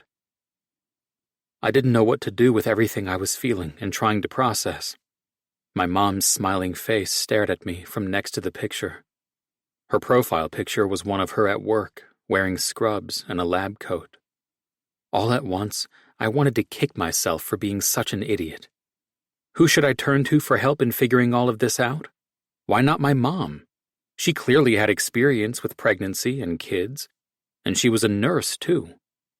While my parents had been shocked when I told them about the baby, they were both supportive and fully on board with us trying to co-parent. Grabbing my keys from the coffee table, I stumbled up to my feet. My head was pounding, but this couldn't wait. Forcing back the urge to hurl, or at least to go back to sleep, I trudged out of my apartment and down to my car. I didn't notice what time it was until I started the car and the clock flashed to life. It was after 9, but I pulled away from the curb anyway. They would understand. Half an hour later, I pulled into the driveway of their townhouse and killed the engine. The walk up to their door provided me with another moment of hesitation. But before I could turn around, the porch light flipped on, and I saw my mom peek out the front window. Seeing me, she moved to the door and pulled it open for me. Her welcoming smile faltered when she saw what condition I was in. "Is everything okay?" she demanded. "Did something happen with Erica or the baby?" I shook my head. "They're fine. I'm the one with the issues." When I moved to give her a hug, she pulled back. "Are you drunk?" "Not anymore," I grumbled. Her expression grew worried again. "Come in. Tell me what's going on." I followed her into the house and collapsed on her couch. She appeared a few minutes later with some water and a couple of pain relievers. I accepted them gratefully and downed both. "So what happened?" she asked. "Nothing," I said. "I just thought I was ready for all of this." "This being the baby?" My head tilted to one side as she considered me closely. I nodded. Today, at the ultrasound, I freaked out. Everything went from being this thing we were preparing to do to something real. I mean, you saw the pictures, right? She's not just an idea anymore. She's my daughter. What the fuck do I know about raising a daughter? What do I know about any of this? Her expression mellowed from concern to compassion. "You sound just like your father did before you were born," she chuckled. "Actually, you sound like almost every parent I've ever met before their first child is born." Annoyed, I waved off her reassurances. "That's what the ultrasound tech said too, but this is different," I snapped. "I've never even had a serious relationship with a woman, and the only experience I have with kids is coaching baseball. How am I supposed to raise a child with Erica? How am I supposed to know what to do with a little girl? I'm going to fuck this up, and then Erica will hate me and keep me from seeing my daughter." "I think you're getting a little ahead of yourself," my mom said dryly. When I scowled at her, she held up a hand to fend off my horrible mood and self-doubt. "Not having been in a long-term relationship with a woman doesn't mean you don't know how to treat a woman. As much as I haven't been a fan of your lifestyle in the past, I've never once heard a woman say you weren't good to her. Your work also gives you a leg up on dealing with problems and negotiating with others. How many times have you had to compromise with clients or coworkers? Those are the same skills you need in a relationship. And working with your baseball kiddos is going to help you as a parent a lot more than you realize. You're not going into this with nearly as many shortfalls as you think. I shook my head. But none of those are the same. The stakes are higher. Yes, they are, she said. A smile stretched her lips. When have you ever not risen to the challenge? Growling, I couldn't control my frustration. I didn't come here to have her make me feel better about myself. I needed real help. I was standing there today, watching the screen, and when the guy said it was a girl, everything that I could screw up, all the things I didn't know how to handle, all went flashing through my mind. A million things I hadn't even thought about yet. My mom shrugged. So start thinking about them. Figure it all out. You still have 4.5 months to learn. I can't learn everything in 4.5 months, I snapped. She laughed. Of course not. But you can learn what you need to know to keep your daughter safe and healthy when you bring her home. What about the rest? I demanded. You'll learn it as you go, with Erica, she said. I could only stare at her. But she's going to have snotty girls who will be mean to her, and she'll want to play with dolls and do makeup. She'll want to date asshole boys and wear clothes that I won't like. The possibilities began spiraling out of control. Again, my mom laughed. She'll experience all of those things, and more that are even worse, or much better. Maybe she'll want to play sports with you. Maybe she'll struggle in school. Maybe she'll be shy, and you'll be walking her to her classroom door until 5th grade. There's no way to prepare for everything, Rhett, because you have no idea what her life will be like. My hope for answers crumbled. Then what am I supposed to do? How do I not screw up her life? A look of pride I didn't understand crept onto my mom's features. You love her enough to try to do it right, and don't run away from what scares you. She reached across the space between us and took my hand. Trust me when I say that I know exactly how you're feeling. I was terrified before you were born. I was young and in the middle of nursing school. I knew nothing about little boys. I didn't think I was knowledgeable enough to make all the right choices. And I didn't. Every parent makes mistakes. You just have to try to do more good than bad. When you love someone, it's a lot easier than you're making it in your head right now. I wanted to believe her. The doubt pouring into me refused to let me. Why don't you sign up for a parenting class at the hospital? The next session starts in a week. I was going to recommend it to you both anyway, but I really think it will help you feel a bit more confident, she said. A parenting class? I asked. That actually sounded like a great idea. What does it teach you? Just the basics. How to take care of the baby after you bring her home. I know you're worried about the future, but this will help it not seem so scary. I promise. That seemed unlikely, but it was a start. Okay, I said slowly. She patted my knee. I'll send you all the details in the morning. Anything else on your mind? What if Erica starts dating or gets married? What if my daughter grows up calling someone else dad? Mom took a deep breath. Well, I guess that's a possibility, but I think the chances of that happening are slim to none. Why is that? My mom's smile widened. Instead of answering my questions, she asked me another one. How do you feel about Erica dating without even thinking about the baby? How do you feel about seeing her with another man? I don't want to see her with anyone else, I said, without thought. That's what I thought. She grinned. It doesn't change anything. She doesn't want me. I sombered, feeling sorry for myself. Time, Rhett. Just give it some time. I wished she was right. My mom usually was right, but I wasn't sure about this time. For now, though, You look like you need some sleep." Taking her advice, I stood and wrapped her up in a grateful hug. "Thank you for everything." "You're welcome, honey. You can always talk to me about whatever's on your mind, especially baby stuff. This wasn't how I expected to become a grandma, but I'm excited and here to help whenever you two need it," she said. I hugged her again before dragging myself back to my car and driving home.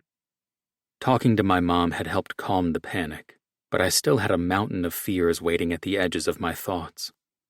Erica hadn't been blind earlier that day. I needed to get a handle on myself before she decided I wasn't worth the risk anymore. Maybe this class was exactly what I needed. If it wasn't, maybe I needed to face the truth of what I was capable of doing. Chapter 18. Rhett. The text from my mom felt like it was taunting me all morning. I hadn't been able to bring myself to tap on the notification yet, so I saw it again every time another email or text came in and lit up my phone screen. Telling myself I didn't have time to deal with it yet was an obvious lie. I knew I was scared of signing up and finding out I really couldn't do all the things I'd told Erica I could. By lunch, I was so sick of seeing it, I finally opened the text and scowled at the information. The details she'd sent were simple enough: time and date, location, link to register and pay. No judgment. Nothing that should make me shy away from it. Even so, it took me until the last 10 minutes of my lunch hour to finally tap on the link and put in my information. I hesitated for a few seconds before submitting the form, then tossed the phone down when it confirmed my information and payment had been accepted. Now I just had to work up the courage to actually show up. Shaking my head at myself, I got back to work. That was my general attitude about class for the next week. For the most part, I pretended it wasn't coming up. When that didn't work, I tried to reassure myself, and failed miserably most of the time. Reading and researching didn't help either. I thought I'd been prepared for the ultrasound because of how much I'd learned beforehand. That hadn't worked at all. By the time I was standing outside the classroom the following Tuesday night, my palms were sweating, and I was debating turning right back around and going home to have a beer instead. I couldn't do it, no matter how much I wanted to. I had to at least try. If I failed, I would just have to admit I wasn't cut out for this. I couldn't walk away without trying, though. It simply wasn't in me. Reaching for the door handle, I took a deep breath and yanked it open. I stepped inside the room and scanned the other participants. My stomach churned as I saw all the couples, some younger and some older, but all looking happy and together. I'd considered telling Erica and dragging her along with me. The prospect of her watching me fail kept me from telling her I'd even signed up for the class. It looked like I'd be the only one doing this solo. Sighing, I headed for the nearest empty chair. Good evening, everyone. I'm Catherine Carpenter, a registered nurse midwife here at the hospital, and I'll be your instructor for this class. She smiled and spent a few more minutes telling us about her credentials before asking the class members to introduce themselves. When it was my turn to say something, I gave my name quickly and mumbled an excuse about how Erica's schedule hadn't worked with the class times, so I was trying it out on my own. Everyone seemed to either accept the lie or didn't care enough to question me. Seeing that the other soon-to-be parents were much more interested in the lecture than wondering why I was there by myself actually helped me relax and pay attention. It took me 20 minutes into the lecture to realize I was the only one taking notes, but I kept it up anyway. I listened to Catherine talk about what we should expect the first 24 hours while the mom and baby were still in the hospital. Her detailed explanations and reassurances that we would have help a button push away at all times took a huge weight off my shoulders. I had no idea breastfeeding could be so complicated, or that they had a top-notch neonatal unit on site if there were any problems with the baby. When the instructor started handing out creepy-looking practice babies, I almost panicked again. She seemed to sense my desire to bolt and stayed close by when she started walking everyone through the basics of baby care. I dropped the diaper twice, couldn't get the doll's feet into the pajamas, and looked like a toddler when I attempted to mimic her swaddling technique. Catherine walked over to me with a soft smile when she noted my doll looked more like I'd dropped it in a pile of mashed potatoes rather than wrapped up like a burrito. Gently, she disentangled the doll from the blanket and said, Let's try that again. I'll help you this time. Patiently, she shook out the blanket and folded it in half so it made a big triangle. She laid it back down on the table with the point facing toward me. I frowned, realizing I'd had it upside down to start with. I watched with rapt attention as she laid the doll down with its head above the fold, then tucked one flap around the doll's body. She then lifted the bottom flap, tucked it up and slightly to the side, then wrapped the last flap around the doll's body. It looked perfect. That's not how I make a burrito, I mumbled. Catherine chuckled. Everyone does it a little differently, but the important part of swaddling is making the baby feel safe and warm. Safe and warm. I could sympathize with that. The instructor moved on to the next topic. Every time we came to a participation activity, she migrated back to my table and showed me what I was doing wrong. Even though she was incredibly patient and kind, I was nearing my limit of frustration by the end of the class. When she wrapped up the class, I got up to leave, more than ready to get out of there. The instructor made her way toward me, blocking my escape route. You did good today, she said with a warm smile. I scoffed. I screwed up every task you gave me. She chuckled. You didn't screw up anything. You're brand new to this and still learning, but you're a fast learner. Once I showed you what to do, you picked it up right away. I contemplated that statement. If she was right, maybe I wasn't as hopeless as I'd convinced myself I was. You think I'll be able to learn all of this stuff before the baby's born? When will that be? She asked. 4 months. She grinned. That gives you plenty of time. She patted my shoulder. The fact that you're here, trying to learn, says a lot about your chances. Her smile faltered a bit. This session I have mostly couples, which is awesome. Normally I get a fair amount of single moms with disinterested partners. This class really doesn't teach anything most people won't figure out on their own over time, but showing up and taking part in the preparation phase, instead of sticking your head in the sand, makes a big difference in how those first few weeks with the baby will go. Frowning, I said, I guess I never thought about it like that. It's normal to be freaked out about having a baby for the first time. Of course you're going to be nervous and doubt your abilities. We all do, she said. There's just so much to learn, I argued, and I've never really been around kids or babies before. She nodded. Which makes this all seem even more overwhelming, right? When I nodded, she smiled. The most important part of being a parent isn't knowing how to swaddle or change a diaper. It's caring enough to be involved and take part in their lives. Everything else usually works itself out. I wasn't completely convinced she was right, but I trusted her judgment enough to acknowledge the possibility that I wasn't going to fail as badly as I'd been telling myself I would. Catherine started back toward her desk to collect her things. As she walked away, she said, If your partner ever wants to join you, she's welcome. Learning all of this together helps tremendously with nerves and self-doubt. Again, I wasn't sure she was right, but something about her patient and knowing manner told me I should trust her. Pulling up to Erica's apartment, I debated the wisdom of bringing up the classes. She knew something was up. She'd pulled back, been much more wary about discussing the baby or involving me in planning since the ultrasound appointment. Over the past 2 weeks, I'd had to turn down her invitations to talk or help her with something because of the classes. I hadn't told her why, just that I was busy that night. I had no doubt she was beginning to suspect I was seeing someone or just plain avoiding her, but I wasn't as confident as I wanted to be about caring for the baby yet.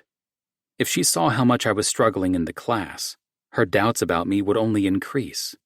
Thinking I was dating someone else, or back to my old ways of endless one-night stands, wasn't any better. When it came down to it, I'd rather risk her thinking I was going to be a lousy father than that I didn't care about her and was making a fool of her. Getting out of the car, I walked toward Erica's building. The 3 blocks I had to walk to get to the main entrance irritated me. I wanted to insist Erica move somewhere better, somewhere bigger and safer. There was no way she'd listen. Moving would mean letting me help her. I already knew what the answer to that would be. By the time I finally reached her building, I was in luck when another resident was entering at the same time and let me in. I wasn't quite ready to face Erica yet, so not having to buzz up to her apartment was a relief. Every step I took up the stairs inched my worry up a little higher. What would she say about the classes? Would she think they were stupid? Would she laugh at me for needing to learn how to do the simplest of things? I hadn't figured out the answer by the time I reached her door, so I knocked and hoped for the best. The door opened, and a surprised Erica stared out at me. "Rhett, hi. I wasn't expecting you." "I know," I said, stuffing my hands in my pocket. "Do you mind if I come in?" Her expression shuddered. "Sure, I guess." She stepped away from the door and opened it wider to let me in. Once inside, we walked toward the couch and sat down in silence. Erica twisted her hands together and took a deep breath. "What's this about?" Her tone made it obvious she wasn't expecting anything good. I wanted to rush to reassure her, but part of me said her doubts were reasonable and I shouldn't make any more promises I couldn't keep. I couldn't let her think I was walking away because I didn't care, though. "I've been, taking this class," I began. Erica's expression crinkled in confusion. "A class?" She frowned. "What kind of class?" I hated how stupid this was going to sound. A parenting class." I watched as Erica's eyebrows rose. She didn't say anything at first, and I couldn't read the emotions that flashed through her eyes. I worried she thought I was an idiot for having to take a class about swaddling and changing diapers. Weren't those things every parent should just know? I didn't know what to think when the corner of her mouth began to edge up. "That's why you've been so scarce lately?" she asked. "A parenting class?" Expecting her to start laughing any second, I nodded, and my gaze dropped. "My mom recommended it." "You're really taking a parenting class?" she asked again. My shoulders dropped. She did think I was an idiot. "Yeah." "Wow," she said softly. "That's not what I expected when I opened the door and saw you there, unannounced and looking nervous as hell." Even though I was pretty sure I knew the answer, I asked anyway. "What did you think I was going to say?" She scoffed. "That you were over the whole being a father thing, or that you'd found someone else who wasn't getting fatter by the day and cramping your love life." Pulling my gaze back to hers, I frowned. "You're not getting fat, and I couldn't give a shit about how this has changed my social life. You're carrying my child, and I think you're more beautiful than you've ever been. I don't want to be out with other women either." A skeptical expression twisted her mouth. "Somehow I doubt that." Huffing in irritation, I said, "Doubt all you want. I know you said the sex didn't mean anything, and that's fine, but it doesn't change the fact that I've enjoyed spending so much time with you, and there isn't anyone else I'd ever want to do all this domestic shit with." She seemed taken aback by either my words or the heat behind them, but I wasn't about to apologize. What I'd said was the truth. There wasn't another person on the planet I wanted to stay in and watch a movie with on a Friday night. Maybe she didn't want me as more than the father of our child right now. I didn't know if that would ever change. I was fucking determined to try, though. After a few moments, Erica seemed to regain her composure. "You've really been taking a parenting class?" When I nodded, she studied me. How's it been going? I groaned. Fucking awful, I admitted. I'm lost half the time, and the instructor is always having to help me with stuff. Honestly, I don't know if I'm cut out for all of this, and I'm freaked out about the idea of having a little girl I'm going to have to protect from all the assholes in the world, but I'll be damned if I'm not determined to try to do it right.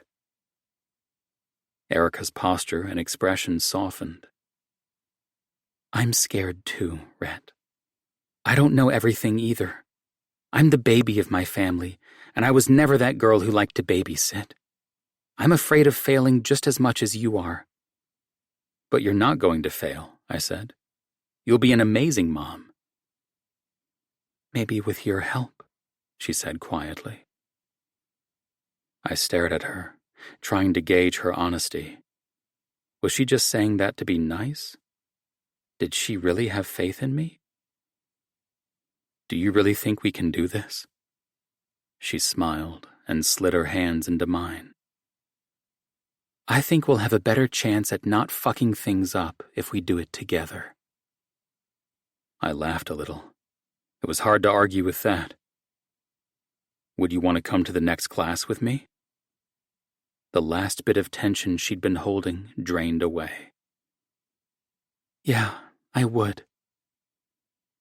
Erica, the baby, me. Somewhere along the way, we'd become a family in my mind. I still doubted my abilities, but truly sharing the load with Erica gave me a sense of calm. The moment I found out about the baby, she was mine, and I knew I could never abandon her. I wasn't sure when that had become true of Erica, too. Chapter 19. Erica. As we walked out of the parenting class together, the thoughts that had been crowding my mind all week shoved their way back in. We were nearing the end of the classes, and I was impressed by how quickly Rhett was picking everything up. When he'd first told me about the class and how horrible he was doing in it, my expectations of his abilities had been extremely low. I'd come to realize that Rhett simply wasn't used to not being instantly amazing at something. If he couldn't do it right on the first attempt, he assumed he had failed. It was an interesting insight into how his mind worked. At first, I'd been resistant to my family meeting Rhett because I hadn't been convinced that he'd stick around long enough for it to matter. There was still a lingering worry that he'd bail. But my biggest reason I hadn't introduced him to my family was because I knew how my brothers would treat him. Neither of my brothers had warmed to the idea of Rhett being involved, and had made open threats against him if he so much as stepped a toe out of line with me. I was almost positive at this point that my brothers scaring Rhett off would be a bad thing. Taking the parent class together had shown me how hard he was working, and how committed he was to being a good dad, even if he doubted his own abilities. I was 7 months along now. If I didn't introduce Rhett soon, it would only get harder to do it later. My parents, at least, were interested in meeting him and open to the idea of us co-parenting and not rushing into a hasty marriage. Maybe I could start with them. When we were seated in the car, I decided it was now or never. So, I've been thinking, I said without looking directly at Rhett, that it's about time you met my family. Rhett glanced over at me. His brows were knit together, though I couldn't determine whether it was in thought or fear. Really? Well, I've met your parents several times now, and I'd prefer the first time my parents meet you isn't in the delivery room, I said. We're only 6 weeks away from my due date. It's time to meet them. His expression crinkled. You're going to let them in the delivery room? I shrugged. My mom, at least, I think. I haven't decided yet. Actually, I hadn't put much thought at all into it so far. Back when I thought Rhett was going to vanish on me, I just assumed my parents and Sophia would be there to help me. Now, I wasn't sure. Frowning, Rhett said, You're sure you want me to meet your family? I nodded with surety. His frown deepened. How much do your brothers still hate me? Cringing, I stared out the window. the same amount as before? Rhett sighed. Well, I guess meeting them will either change that or they'll beat the shit out of me and we'll figure it out from there. He signaled to turn onto the street that would lead us back to my apartment building. When do you want to do this? This weekend? I asked. We get together once a month for family dinner. Very casual. We wouldn't need to stay long if things are tense. Rhett didn't look particularly excited about the prospect of meeting my family, but a look of determination settled on his features. This weekend. Okay. Should I pick you up? He probably would have preferred to drive separate, so if it went badly, he could make his escape. It was a leap of faith to go together, a leap we needed to take together. Sure. 6 o'clock? Nodding, Rhett went quiet after that. It only gave him 2 days to prepare to meet my brothers. His well-known reputation wasn't going to be easy to overcome. My brothers were too much like Rhett to believe his change of heart without proof. One dinner wasn't going to cut it. It would be a start, though. We pulled up to my parents' house and Rhett shifted into park with a sharp movement. His body had been tense the whole drive. Glancing over at me, he asked, "Any last-minute advice?" I considered his question. With my parents? Not really. They're going to like you. When it comes to my brothers, just stay focused on the baby, I guess. I'm not going to lie. They're not going to like you right away. They'll be polite enough in front of my parents, but if they get you alone, it might not be pleasant. Stick near your parents, then, he said seriously. That's probably best, I agreed. He nodded. After one last glance at each other, we both got out of the car. I walked around to meet Rhett and was surprised when he took my hand. I knew I should probably shake him off, especially considering I'd made it abundantly clear to my family that we were not in a relationship. But I knew Rhett needed a little reassurance in that moment. So did I, to be perfectly honest.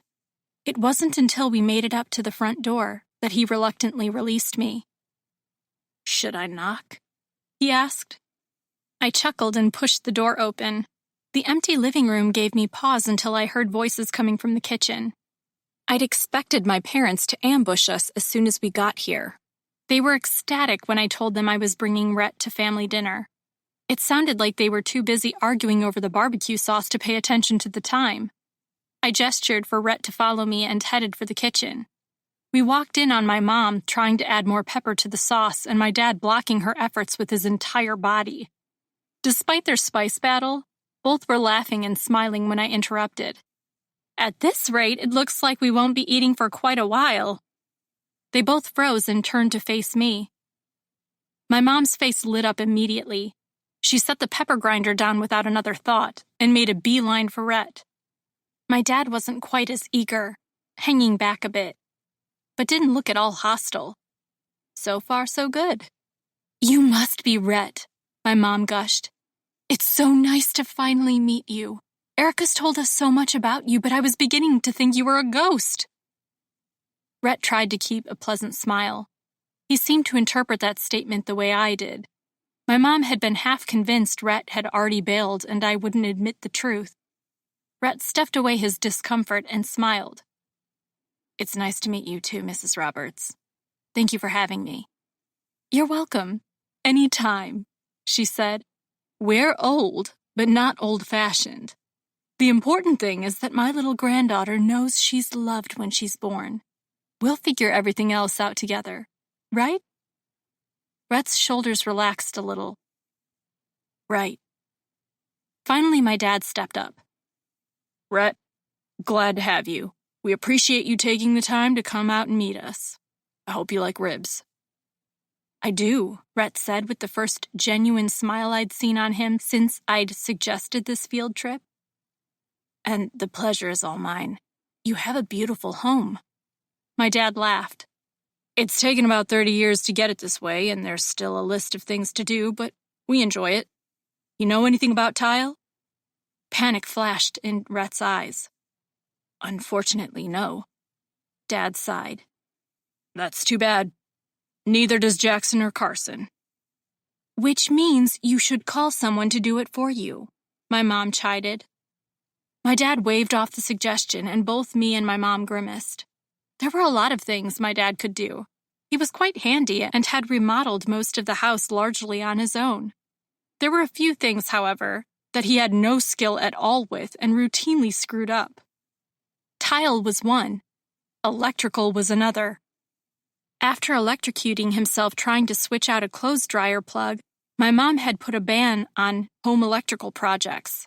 She'd tried to ban him from using a wet saw, but he was convinced he couldn't hurt himself badly enough to justify that. Attempting to distract my dad from thoughts of tiling anything, my mom said, "Why don't you go put the ribs on the grill?" My dad snatched up the plate of ribs and the sauce before my mom could add anything else to it and headed for the backyard. It was almost too cold to be grilling outside for most people. My dad would be out there in a parka all winter. Shaking my head at him, I refocused on my mom and Rhett. "So, have you come up with any names yet?" my mom asked with a bright smile. Rhett and I glanced at each other and laughed. "Not that we can agree on," I said. "There's a few we both like," he argued. "But we can't decide on the order, even for those." I smirked at him, remembering our last conversation about names. He'd insisted Greta Marie sounded better than Katie Marie, while I liked Marie for the first name, but couldn't choose anything that sounded right for a middle name. My mom laughed. "What are the top choices then?" "Greta," Rhett said, after my grandmother. "Marie or Lila," I added, making my mom smile when she heard her two favorite aunts' names. They had helped raise her, and were as much mothers to her as her own mother was. "I also like Katie, or Elizabeth," Rhett added. "Erica prefers Katie as a nickname for Catherine, though, and thinks Elizabeth sounds too old-fashioned." I scoffed. "And Greta isn't? I know it's a family name, but it's not common, and I'm afraid she'll be teased." "She won't be teased," Rhett argued. "It's a pretty name." He turned to my mother for confirmation. She smiled. "It is a pretty name. A little old-fashioned, but many of those names are becoming popular again. Nancy's new grandbaby is named Beatrice." "Nancy's daughter had a baby?" I asked. My mom nodded. "Last week. Beautiful baby girl. She's over the moon and spoiling her like crazy." Just as my mom was hoping to do soon. I smiled at her enthusiasm. I still thought she was wrong about Greta, though. I turned back to Rhett to argue my point, and saw Jackson and Carson come barreling through the front door, looking keyed up for a fight. I rushed forward and blocked their access to Rhett with my very pregnant belly. "Be nice," I warned. Carson sneered while Jackson postured up, crossing his arms over his chest. "Thanks," Jackson growled. "Nice of you to finally show your face." "Took long enough," Carson muttered. "The timing was my choice," I snapped, glaring at both of them. "Back off, or next time you won't be invited." My mom stepped over to my brothers and gave them a look they knew all too well. "Boys, Rhett is a guest in our home. Behave." Neither brother appreciated the reprimand, but they curbed their attitudes temporarily. I knew it wouldn't last. Judging by the expression on Rhett's face, so did he. I was going to have to stick close to him all night. Carson, at least, excused himself to go help my dad at the barbecue. That took the tension down a small notch. Jackson's presence kept everyone from relaxing. "So, Banks," my brother began, "what exactly do you do when you're not knocking up women?" Rhett cleared his throat, looking unusually nervous. "I'm a software engineer, mainly for phone apps right now." Jackson scoffed. "Phone apps? Helping people waste their lives away with stupid games, huh?" "Actually," Rhett said, "I mainly work with commercial clients to develop apps for their stores or businesses." Making a non-committal noise in response, since he couldn't come up with a derogatory comment about that, Jackson moved on. "Any other kids out there we all need to know about?" Or is my future niece going to be a guinea pig for you to test out whether or not this dad thing is actually something you're into? The muscles in Rhett's neck tightened, but his tone was reasonably calm when he spoke. No other children, and my daughter won't be a guinea pig. I may not have much experience with kids, but I have plenty with taking responsibility. Jackson scoffed. You have zero experience with kids. And responsibility? Don't make me laugh. I actually help coach a youth baseball team, Rhett said, his tone taking on an edge. I know that's not the same as being a parent, but it's a start. And I've never had a problem accepting responsibility, whether at work or in my personal life. Erica and the baby aren't an exception, or something I felt like trying out. They're the two most important people in my life right now. Apparently done with the conversation, Rhett turned to face my mother and asked if she needed help with anything. She accepted his offer gratefully, despite everything being pretty much taken care of by then. It was easy to recognize that Rhett wanted out of the tense conversation, and she was happy to provide him with an out. I, on the other hand, glared at my brother. He answered in kind. I'm looking out for you and the baby, he grumbled. Don't give me shit about not trusting him. My word isn't good enough, I snapped. He rolled his eyes. You're not exactly objective. And you are? Jackson's jaw clenched. I'm trying to be. Haven't had much of a chance, though. Whose fault is that? I asked. He knew damn good and well that his hostility was a big reason I hadn't brought Rhett around sooner. Next weekend, Jackson said, ignoring my question. He better clear his schedule. I'm not letting this drop until I know for sure he's going to treat the two of you right. Instantly worried, but also intrigued, I asked, What are you planning? Drinks. He shrugged. Get him in his natural element and see what happens. That sounded like a disaster in the making, but I had to admit I was curious enough that I didn't immediately object. I couldn't force Rhett to go. Jackson would extend the invitation whether I wanted him to or not. Rhett would have to decide. I could only wait and see what happened. Chapter 20. Rhett. I couldn't remember the last time I was so nervous to go out. I wasn't even meeting a woman, for God's sake. Maybe that was the problem. Women didn't make me nervous. Women liked me. I knew how to talk to and charm women.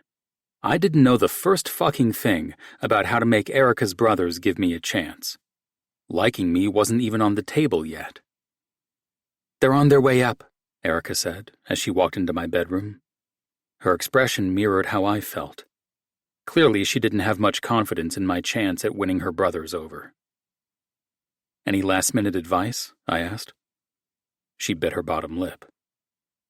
Don't take the bait. Whatever they throw at you, don't react. They're going to try to get you to confirm all their worst fears. That was fucking fantastic. I should have dragged Cody along on this field trip from hell. He'd played wingman for me countless times before he met Sophia. Sure, he'd never had to do it with two guys who wanted to beat the shit out of me for knocking up their sister, but a buffer sounded like a great idea at this point. What if they still hate me after tonight? I shook my head as soon as the words left my mouth. I sounded like an insecure 12-year-old. I hadn't had to worry about people liking me or making friends since grade school. Erica gave me a reassuring, though small, smile. They'll come around eventually. Heavy knuckles rapped loudly on the door. Erica tensed, sighed, and then moved to let her brothers in. I followed after buttoning the last button on my dress shirt. When Erica opened the door, they barely gave her a moment to get out of the way before barreling in. Both brothers scanned the room, searching for anything to harass me about. They must not have found anything, because their critical gazes landed on me without a word. Jackson was the first to break the silence. You two sure look cozy here, except there's no baby stuff anywhere in sight. The majority of what we'll need is at Erica's, I said. because that's where we plan to spend the first few weeks while she's recovering. After that, we'll figure it out. Erica gave her brothers an annoyed look. All the baby stuff we won't need at my place right away is in Rhett's guest bedroom. Jackson looked like he was about to go investigate this claim. A warning look from Erica stopped him. His attention returned to me. You ready? Sure, I said casually, while stuffing my hands in my pockets. Where are we going? Carson's eyes glinted. Eden's. Erica rolled her eyes, while I felt my stomach knot up. Fuck. They didn't want to get to know me. They wanted to test me. Eden's was one of the hottest clubs in the city. I'd never left there alone, and I doubted either of them had either. It was popular for exactly that reason. God damn them. Turning to Erica, I gave her a look that tried to convey I would have preferred to go about anywhere else that night. She sighed, no doubt having realized exactly what her brothers were after, just as I had. She threw her brothers a dirty look before walking over to me and surprising me by wrapping her arms around me. Just remember what I said earlier, okay? I nodded. Don't worry, I can handle myself. She hugged me a little tighter before pulling back. All right. Well, you two idiots better bring him back safe and sound. Back? Carson asked. Are you planning to stick around to inspect his condition when we're done with him? Erica's glare settled on him. You bet your ass I am. Jackson's eyes narrowed. How often do you stay over? I watched, curious, as Erica's mouth slid into a sly smile. As often as I feel like it. She had stayed over several times when she was too tired to drive home. We'd only had sex that once since she'd gotten pregnant, though, so I wasn't sure why she was making it sound otherwise. Jackson clearly didn't appreciate the insinuation that we had casual sex. He turned away from his sister and glared at me. Let's go. Okay. I glanced back at Erica, trying to understand what was going on, but she was too busy glaring at the back of her brother's head to notice my questioning gaze. When Jackson grabbed my arm and started shoving me toward the door, I decided it was better not to resist. I was being shuffled toward a black SUV moments later, and I started to get the feeling I might not make it home tonight. It was no surprise when Jackson shoved me toward the back passenger's door. He wasn't about to make his brother take the back seat in favor of me. I climbed in wordlessly and buckled up. My hope that they would ignore me until we got to the club was dashed before Jackson even pulled out of his parking space. I spent the ride to the club being grilled on every detail of my life. By the time we finally arrived, I was exhausted. I got out of the car before one of them could drag me out and waited on the sidewalk as Jackson handed over his keys to the valet. He shook hands with the bouncer, and we were walking in a few seconds later. I was impressed. Prior to finding out about the baby, I'd spent a fair amount of time at this club. Not enough to be on a first-name basis with the bouncer. Erica hadn't been kidding when she said her brothers were as bad as I had been. Following the brothers to a high table toward the back of the club, I scanned the scene. Normally, walking into a place like this would get my blood going. This time, it felt strange. I hadn't been to a club in months. I'd barely even been out to a bar for drinks with friends. Erica and preparing for the baby had consumed my life. It was strange to realize I hadn't really missed anything. As soon as we were seated, a waitress stepped up to the table. It was immediately clear that she recognized the brothers and went into full flirty mode. Jackson and Carson soaked it up, even though they knew as well as I did that she wasn't going home with either of them. The club not only had a pretty strict policy about that, flirting was part of the job, not anything serious. Especially not with frequent flyers like Jackson and Carson. She took our orders and disappeared with a walk that made it nearly impossible not to watch. Her ass wasn't nearly as nice to look at as Erica's, so I turned back to focus on the brothers. Their next barrage of questions was no doubt on its way. It only took a few seconds for the waitress to get lost in the crowd and their attention to come back to me. "From what I've heard, you've been a ghost lately," Jackson said. "Is that because you're still fucking my sister?" I couldn't help scoffing. Leaning back into my chair, I crossed my arms and stared him down. "Hardly." Carson put his elbows on the table and leaned forward. "That's not what it sounded like, Banks. Erica said you two are friends, planning to co-parent, not dating. She insisted you two aren't dating. What the fuck's the truth?" Holding my gaze steady, I said, "We're not dating." "Are you sleeping with her still?" Jackson demanded. I saw no point in lying to them. "Once. That's it.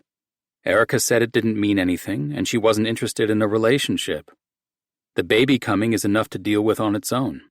I agree, so we're just friends." Jackson's gaze intensified. "For now, or for good?" A spark of irritation and a little bit of fear poked at me. "I don't know." Crossing his arms, Carson considered me. "Which would you prefer?" Again, I knew lying wouldn't help me any. "Honestly, Erica's the most amazing woman I've ever met.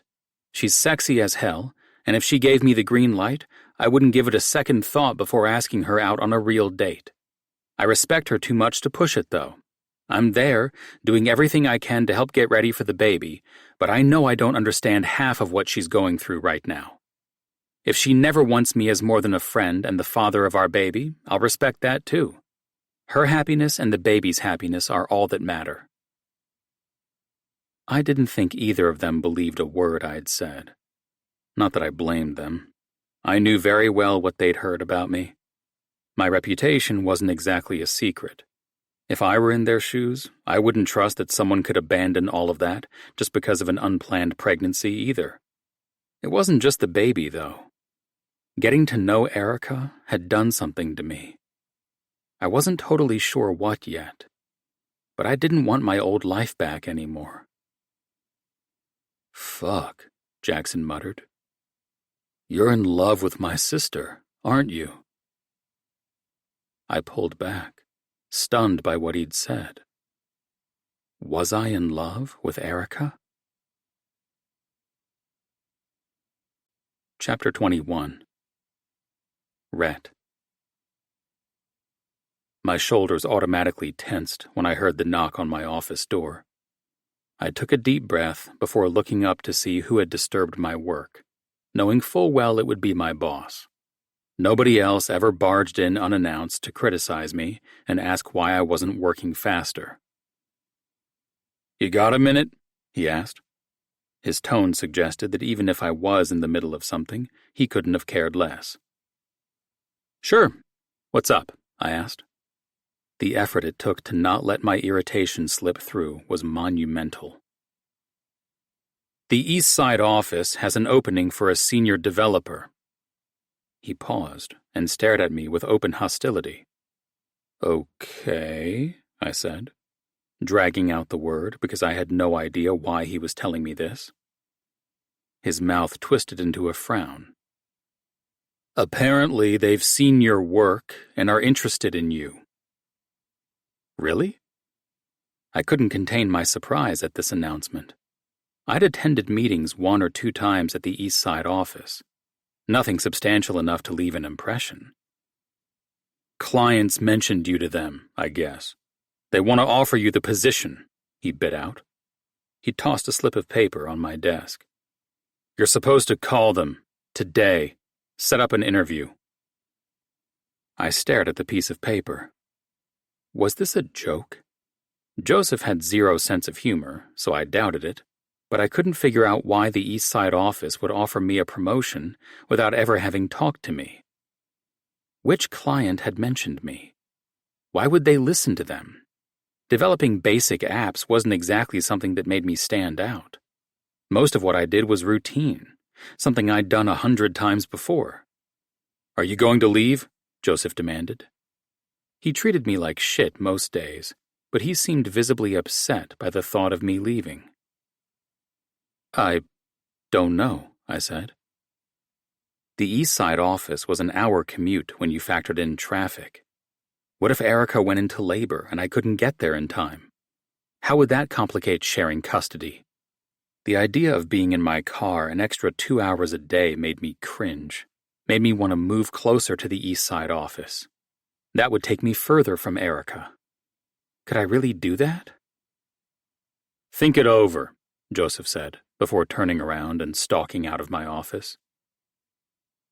My general perception of my boss was that he despised me, and most of the people under him. Why would he care if I left? I wasn't doing revolutionary work here. The clients we had didn't exactly give me the opportunity to push my abilities as a software developer. I was confident he could find someone to replace me with little effort. As much as Cody pushed me to venture out on my own and make a real difference, I'd always brushed him off. My job had always allowed me to have a comfortable life. I made good money, but I could leave it at the office when I left and enjoy my nights and weekends with zero guilt. That had always worked for me before. Now, I wasn't sure. Picking up the paper, I scanned the message and phone number I was supposed to call. It was a promotion I'd been itching for just a few months ago. The East Side office had been around longer and had bigger clients. It would be a chance to do something more than set up online ordering. It was what I'd been working toward for years. I hadn't had a baby on the way back then. Now I worried about how this would affect my relationship with Erica and my ability to be there for my daughter. Nudging my conflicted feelings aside, I knew I had to call, regardless. So I picked up the phone and tapped out the numbers. A young male voice answered on the second ring, asking if he could help me and did I know who I was trying to get in contact with. I regurgitated the name written on the paper and waited. Mind-numbing elevator music played for several minutes before a strong female voice answered. Miriam Stein speaking. Miss Stein, this is Rhett Banks. I was just given a message asking me to call you about a job opportunity. She chuckled lightly. Mr. Banks, yes, thank you for calling me back. We're quite interested in having you join our team. Please, tell me a little about yourself. I spent the next half hour discussing my education, experience, and plans for my future. Ms. Stein listened attentively. She asked all the right questions, encouraged me to elaborate on areas that would enhance my appeal, and dug into the work I had done over the last few years and why my clients were always so pleased to work with me. By the end of the conversation, my head felt like it was floating, both from the praise and the opportunity to do something more fulfilling. Rhett, Miriam said, there's no point being coy. I'm impressed with what you've accomplished under Joseph, but I think you have much more potential than what you've been allowed to do so far. We're a bigger office. We get much larger clients. Working for me, you won't be programming endless shopping algorithms. I want you. I'll send you an offer letter to consider. I need a response by the end of next week. I was too stunned to respond right away. Thank you. I stumbled out of my mouth before I got a hold of myself. Thank you, Ms. Stein. I'll look everything over and get back to you soon. She gave a cursory goodbye and ended the call. I barely had 2 seconds to process what had just happened before Graham barged into my office. Dude, what the fuck is going on? Joseph is losing his shit right now. Is he? I asked, shocked by that statement. Graham nodded. He's stormed into everyone's offices demanding they speed the fuck up and get their work turned in, and keeps ranting about people abandoning him and selling out for bigger paychecks. Why the fuck would he care if I leave? I asked. He hates me. Graham shrugged. He hates everyone. He frowned, his mouth almost falling into a pout. Did this really start with you? Are you leaving? I shrugged, still too stunned by everything to formulate a clear response. I don't know. Joseph stormed in and told me Eastside wanted to offer me a job, then tossed a paper at me and walked out. Eastside? Graham heaved out a breath and shook his head. They get way better clients than we do. It's a step up for sure. Yeah, I said, but it sure as hell complicates things. Graham frowned. How so? I sank into my chair. What if Erica goes into labor and I can't get there in time? It'd be an extra hour commute at night, and Erica might need me there to help with the baby. It would make things harder, more complicated, and things between us are already fucked up enough. A laugh burst out of his mouth. It's only complicated because you're fucking in love with her and don't know how to tell her. He sighed. As much as I'd hate to lose my only ally here, it would be a good move for you. I knew he was right, but I wasn't jumping at the opportunity as I should have been. Just like finding the hottest women to take home used to be my sole focus outside of work, climbing my way to the top of this industry used to be my sole career focus. Now, I had more important things to consider than my salary and title. Where the two intersected, I had no idea. Chapter 22. Rhett. I moved through the kitchen in a haze. My hands mixed spices and seasoned the salmon, but my mind was somewhere else. Erica coming over for dinner wasn't normally something that would cause me so much distraction and concern. We spent several nights a week together. Her company wasn't what had me moving on autopilot. What I had to tell her was the problem. The promotion weighed on my mind. I had until the end of the week to make my decision. Under any other circumstance, I wouldn't have needed more than a few seconds to accept. It was what I had been working for. Getting out from under Joseph was appealing as hell. Erica and the baby changed things. I knew she wouldn't discourage me from taking the promotion. She'd be happy for me, despite recognizing how much more difficult it would make things for us. That almost made me feel worse. We were less than a month from Erica's due date. It would be a terrible time to shake things up. Maybe if things were less complicated. If Erica and I were a regular couple and didn't have to split our time between two apartments. I could accept the promotion and we could find a new place close to the East Side office. Erica could either take time off teaching or apply for a school that would treat her better. We would make those decisions together. As things were now, I knew Erica wouldn't try to steer my decision and would tell me it was mine to make and I shouldn't let her stand in my way. How did I explain to her that I wanted her input? Dating or not, she was part of my life. I cared about her opinion and how a big change like this would affect her. I heard the front door open and looked up. Erica smiled as she slowly moved across the entryway. She rubbed her stomach, looking tired and ready to drop. Abandoning the vegetables I was chopping, I moved to help her. She reached for my hand gratefully and leaned against my chest. My arms wrapped around her on instinct. Long day? I asked. She closed her eyes and exhaled slowly. Just an exhausting day. Field trip. I think I could sleep for 2 days straight after chasing down 5th graders all day. Why don't you sit down for a while, I suggested. Dinner will be a few minutes still.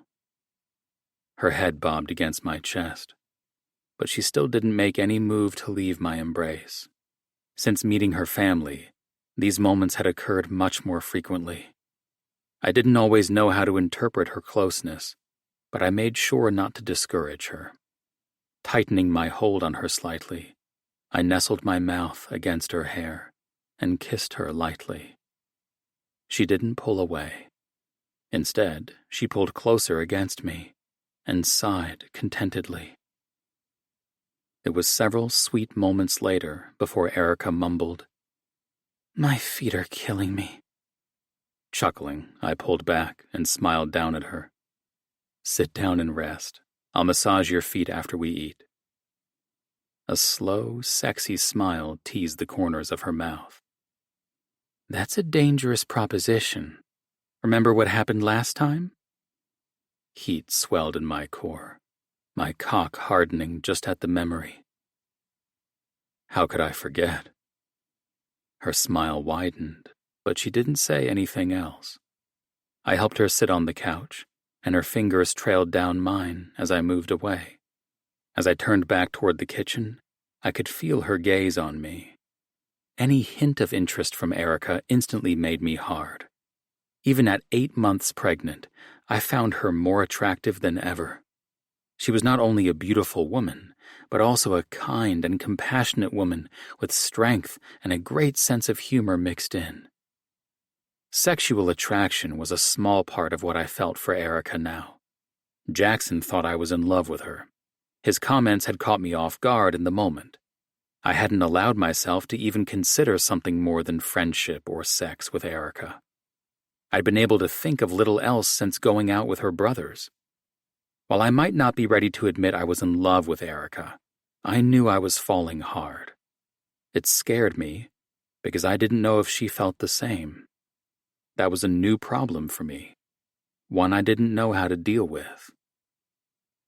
"Are you making that salad I like?" Erica called out from the couch. "The one with the gorgonzola and walnuts?"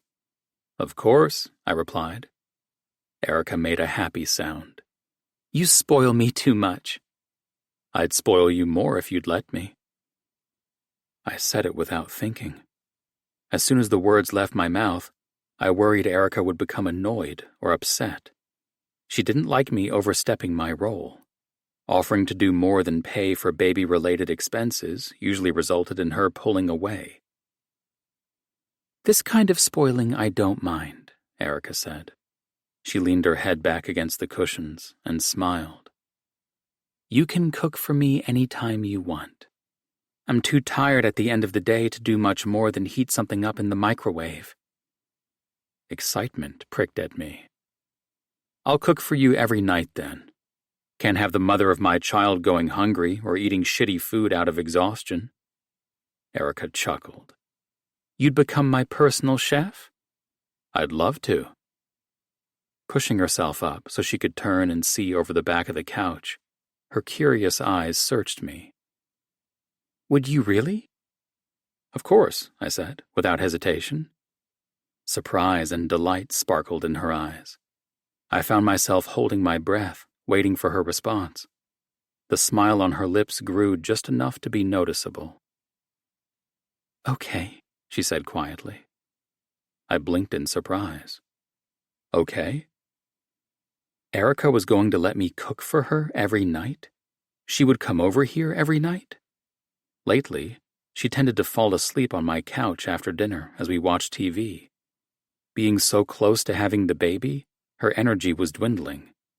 I had no problem at all with her staying over on those nights. It had only been once a week or so, though. Every night? Heat coursed through me. "You're a wonderful cook, and you don't seem to mind when I fall asleep on you," she said with a laugh. Indeed, I didn't mind her falling asleep next to me on the couch at all. I might have nudged her closer so she would fall on top of me. I liked having her close. No, I loved having her close.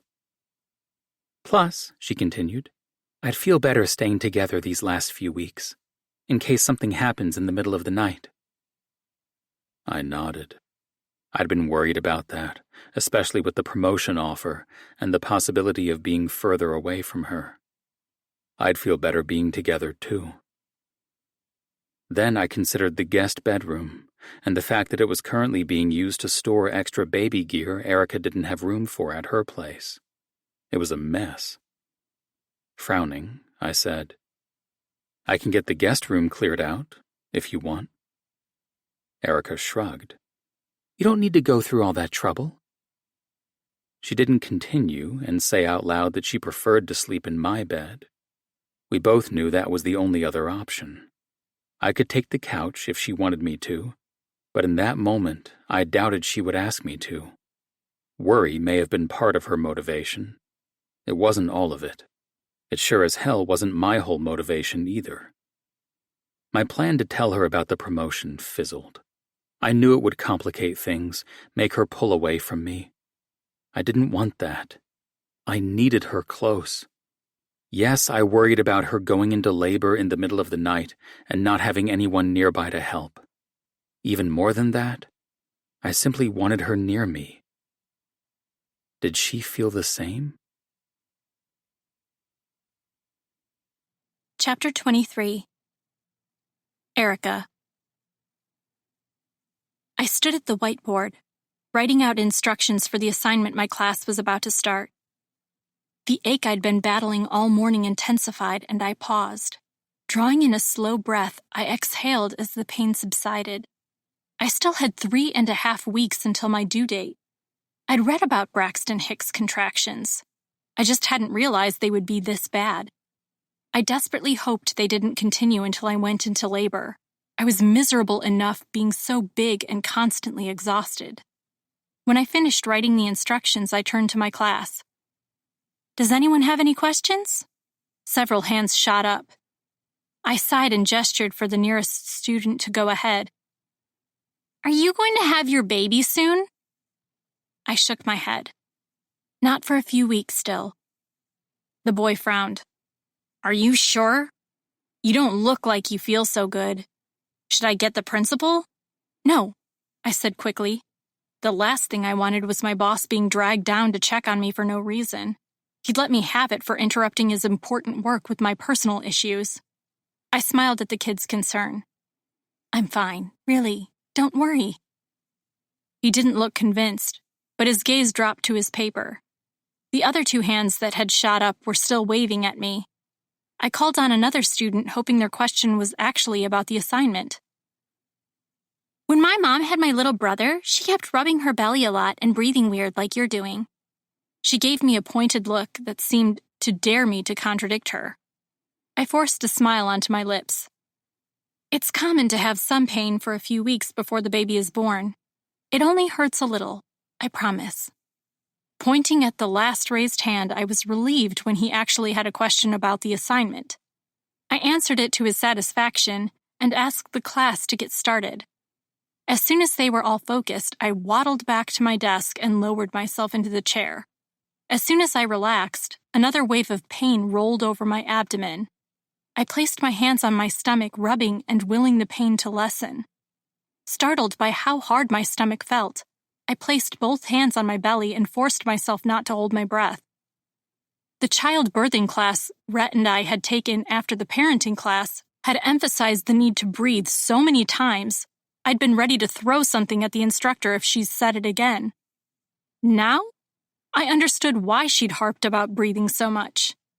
Keeping a steady flow of breath eased enough of the pain to keep it from consuming me. Holding my breath definitely made it worse. As my students worked, I focused on breathing. I had a million other things I needed to do while they were working quietly, but I couldn't deal with anything else right now. After the 3rd round of pain and breathing in less than 30 minutes, I began to worry that maybe these weren't Braxton Hicks contractions. Madeline would know. It was only 20 minutes until lunch. Neither of us had lunch duty this week. I could slip into her classroom after I sent my students off to eat and get her opinion.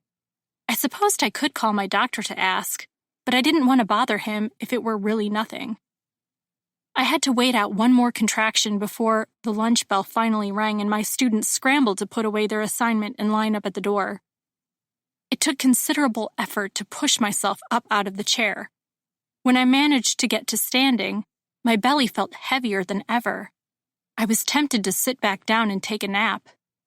Instead, I gestured for the kids to get going and slowly made my way across the hall to Madeline's room. Dodging a straggler bolting out of her classroom, I stepped into her room and immediately caught her attention. Madeline jumped up from her chair and rushed over to me. "Are you okay? You look terrible." Just what I wanted to hear. I knew she was right, though. I hadn't been sleeping well, even with Rhett cradling me against his chest every night. "Do Braxton Hicks contractions usually hurt this much, or come this often?" I asked. Madeline's eyes widened. "How much is it hurting, and how often are they coming?" "They hurt enough to make me start breathing hard, and I've had 4 in the last hour." "How long did they last?" she questioned. "A few minutes. I said with a shrug. My answer seemed to alarm her even more. She reached forward and pressed her hands to my belly. She felt around for several minutes before looking up at me with a worried expression. Oh, honey, those aren't Braxton Hicks contractions. I think you're in labor. I shook my head immediately, fighting off panic. I still have 3 weeks. No, you don't, she said, trying to make her voice sound soothing. It didn't work. Where's your phone? We need to call Rhett. No, I argued. I'm fine. I'm not in labor yet. I'll be okay until after school. I don't want to panic the kids. Madeline scoffed and began pushing me back toward my classroom to find my phone. They would be a hell of a lot more panicked if you delivered your baby at the school because you're too stubborn to go to the hospital. I'll go by my OB's office after school, I begged. I don't need to leave. I made it 2 more steps before something changed. Warm liquid trickled down the inside of my leg, making me gasp and grab the door frame. Then the pain hit. I doubled over and whimpered. Madeline was back at my side a moment later. I think she was saying something, trying to keep me calm. But panic overwhelmed me and my ears stopped working. Slowly the pain began to recede and I heard Madeline's voice again. That's good. Keep breathing. Keep your eyes open and try not to panic. I called for an ambulance. It's on its way. Ambulance? I squeaked. You can't drive, she said, and I don't think we have time to wait for Rhett to get here. I'll call him and tell him to meet you at the hospital, okay? I didn't have time to respond before another contraction hit me. I tried to breathe, but I couldn't pull the air into my lungs. This couldn't be happening yet. We weren't ready. I'd stayed with Rhett last night. I didn't have my hospital bag. The bassinet was still sitting in the middle of my living room. I wasn't ready for this. Erica, look at me, Madeline commanded. She pressed her hands to my face and forced my gaze up to hers. You can do this. Everything is going to be fine. It's too soon. Tears began running down my cheeks as fear set in. What if something was wrong? Shh, shh, Madeline whispered. It's not that soon. Your little girl is just ready to meet you. It's going to be okay. Maybe there's something wrong, I cried. My doctor said she is small. He thought I might go a little overdue, not have her early. Madeline shook her head. No one can predict these things. It's going to be okay. I wanted to believe her so badly, but I had read those books, watched documentaries.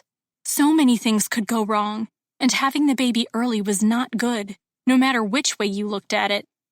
My heart raced, pumping my blood through my veins so fast I could hear it swooshing inside my ears.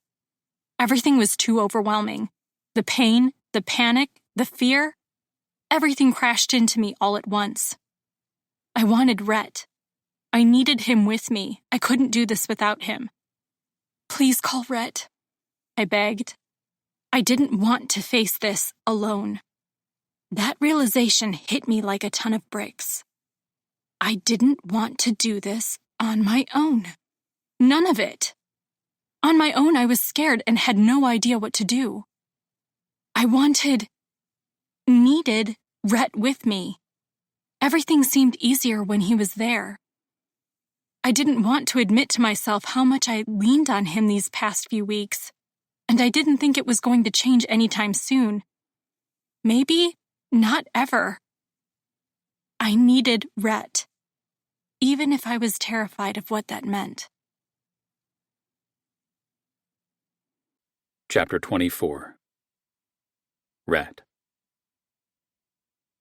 I listened to the realtor as she pointed out the amenities of the apartment. It was the best we'd looked at so far. It was the perfect size for a family of 3, maybe even more. There was a park nearby. Stores and restaurants were within walking distance. A nearby elementary school was one of the best in the district, and they had several openings for teachers. What do you think so far? Marcy asked. It's perfect, I replied. The middle-aged woman smiled. She'd sold me my current apartment, and I knew she'd find exactly what I wanted. The problem was, I hadn't even told Erica that I'd taken the afternoon off to look at a new apartment. I couldn't tell her because I hadn't told her about the promotion, or my idea of us moving in together and her not going back to work at her current school. It was a lot to throw at her all at once, especially when I wasn't completely sure that she'd be open to the idea. "Should I put in an offer?" Marcy asked. I hesitated. Not yet. Her brow raised in question.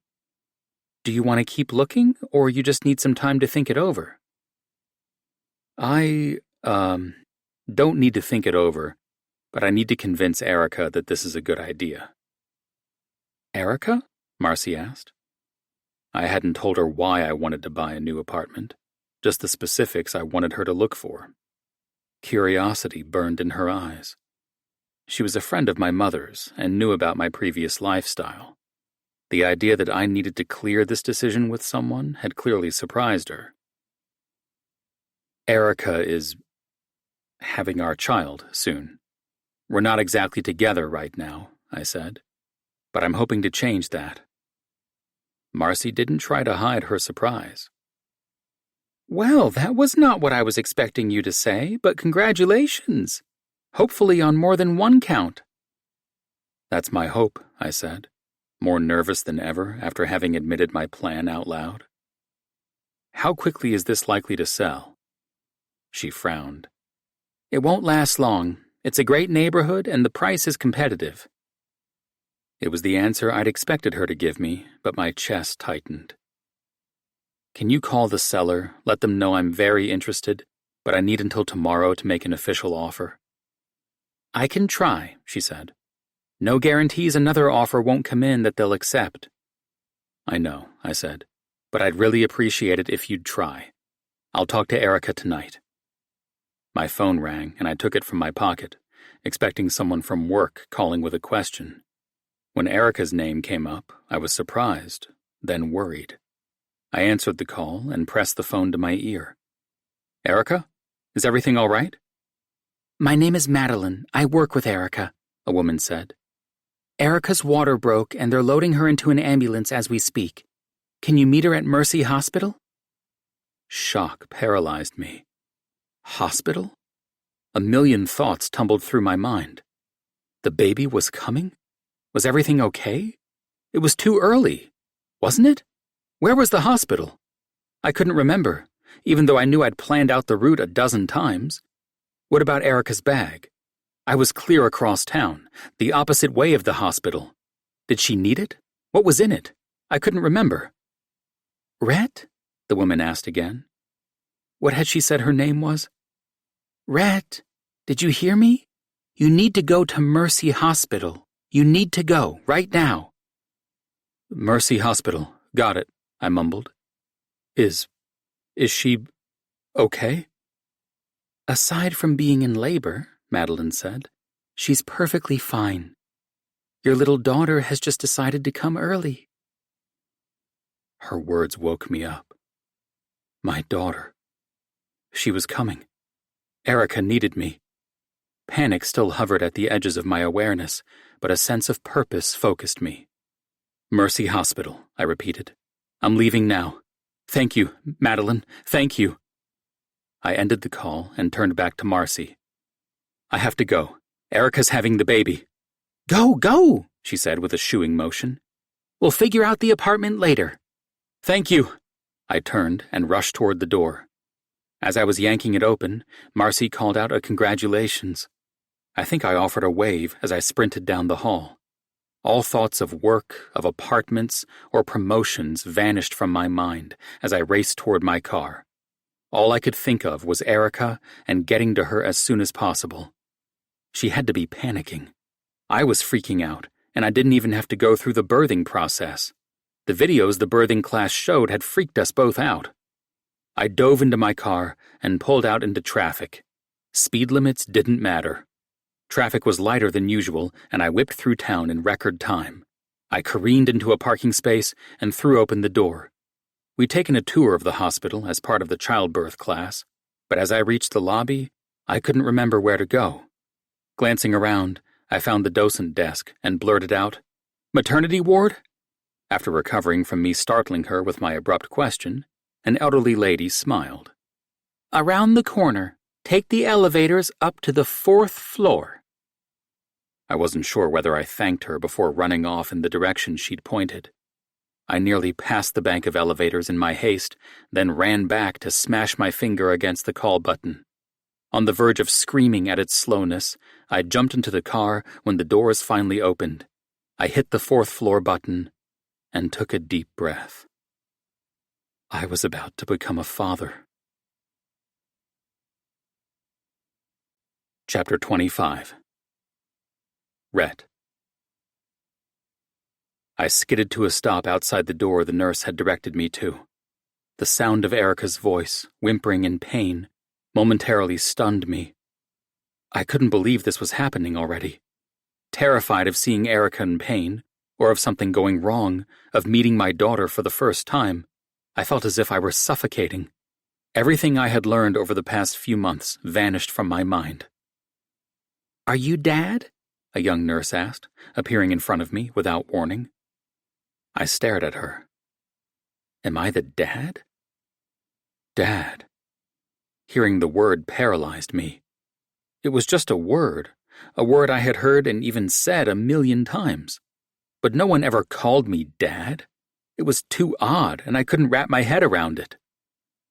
"Are you Dad?" she asked again. "Here for Erica Roberts?"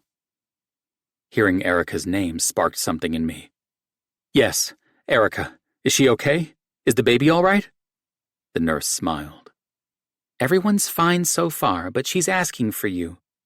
Are you ready?" Was I? No, definitely not.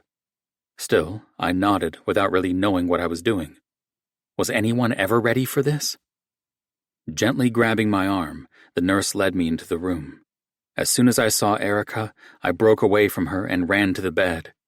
Erica's eyes were squeezed shut as someone stuck a needle in her arm to start an IV, but she knew it was me the moment I touched her arm.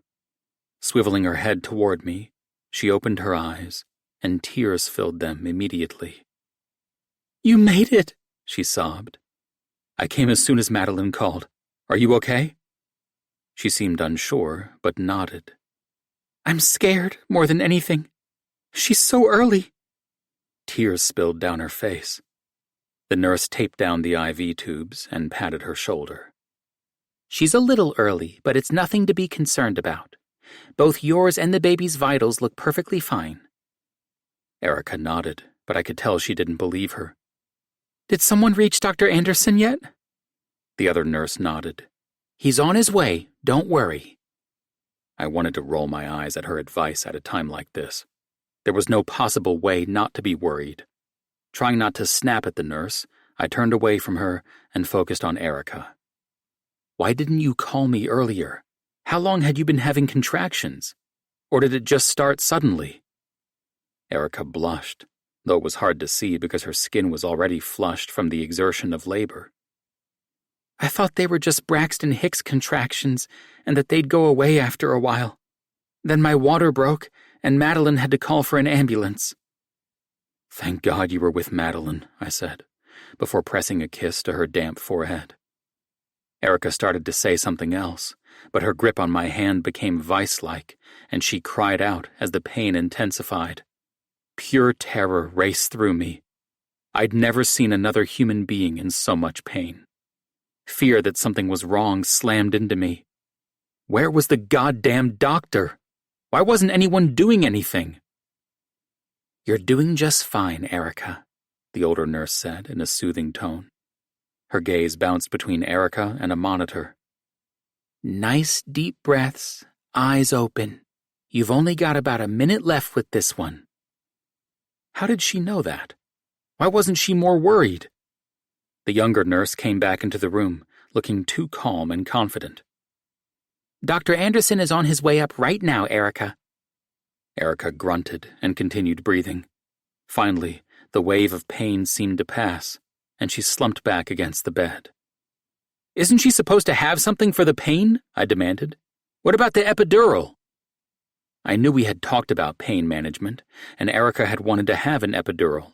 She wanted pain meds at the very least. Had the nurses not even asked her? "She's too close for an epidural," the older nurse explained. "I'm about to give her some pain medication, though. It will help take the edge off." As soon as she said that, she stuck a syringe in the port of the IV and depressed the plunger. "That'll just take a few minutes to start working. Try to relax before the next contraction." The way she said that sounded like she was talking more to me than to Erica. "I'm so glad you're here," Erica whispered. "I didn't want to do this without you. I don't want to do anything without you." I ignored the last thing she said. She was in a lot of pain. She couldn't mean that. Leaning down, I brushed away damp hair stuck to her face. "There's nowhere else I'd rather be right now. We're going to get through this together." I kissed her forehead, then her cheek. Erica moaned as another contraction started. Her hand attempted to crush mine, but I kept my gaze focused on her and reminded her to breathe, counting for her as she struggled to draw in deep breaths. The contraction seemed to last longer than the one before. Sweat beaded on Erica's body, her skin flushed red. Every muscle contracted. It amazed me that she could withstand so much. Finally, Erica fell back against the bed and exhaled as a sob escaped her lips. I leaned down and whispered how great she was doing, wishing I could take away some of the pain. I'd never felt so helpless in my life. "Well, Erica, it looks like your little one decided she was tired of waiting," Dr. Anderson said as he waltzed into the room with a pleasant smile. He approached the bed and extended his hand to me. We shook, though that seemed unnecessary in the moment. Then he turned his attention to Erica. "I'm going to check and see how close we're getting while we're in between contractions, okay?" Erica nodded, still struggling to catch her breath. She didn't object when the nurses moved her legs so her knees were bent. I turned back to Erica as the doctor examined her. "Is the pain medication helping yet?" She nodded. "A little." "We're well on the way," Dr. Anderson announced. "You're already at an 8, Erica.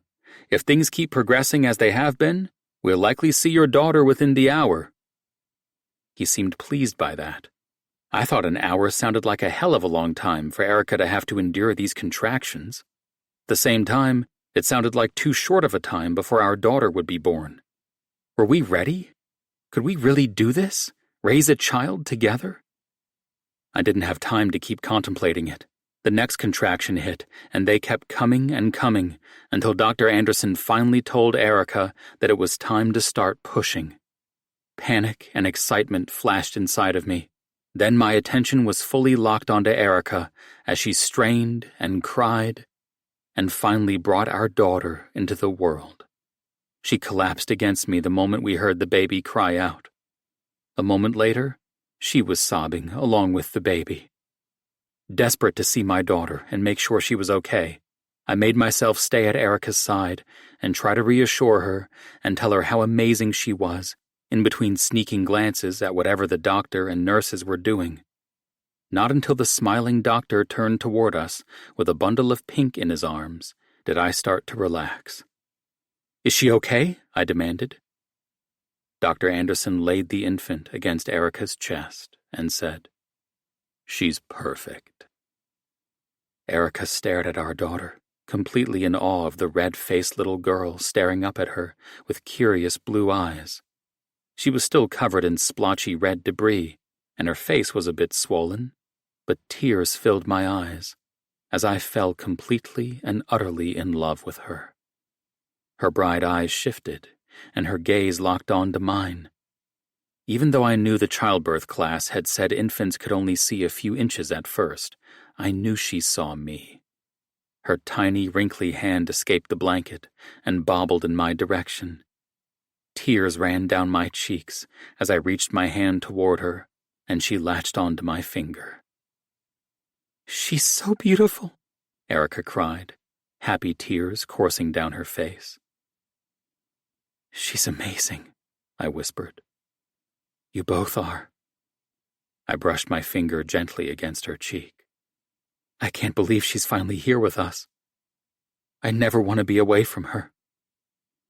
Erica moved her hand from the baby to take mine and squeeze it.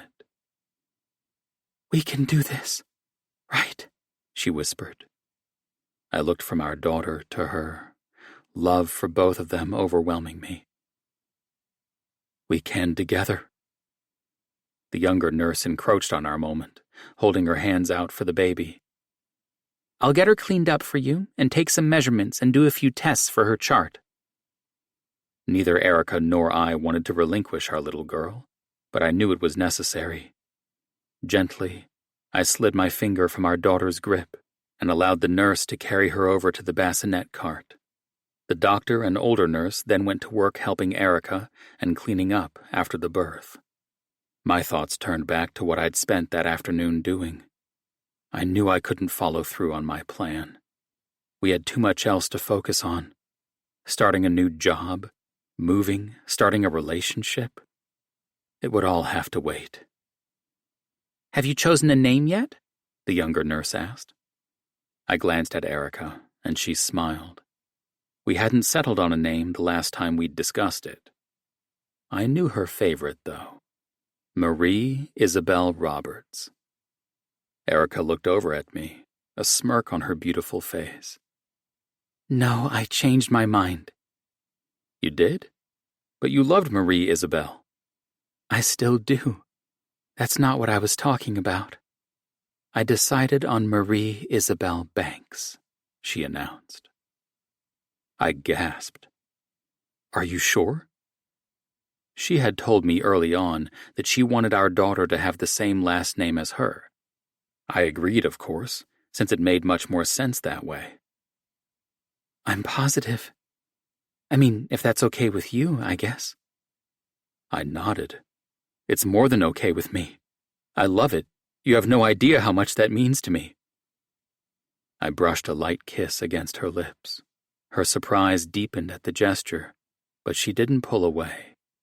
A slow smile made its way onto her lips, her gaze lingering on me, before a noise from Marie drew her attention away.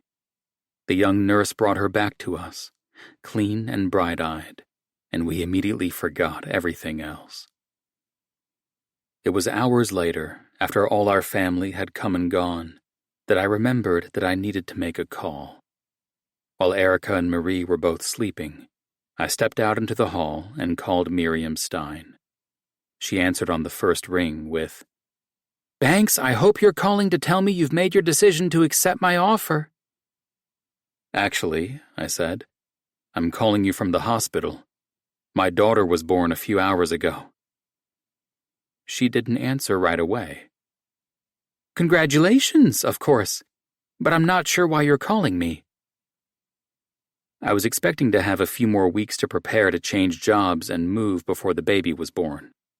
Now that she's here, I can't add in changing jobs and moving when I know Erica is going to need my help for a while. Again, she was quiet for several seconds before responding. This is your first child, I'm guessing. Yes, it is. All right, she said. How about this then? The position I was offering you isn't one I need to fill immediately. I knew you were wrapping up a major project for Joseph, so it seemed like the right time to bring you on board. Why don't you get settled with the new baby, and we'll talk again soon, reevaluate where we're both at, and see what we can work out. Shocked by her offer, it took me a moment to put together a response. You're willing to do that? You're a talented developer, Rhett. I want you on my team. I can't guarantee that it will work out in a month or two, but I'm willing to give it a chance, she said. I blew out a breath, surprised and excited that I might still have a chance. Thank you, Miss Stein. I appreciate that. Good luck with the new baby, Rhett. We'll talk again soon. She ended the call, and I stood in the hall, reeling at the possibilities the future held. Chapter 26. Erica. Rhett's hands were gentle, but a little shaky as he buckled Marie into her car seat. I think we were both freaking out a little that we actually had to take our daughter home and would no longer have the help of nurses and doctors every time we had a question. Breastfeeding was much more difficult than I expected it to be, and it had taken 2 days of constant help to get Marie to latch on properly. I still had a million questions about pretty much everything. "Okay, she's ready to go," Rhett announced proudly. He turned to face me, excitement and fear written all over his face. "Ready to do this?" I swallowed the nervousness and focused on the fact that we were taking our daughter home. Ready or not, it's time. The nurse who'd been working with me all day stepped into the room. "All right, let's get you two discharged and on your way." It didn't take long to complete the process, and soon we were making our way out of the hospital to Rhett's car. It was a combined effort to get Marie's car seat hooked into the base for the first time. As we drove toward my apartment, I kept twisting around to check on her. If she didn't make a sound for more than a few minutes, I immediately worried something was wrong. It was a relief to pull up to my building. I got out and moved to undo her car seat, but Rhett gave me a chiding look and swept in ahead of me. "You're supposed to be taking it easy," he reminded me. "Let me carry her up the stairs." I cringed at the thought of the stairs. Walking around on a flat surface was still painful. Climbing stairs sounded horrible. "Maybe we should have planned to stay at your place after all," I whined. Rhett looked at me over his shoulder and grinned. "Not too late to change your mind." It was so very tempting. Rhett's place had an elevator, was much nicer, newer, and had everything you needed within walking distance. My building was pretty much the opposite. Staying at his place felt a lot like moving in with him. In my apartment, I had control and got to set the rules. I wasn't ready to give that up yet. Rhett had freaked out at the ultrasound and didn't think he could actually be a good father. How would he react to actually having to care for Marie? I was hopeful he'd surprise himself and surpass my expectations, but I was still wary. These next few weeks, months probably, weren't going to be easy. After a slow and not very fun trek up 3 flights of stairs, I was ready to collapse on the couch. Instead, I moved to help Rhett with Marie. He shooed me away immediately. "Go sit down, I'll bring her to you." I was too tired to argue. Lowering myself gently to the couch, I pulled a throw pillow onto my lap in preparation for Rhett handing Marie off to me. When I looked over to see his progress, I smiled at the sight of him making faces at her and brushing his fingers against her cheek. It took much longer than necessary for him to extract her from the car seat, but they were both enjoying each other's company so much I couldn't complain. "Time to sit with Mommy for a few minutes while I get your stuff unpacked," Rhett said to Marie before kissing her forehead and placing her in my arms. Hearing him refer to me as Mommy brought unexpected tears to my eyes, and I had to blink quickly to keep them from falling. Rhett dropped a kiss on my forehead as well, before stepping away to take care of everything we'd brought home from the hospital. I stared at Marie, captivated by her every movement and sound, as Rhett mumbled about how inexplicable it was that such a small person should need so much stuff. I lost track of time as I cuddled Marie, until Rhett sat down next to us and said, "Your parents are bringing dinner by. My parents volunteered for tomorrow. They wanted to stop by tonight, but I figured you'd be exhausted, and told them tomorrow would be better. I hope that's all right." Relief that I wouldn't have to try to entertain a house full of people made me smile. "That's perfect. Thank you." "No problem," he said. He reached an arm around me and scooted closer so he could see Marie too. I can't stop staring at her. It seems unreal that we made something so perfect and beautiful. I chuckled. I keep thinking the same thing. I brushed the back of my finger along her cheek. The touch made her startle, then nuzzle closer to me. I smiled, but a sense of sadness lingered at the edges of my happiness. I can't imagine going back to work and leaving her with some stranger. Brett's arm tightened around my shoulders. You could always take some extra time, if you need to.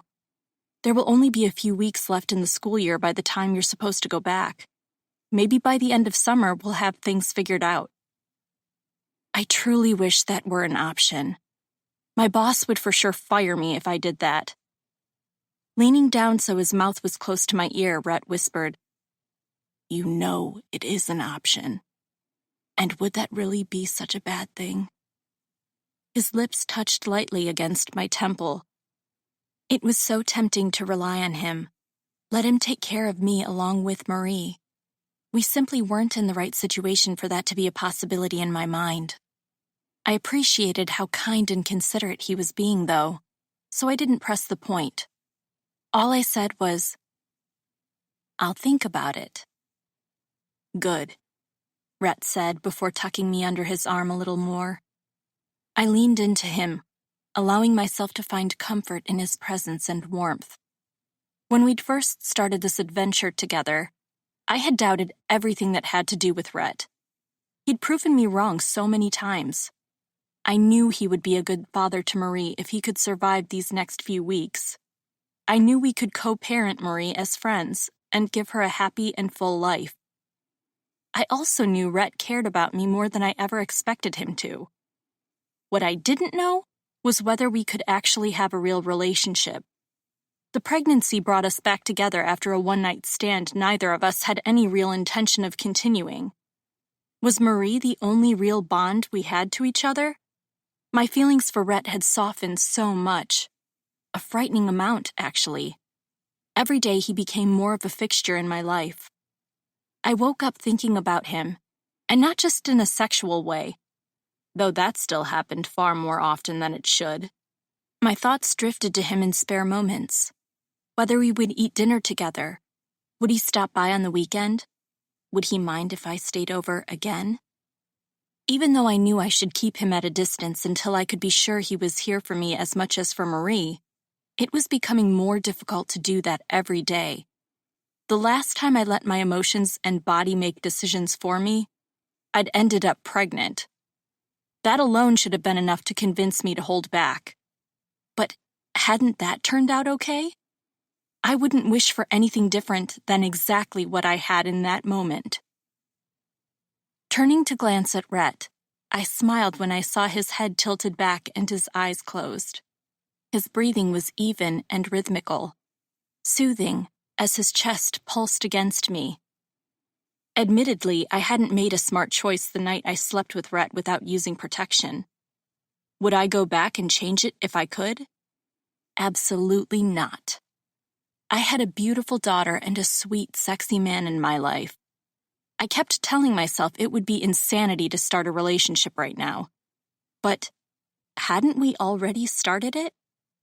Was it really that crazy to see where it might go? Chapter 27. Rhett. My head snapped up from my palm when someone knocked on my office door. I stared at Graham, trying to wake up and clear my head. "Hey man, you need something?" Graham snorted and stepped into my office. "I'd ask how Marie is sleeping at night, but I think catching you napping at your desk is a pretty clear answer." I laughed and scrubbed at my face in an attempt to shake off my tiredness. "She's actually not doing that bad. She wakes up twice a night usually, which is a huge improvement from every 2 hours. Erica's the one who has to get up and nurse her, but I can't go back to sleep until she's back in bed." A grin spread across Graham's mouth. "Erica or Marie?" I was too tired to attempt hiding anything, so Graham continued to mock me when I couldn't contain a smile. "Both." "So what does that mean exactly?" he asked. Shrugging, my exhausted brain still hadn't figured that one out. "The hell if I know. She's still holding back in some ways, but when I have to go back to my place for clothes or to check on things, she misses me being there. We feel like a family in every way, except... My brain faltered when trying to come up with the right words to explain our situation. You're not having sex, Graham finished. I rolled my eyes. No, but it's more than that. She avoids using any words that might classify our relationship, and avoids talking about the future outside of Marie. Graham frowned. So you haven't given Miriam Stein an answer yet? Sighing, I leaned back in my chair. Stein had been hounding me the last few weeks. She wanted me to join her team and wasn't going to wait much longer.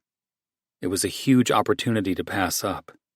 If it was going to damage my relationship with Erica, I wouldn't have a problem walking away from it. Saying no to the offer without finding out if it would work would be a mistake. Every time I try to bring up her job, she changes the topic, I said. I don't want her to make a decision she feels forced into, but changing schools would be key to making the promotion work. We'd just be too far apart otherwise. It would put stress on us that we don't need right now. Graham nodded. True. He turned thoughtful and didn't say anything immediately. Eventually, he continued by saying, If you don't talk to her and pass on the offer without discussing it, you'll always regret it. If you suggest moving in together, and both of you changing jobs and she's against it, at least you'll know. I think if you tell her about the promotion in a way that makes sure she understands you want it to work, but you have no problem walking away, it'll take the pressure off her, and you can talk about it openly. I considered his advice and nodded. That makes sense. Standing, Graham said, I'm far from a perfect husband or father, but one thing I have learned is that communication solves most of our problems. It's rarely as big of an issue as I think it is once we talk things out. I hoped he was right. Stressing myself out about it because I was too afraid to talk to Erica was only serving to exhaust me even more. Tucking away Graham's advice for later, I turned back to him and asked, Did you stop by for a reason, other than waking me up? Graham laughed. I was just going to invite you guys to Megan's birthday party on Saturday. She's turning 2, and we're just doing a small get-together at the house. And now that we've joined the Parents Club, my friend's expression turned long-suffering. This is your life from here on out. Birthday parties, soccer games, endless school fundraisers. Your life has officially been taken over by kid activities. I laughed, knowing I would probably come to feel the same way. But right now, I was loving everything about being a parent. I'll mention it to Erica, but I don't think we'll have any conflicts. Text me the details? Will do, he said, before heading back to his own office. When I arrived at Erica's that night, the birthday party invite was at the forefront of my mind, but it wasn't the only thing I was hoping to discuss with her. Determination settled under my skin. Even if she just heard me out without changing the subject and agreed to think about it, it would be a step in the right direction. I opened the door and stepped into the little apartment, immediately swept up in the sounds of Marie crying and Erica trying to soothe her with no success. Dropping my keys and messenger bag, I moved toward them. Because of the noise, Erica hadn't heard me come in and didn't see me until Marie caught sight of me and wailed even louder. When Erica saw me, her whole body sagged in relief. Without a word, she extended Marie toward me, looking as though she were on the verge of tears too. Hey, baby girl, I whispered as I accepted Marie and snuggled her against my chest. Why is my little princess so unhappy? Marie's fists scrubbed at her wet eyes, but her wailing calmed to a snot-producing sob between hiccups.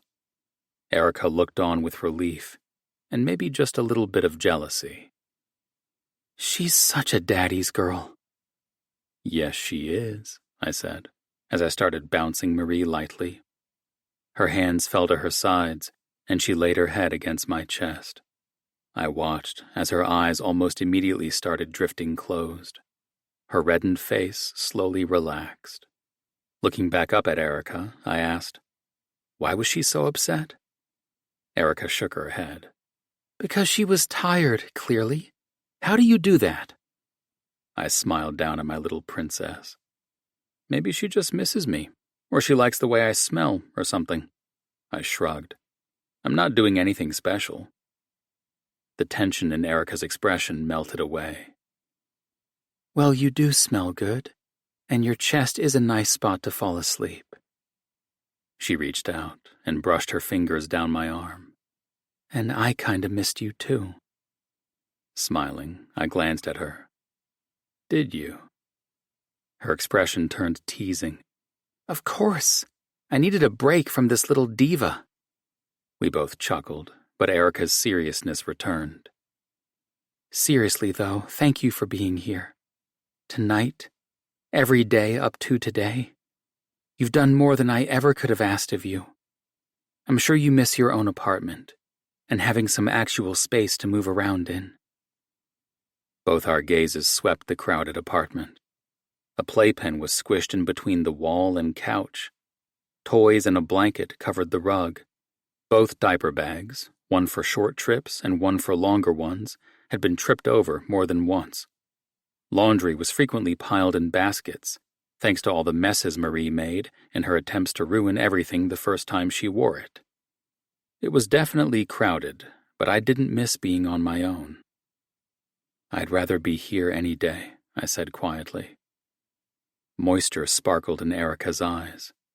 I almost brought up the promotion and move right then, but she looked ready to drop. Why don't you go shower and relax, and I'll put Marie down and start dinner?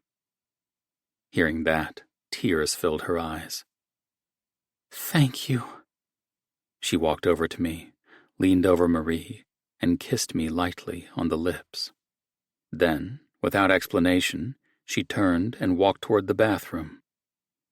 I stood in the center of the apartment, shocked. I had made a point of being affectionate with Erica. The more time we'd spent together, the more she let me push the boundaries between us.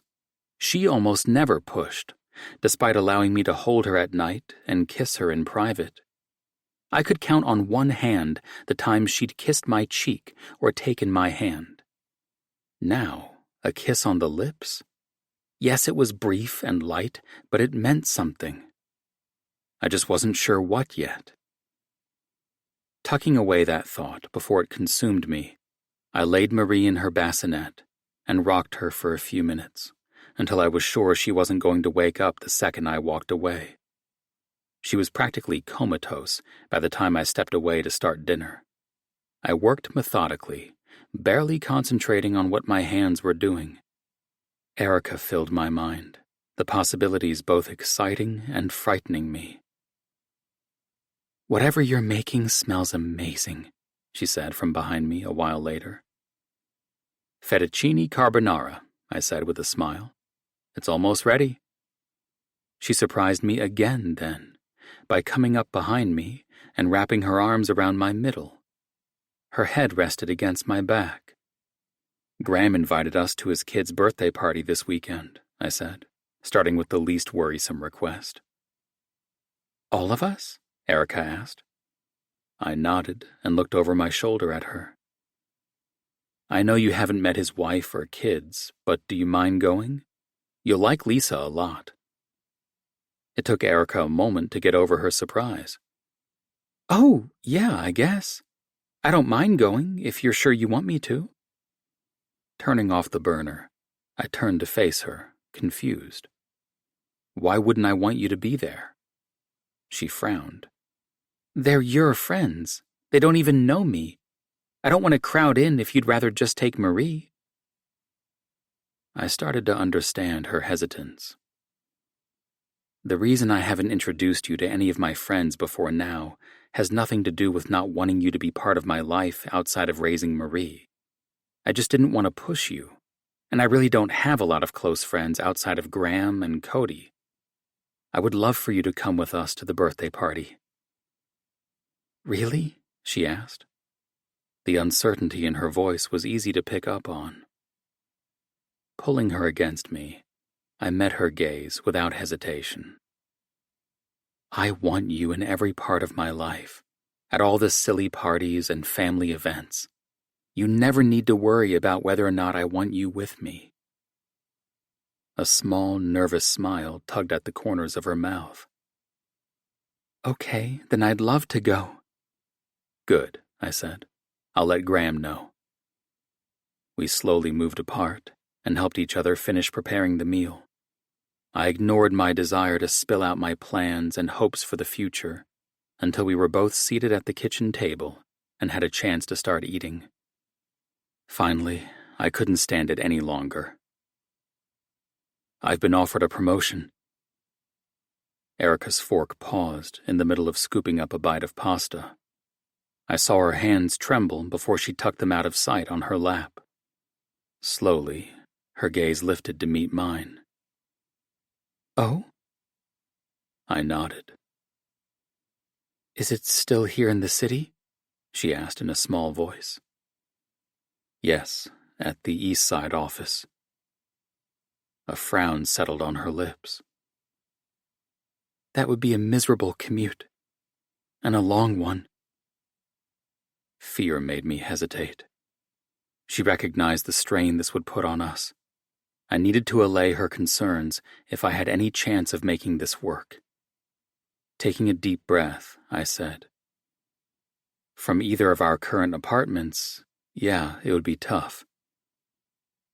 At first, she didn't seem to get what I was hinting at. Then her frown deepened, and panic glinted in her eyes. You're thinking of moving? Not on my own, I said slowly. Her gaze raised hesitantly. What does that mean? I was scaring her. That was easy to recognize. Figuring out how to reassure her was much more difficult. All I could do was take Graham's advice and try. Either I turn down the promotion and keep going as we have been, or we take a leap together and get a place on the East Side. Her mouth popped open, but I knew what she was about to say and cut in. The school district near the East Side office is considered one of the best in the city, and they have openings for teachers. Erica slumped in her chair. She blew out a held breath and wrapped her shaking arms around her body. Both of us change jobs? Move? Move in together? Start a real relationship? Her eyes widened even more with every addition. Doesn't that seem like too much all at once? It is a lot, I agreed. But I think we can do it. Reaching across the table, I extended my hand to her. She stared at my hand, knowing it was more than just an offer of reassurance. It would be acceptance on some level, and she was still wary. I was determined, though. I held my hand there until she finally exhaled shakily and placed her hand in mine. I have no problem walking away from this promotion if you're not ready for all of this, I said seriously. I actually turned it down the day Marie was born. Erica's brows rose in surprise. You did? Nodding, I said. I'd just gotten the offer that morning, and I was planning to talk to you about it later that night. But after Marie was born, I knew I needed to focus on both of you more than anything else. What changed? Erica asked. I shrugged. Ms. Stein is pretty relentless, for one. She's called me at least once a week since Marie was born to ask if I was ready to talk about the offer again. Aside from that, I think we're doing really well together. I love being a father, and I want to be more than whatever I am to you right now. I want us to be a real family. It's never something I thought I wanted, but I don't want to go back to my apartment, and I don't want to be away from you or Marie. The corner of Erica's mouth turned up, just slightly. I don't want you to go home either, but I need to think about all of this. A huge rush of relief washed through me. That's all I can ask, I said, before drawing her hands to my lips and kissing them gently. I knew she was far from taking the leap I was asking her to, but knowing she was willing to entertain the idea already felt like a huge win. Chapter 28. Erica. I'd been thinking about Rhett's offer nonstop for days. He hadn't wanted to tell me when he had to make his decision by, when it came to the promotion, because he didn't want me to feel pressured to make a decision. Eventually, I'd gotten it out of him. Then I'd regretted asking. He'd convinced his potential new boss to give him the weekend to talk it over with me. By Monday, he had to either accept it or walk away. So I'd called Rhett's mom that morning and asked her for a favor. She'd been thrilled to babysit Marie overnight for us, which was a godsend. I would have called my own parents, but they were out of town, and Mrs. Banks' nursing degree gave me added confidence that Marie would be in good hands. The idea of letting her out of my sight for that long was beyond stressful, but Rhett and I both needed some adult time to figure things out. When Rhett got home that night, he wrapped me up in a hug and dropped a kiss on the top of my head. I pulled him closer, feeling as though I couldn't get close enough to him. I rested my head against his chest. I no longer feared he would walk away from us. He'd more than proven his devotion to our little odd family. Was that enough, though? He'd hinted at loving me, but had stopped short of actually saying it. Probably because he was worried it would scare me away. I knew him well enough by now that when he was worried about scaring me away, he usually kept to himself. But still, doubt lingered. Or maybe it was because he wasn't sure of his feelings either. That was what I needed to figure out before I could truly consider his offer. "It's strangely quiet," Rhett said, pulling back slightly. "Is Maria asleep?" Looking up at him, I shook my head. "She's at your mom's." Surprise lit his handsome features. "Really?" I'd never let anyone else watch Marie before. There was a layer of anxiety hovering over me at all times. Call it what you will, but I was protective over our little girl. This was important. And it would determine Marie's future, our future. I thought we needed some time alone to talk. Rhett didn't seem to be opposed to the idea, but a worry line appeared between his eyebrows. "What time do we need to pick her up?" "In the morning." His worry line deepened. "She's staying overnight? Is she ready for that? Are we?" "She'll be fine," I said, "and so will we." I wasn't sure that last part was true, but I was determined to try. "We need this." Rhett nodded, agreeing, but it was clear he felt a little lost without Marie here. Warmth blossomed in my chest.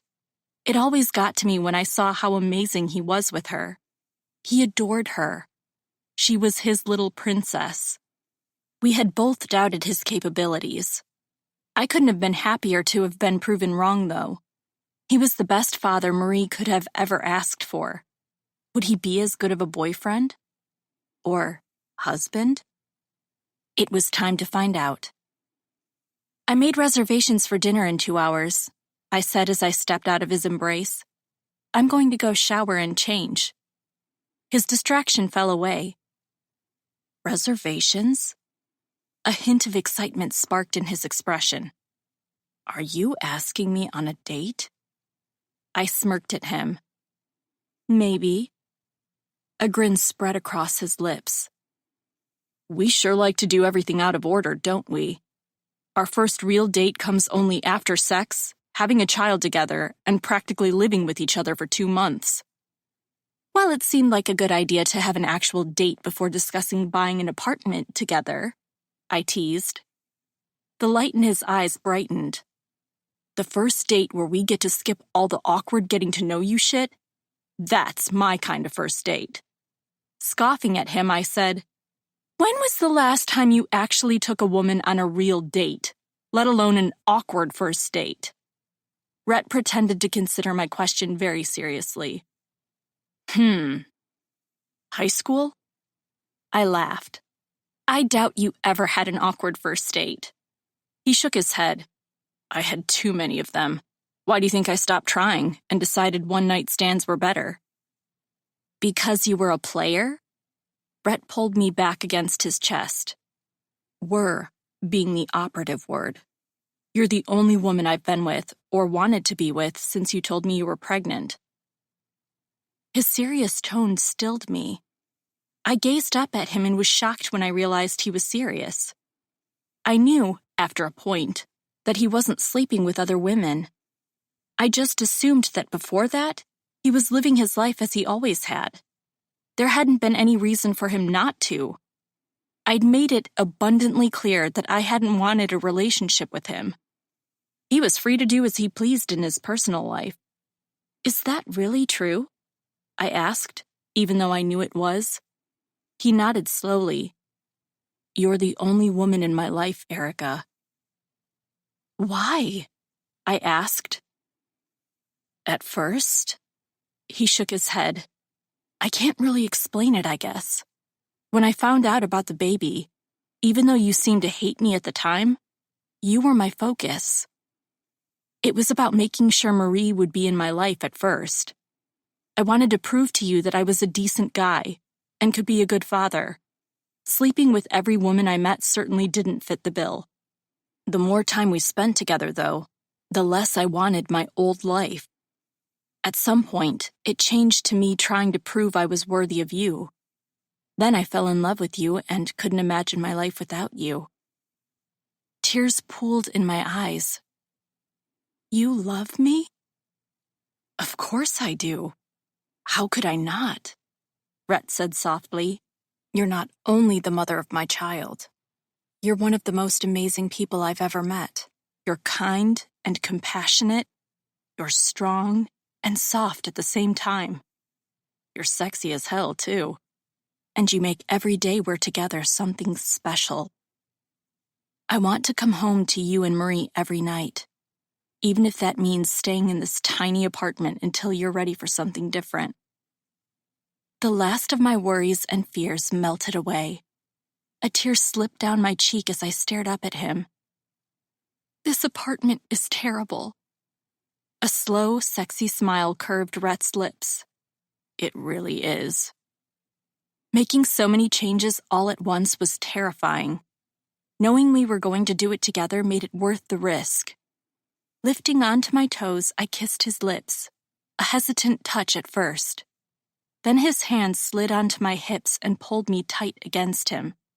He leaned down and captured my mouth with his. Heat rushed through me. My arms looped around his neck and drew his body more tightly against mine. His growing erection pressed against my belly and I gasped. I want you so badly, Rhett murmured against my lips. He broke away and began trailing kisses down the curve of my neck, sucking lightly at pressure points and making heat and wetness pool between my legs. I want you too, I whispered, barely able to catch my breath now. I need you. Rhett growled and cupped my ass, pulling me tight against his hard cock. There's a good chance we won't make our reservations if we don't stop now, he mumbled. I don't care, I moaned. Suddenly, he scooped me into his arms. I gasped and clung to him. His heart was pounding. Mine was no different. It wasn't just that I hadn't had sex since our one encounter while I was pregnant. It was that my hormones were still all over the place. I'd gone from fear of having to raise my child alone to suddenly having everything I could have ever wished for. Reaching up, I tipped Rhett's head down and kissed him hard. He groaned as he held me and moved more quickly, reaching my cramped bedroom. He kissed me again, his tongue tangling with mine and drawing out my passion until I was moaning against his mouth and soaking my panties. Then, he set me back down on shaky legs and took a step back to simply look at me. I was wearing yoga pants and a thin t-shirt, not the sexy gray dress I'd bought especially for tonight. The burning desire in his eyes seared me. His hands reached forward and cupped my breasts, skimming his fingers over my beaded nipples. I bit my lip and held back a moan at the sensation that raced through me. He leaned down and sucked my covered nipple into his mouth. His teeth nipped gently as his fingers pinched. I speared my fingers through his hair and pulled him closer, no longer able to hold back a moan. Rhett's free hand ran down my abdomen. His fingers slipped under the waistband of my yoga pants until they reached my clit. I threw my head back and pushed against his hand. His fingers dipped lower, slipping between the folds and into the wetness waiting for him. Fuck, Rhett breathed. His fingers slid back over my clit, now slick and warm. My breath caught and I twisted my fingers in his hair. "Do you like that?" he whispered. I nodded frantically. "How about this?" He moved his fingers back down and slipped one into me, brushing over my G-spot and making me cry out. Rhett's mouth came back up to mine. His tongue speared into my mouth as he added a second finger and slid in further. My body clenched around him. I whimpered, desperate for more but already too close to coming to take much more. "Somebody isn't going to last very long," Rhett rasped before kissing me again and drawing it out until I was absolutely breathless. Grabbing his wrist, I slowly dragged his hand away. No way was I letting this end so quickly. I'd been fantasizing about this for months. Slowly, my hands moved to his belt. My fingers brushed over his length as I unfastened the buckle, making his eyes close and his hips press toward my touch. I took my time undoing the button and lowering the zipper, making sure to run my fingertips over his cock with every small movement. He was struggling for breath and gripping my shoulders by the time I finally wrapped my hand around his hard cock. "Fuck, Erica," he exclaimed. "God, I've wanted this.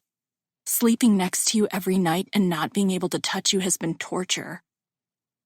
I slid my hand down his cock, gripping him at the base. "I know exactly what you mean," I said breathlessly. His gaze snapped down to mine, eyes wide. "Seriously? How could I not want to have you inside me every night, kiss you and have your lips all over my body?" I said, finally allowing myself to unleash my desire. I brushed my fingers over his head and slid back down his length, making him jerk against me and groan with pleasure. "Physically, you're perfection. You're also an amazing father and partner. I've wanted you to fuck me for months." Rhett reached for me, no doubt ready to toss me onto the bed and do exactly what I just asked. I dropped to my knees first and slid my mouth over the tip of his cock.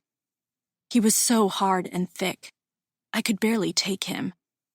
A stream of appreciative curses burst out of him as I began sucking and working my way down his length.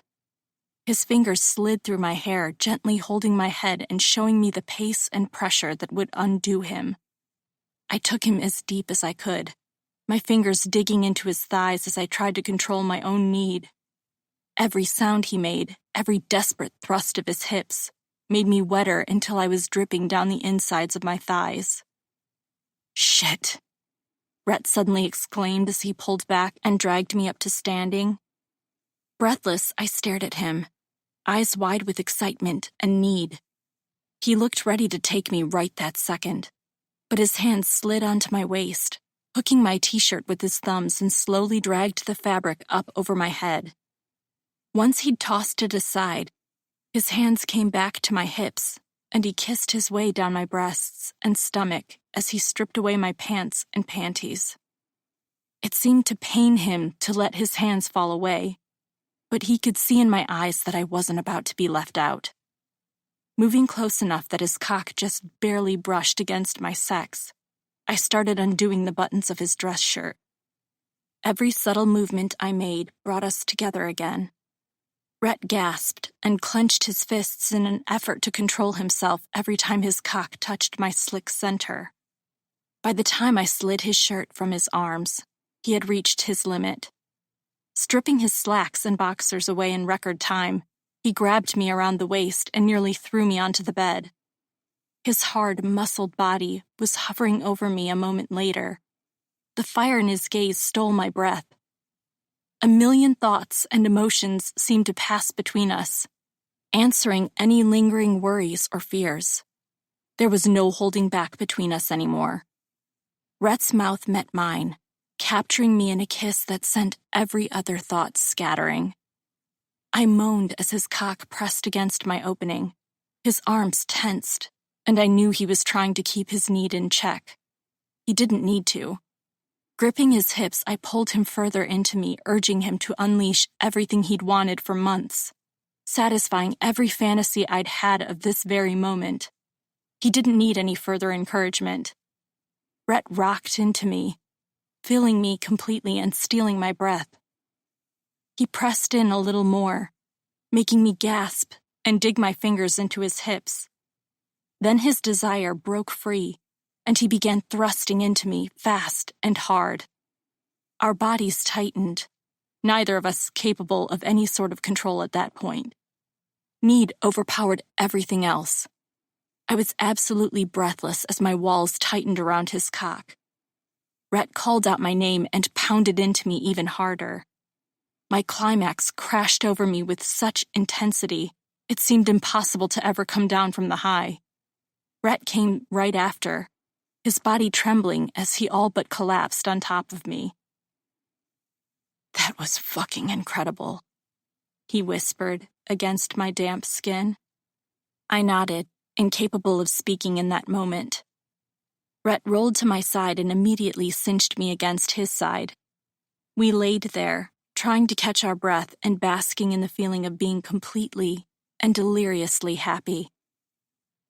When I could finally speak again, I tilted my head up to see his face and whispered, "I love you, and I want to build a life with you." Rhett stared down at me with glassy eyes. A wide grin split his mouth. "Then let's take this leap together. As a family." I nodded, filled to bursting with happiness, and amazed that one somewhat reckless decision had led to such a perfect ending. Epilogue. Rhett. 1 year later. "Oh my God, Rhett, quick!" Erica screamed, her voice carrying through the house. I dropped my razor in the sink, panic gripping onto me, and ran down the stairs as fast as I could, my mind conjuring up the worst things possible. Did Marie fall? Hit her head? Is she choking? What the hell is going on? "Rhett!" She screamed again, and now that I was on the stairs, I could tell that she was in the living room. I almost fell, missing the last step, but caught myself at the last second. I ran into the room, preparing myself for nothing short of mass murder. I entered the room and sucked in a breath of relief. I was expecting the worst. What I found instead made me grin from ear to ear. Erica was kneeling on one side of the room, her arms held out, extended towards Marie, who was standing in the middle of the room. No, not standing. Walking. She was walking. She moved one foot in front of the other, taking tiny, unsteady steps forward. Her small, still chunky arms extended outward, her hands opening and closing, as she stretched towards Erica. Oh my God. Marie was walking. She was taking her first steps, and I was right here witnessing it. "Come here, baby girl." Erica coaxed her to come closer. Marie's high-pitched giggles filled the room as she took another step forward, seemingly proud of herself. She took one more step before she fell forward and right into Erica's waiting arms. "Can you believe it? She's walking," Erica told me, her eyes wild, as if I were not here to see it myself. "No, I really can't," I chuckled. "She's just a baby. She shouldn't be walking yet." "She'll be 1 tomorrow. That's the age they usually start walking." Erica rolled her eyes. I realized then that I only shaved half my face, and the other side was still covered with shaving cream. All I wanted to do was get out the video camera and tape everything. Every little first. I wanted to keep these moments forever. I'm so glad I didn't go back to work. I would have hated missing something like this, Erica exclaimed. Me too. You have no idea how glad I am that you took the leap of faith and moved here with me. Everything had worked out great. I took the new job with Miriam, and we found a nice apartment close to my new job. Erica started working as a sub-teacher a few months after Marie was born, but I could tell how miserable she was being away from our daughter, even for a few hours a day. I had talked to her about quitting, and though she was hesitant, she finally agreed to be a stay-at-home mom, allowing me to take care of her and our daughter. It was the best decision we could have ever made. With my half-shaved face, I walked over and knelt beside them. Marie immediately started touching my face, dragging her fingers through the shaving cream. Her adorable little eyes twinkled with excitement. You know how we did everything backwards?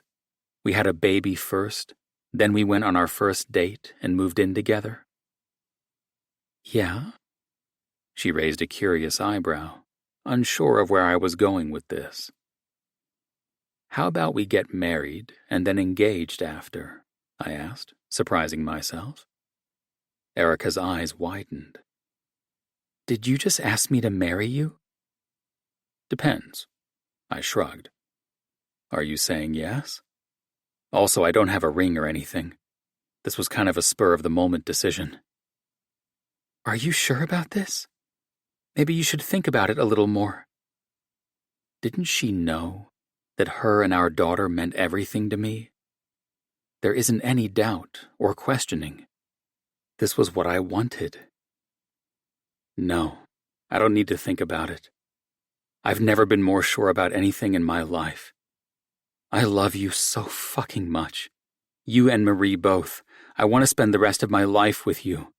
I want you to have my last name and wear a ring on your finger so that everybody knows you are mine. Erica smiled, her eyes gleaming with joy. Then yes, I want to marry you. Yes? Yes! We are getting married! Erica squealed, and I wrapped my girls up in my arms. Shaving cream went everywhere as Marie ran her hands over my face and then through Erica's hair. We might be a bit messy, and yes, we didn't do everything as planned. But it didn't matter how we got here. All that mattered is that we're here now. Here, together, and most importantly, happy. The end. This recording of Babies and Promises, A Secret Baby Romance, was presented by Dreamscape Media, LLC. Narrated by Veronica Landon and Jeremy York, and produced by Dreamscape Media, LLC. Text copyright 2020 by Jenna Reed. Sound recording copyright 2020, Dreamscape Media, LLC. Thank you for listening. Please check dreamscapepublishing.com for Dreamscape's latest releases.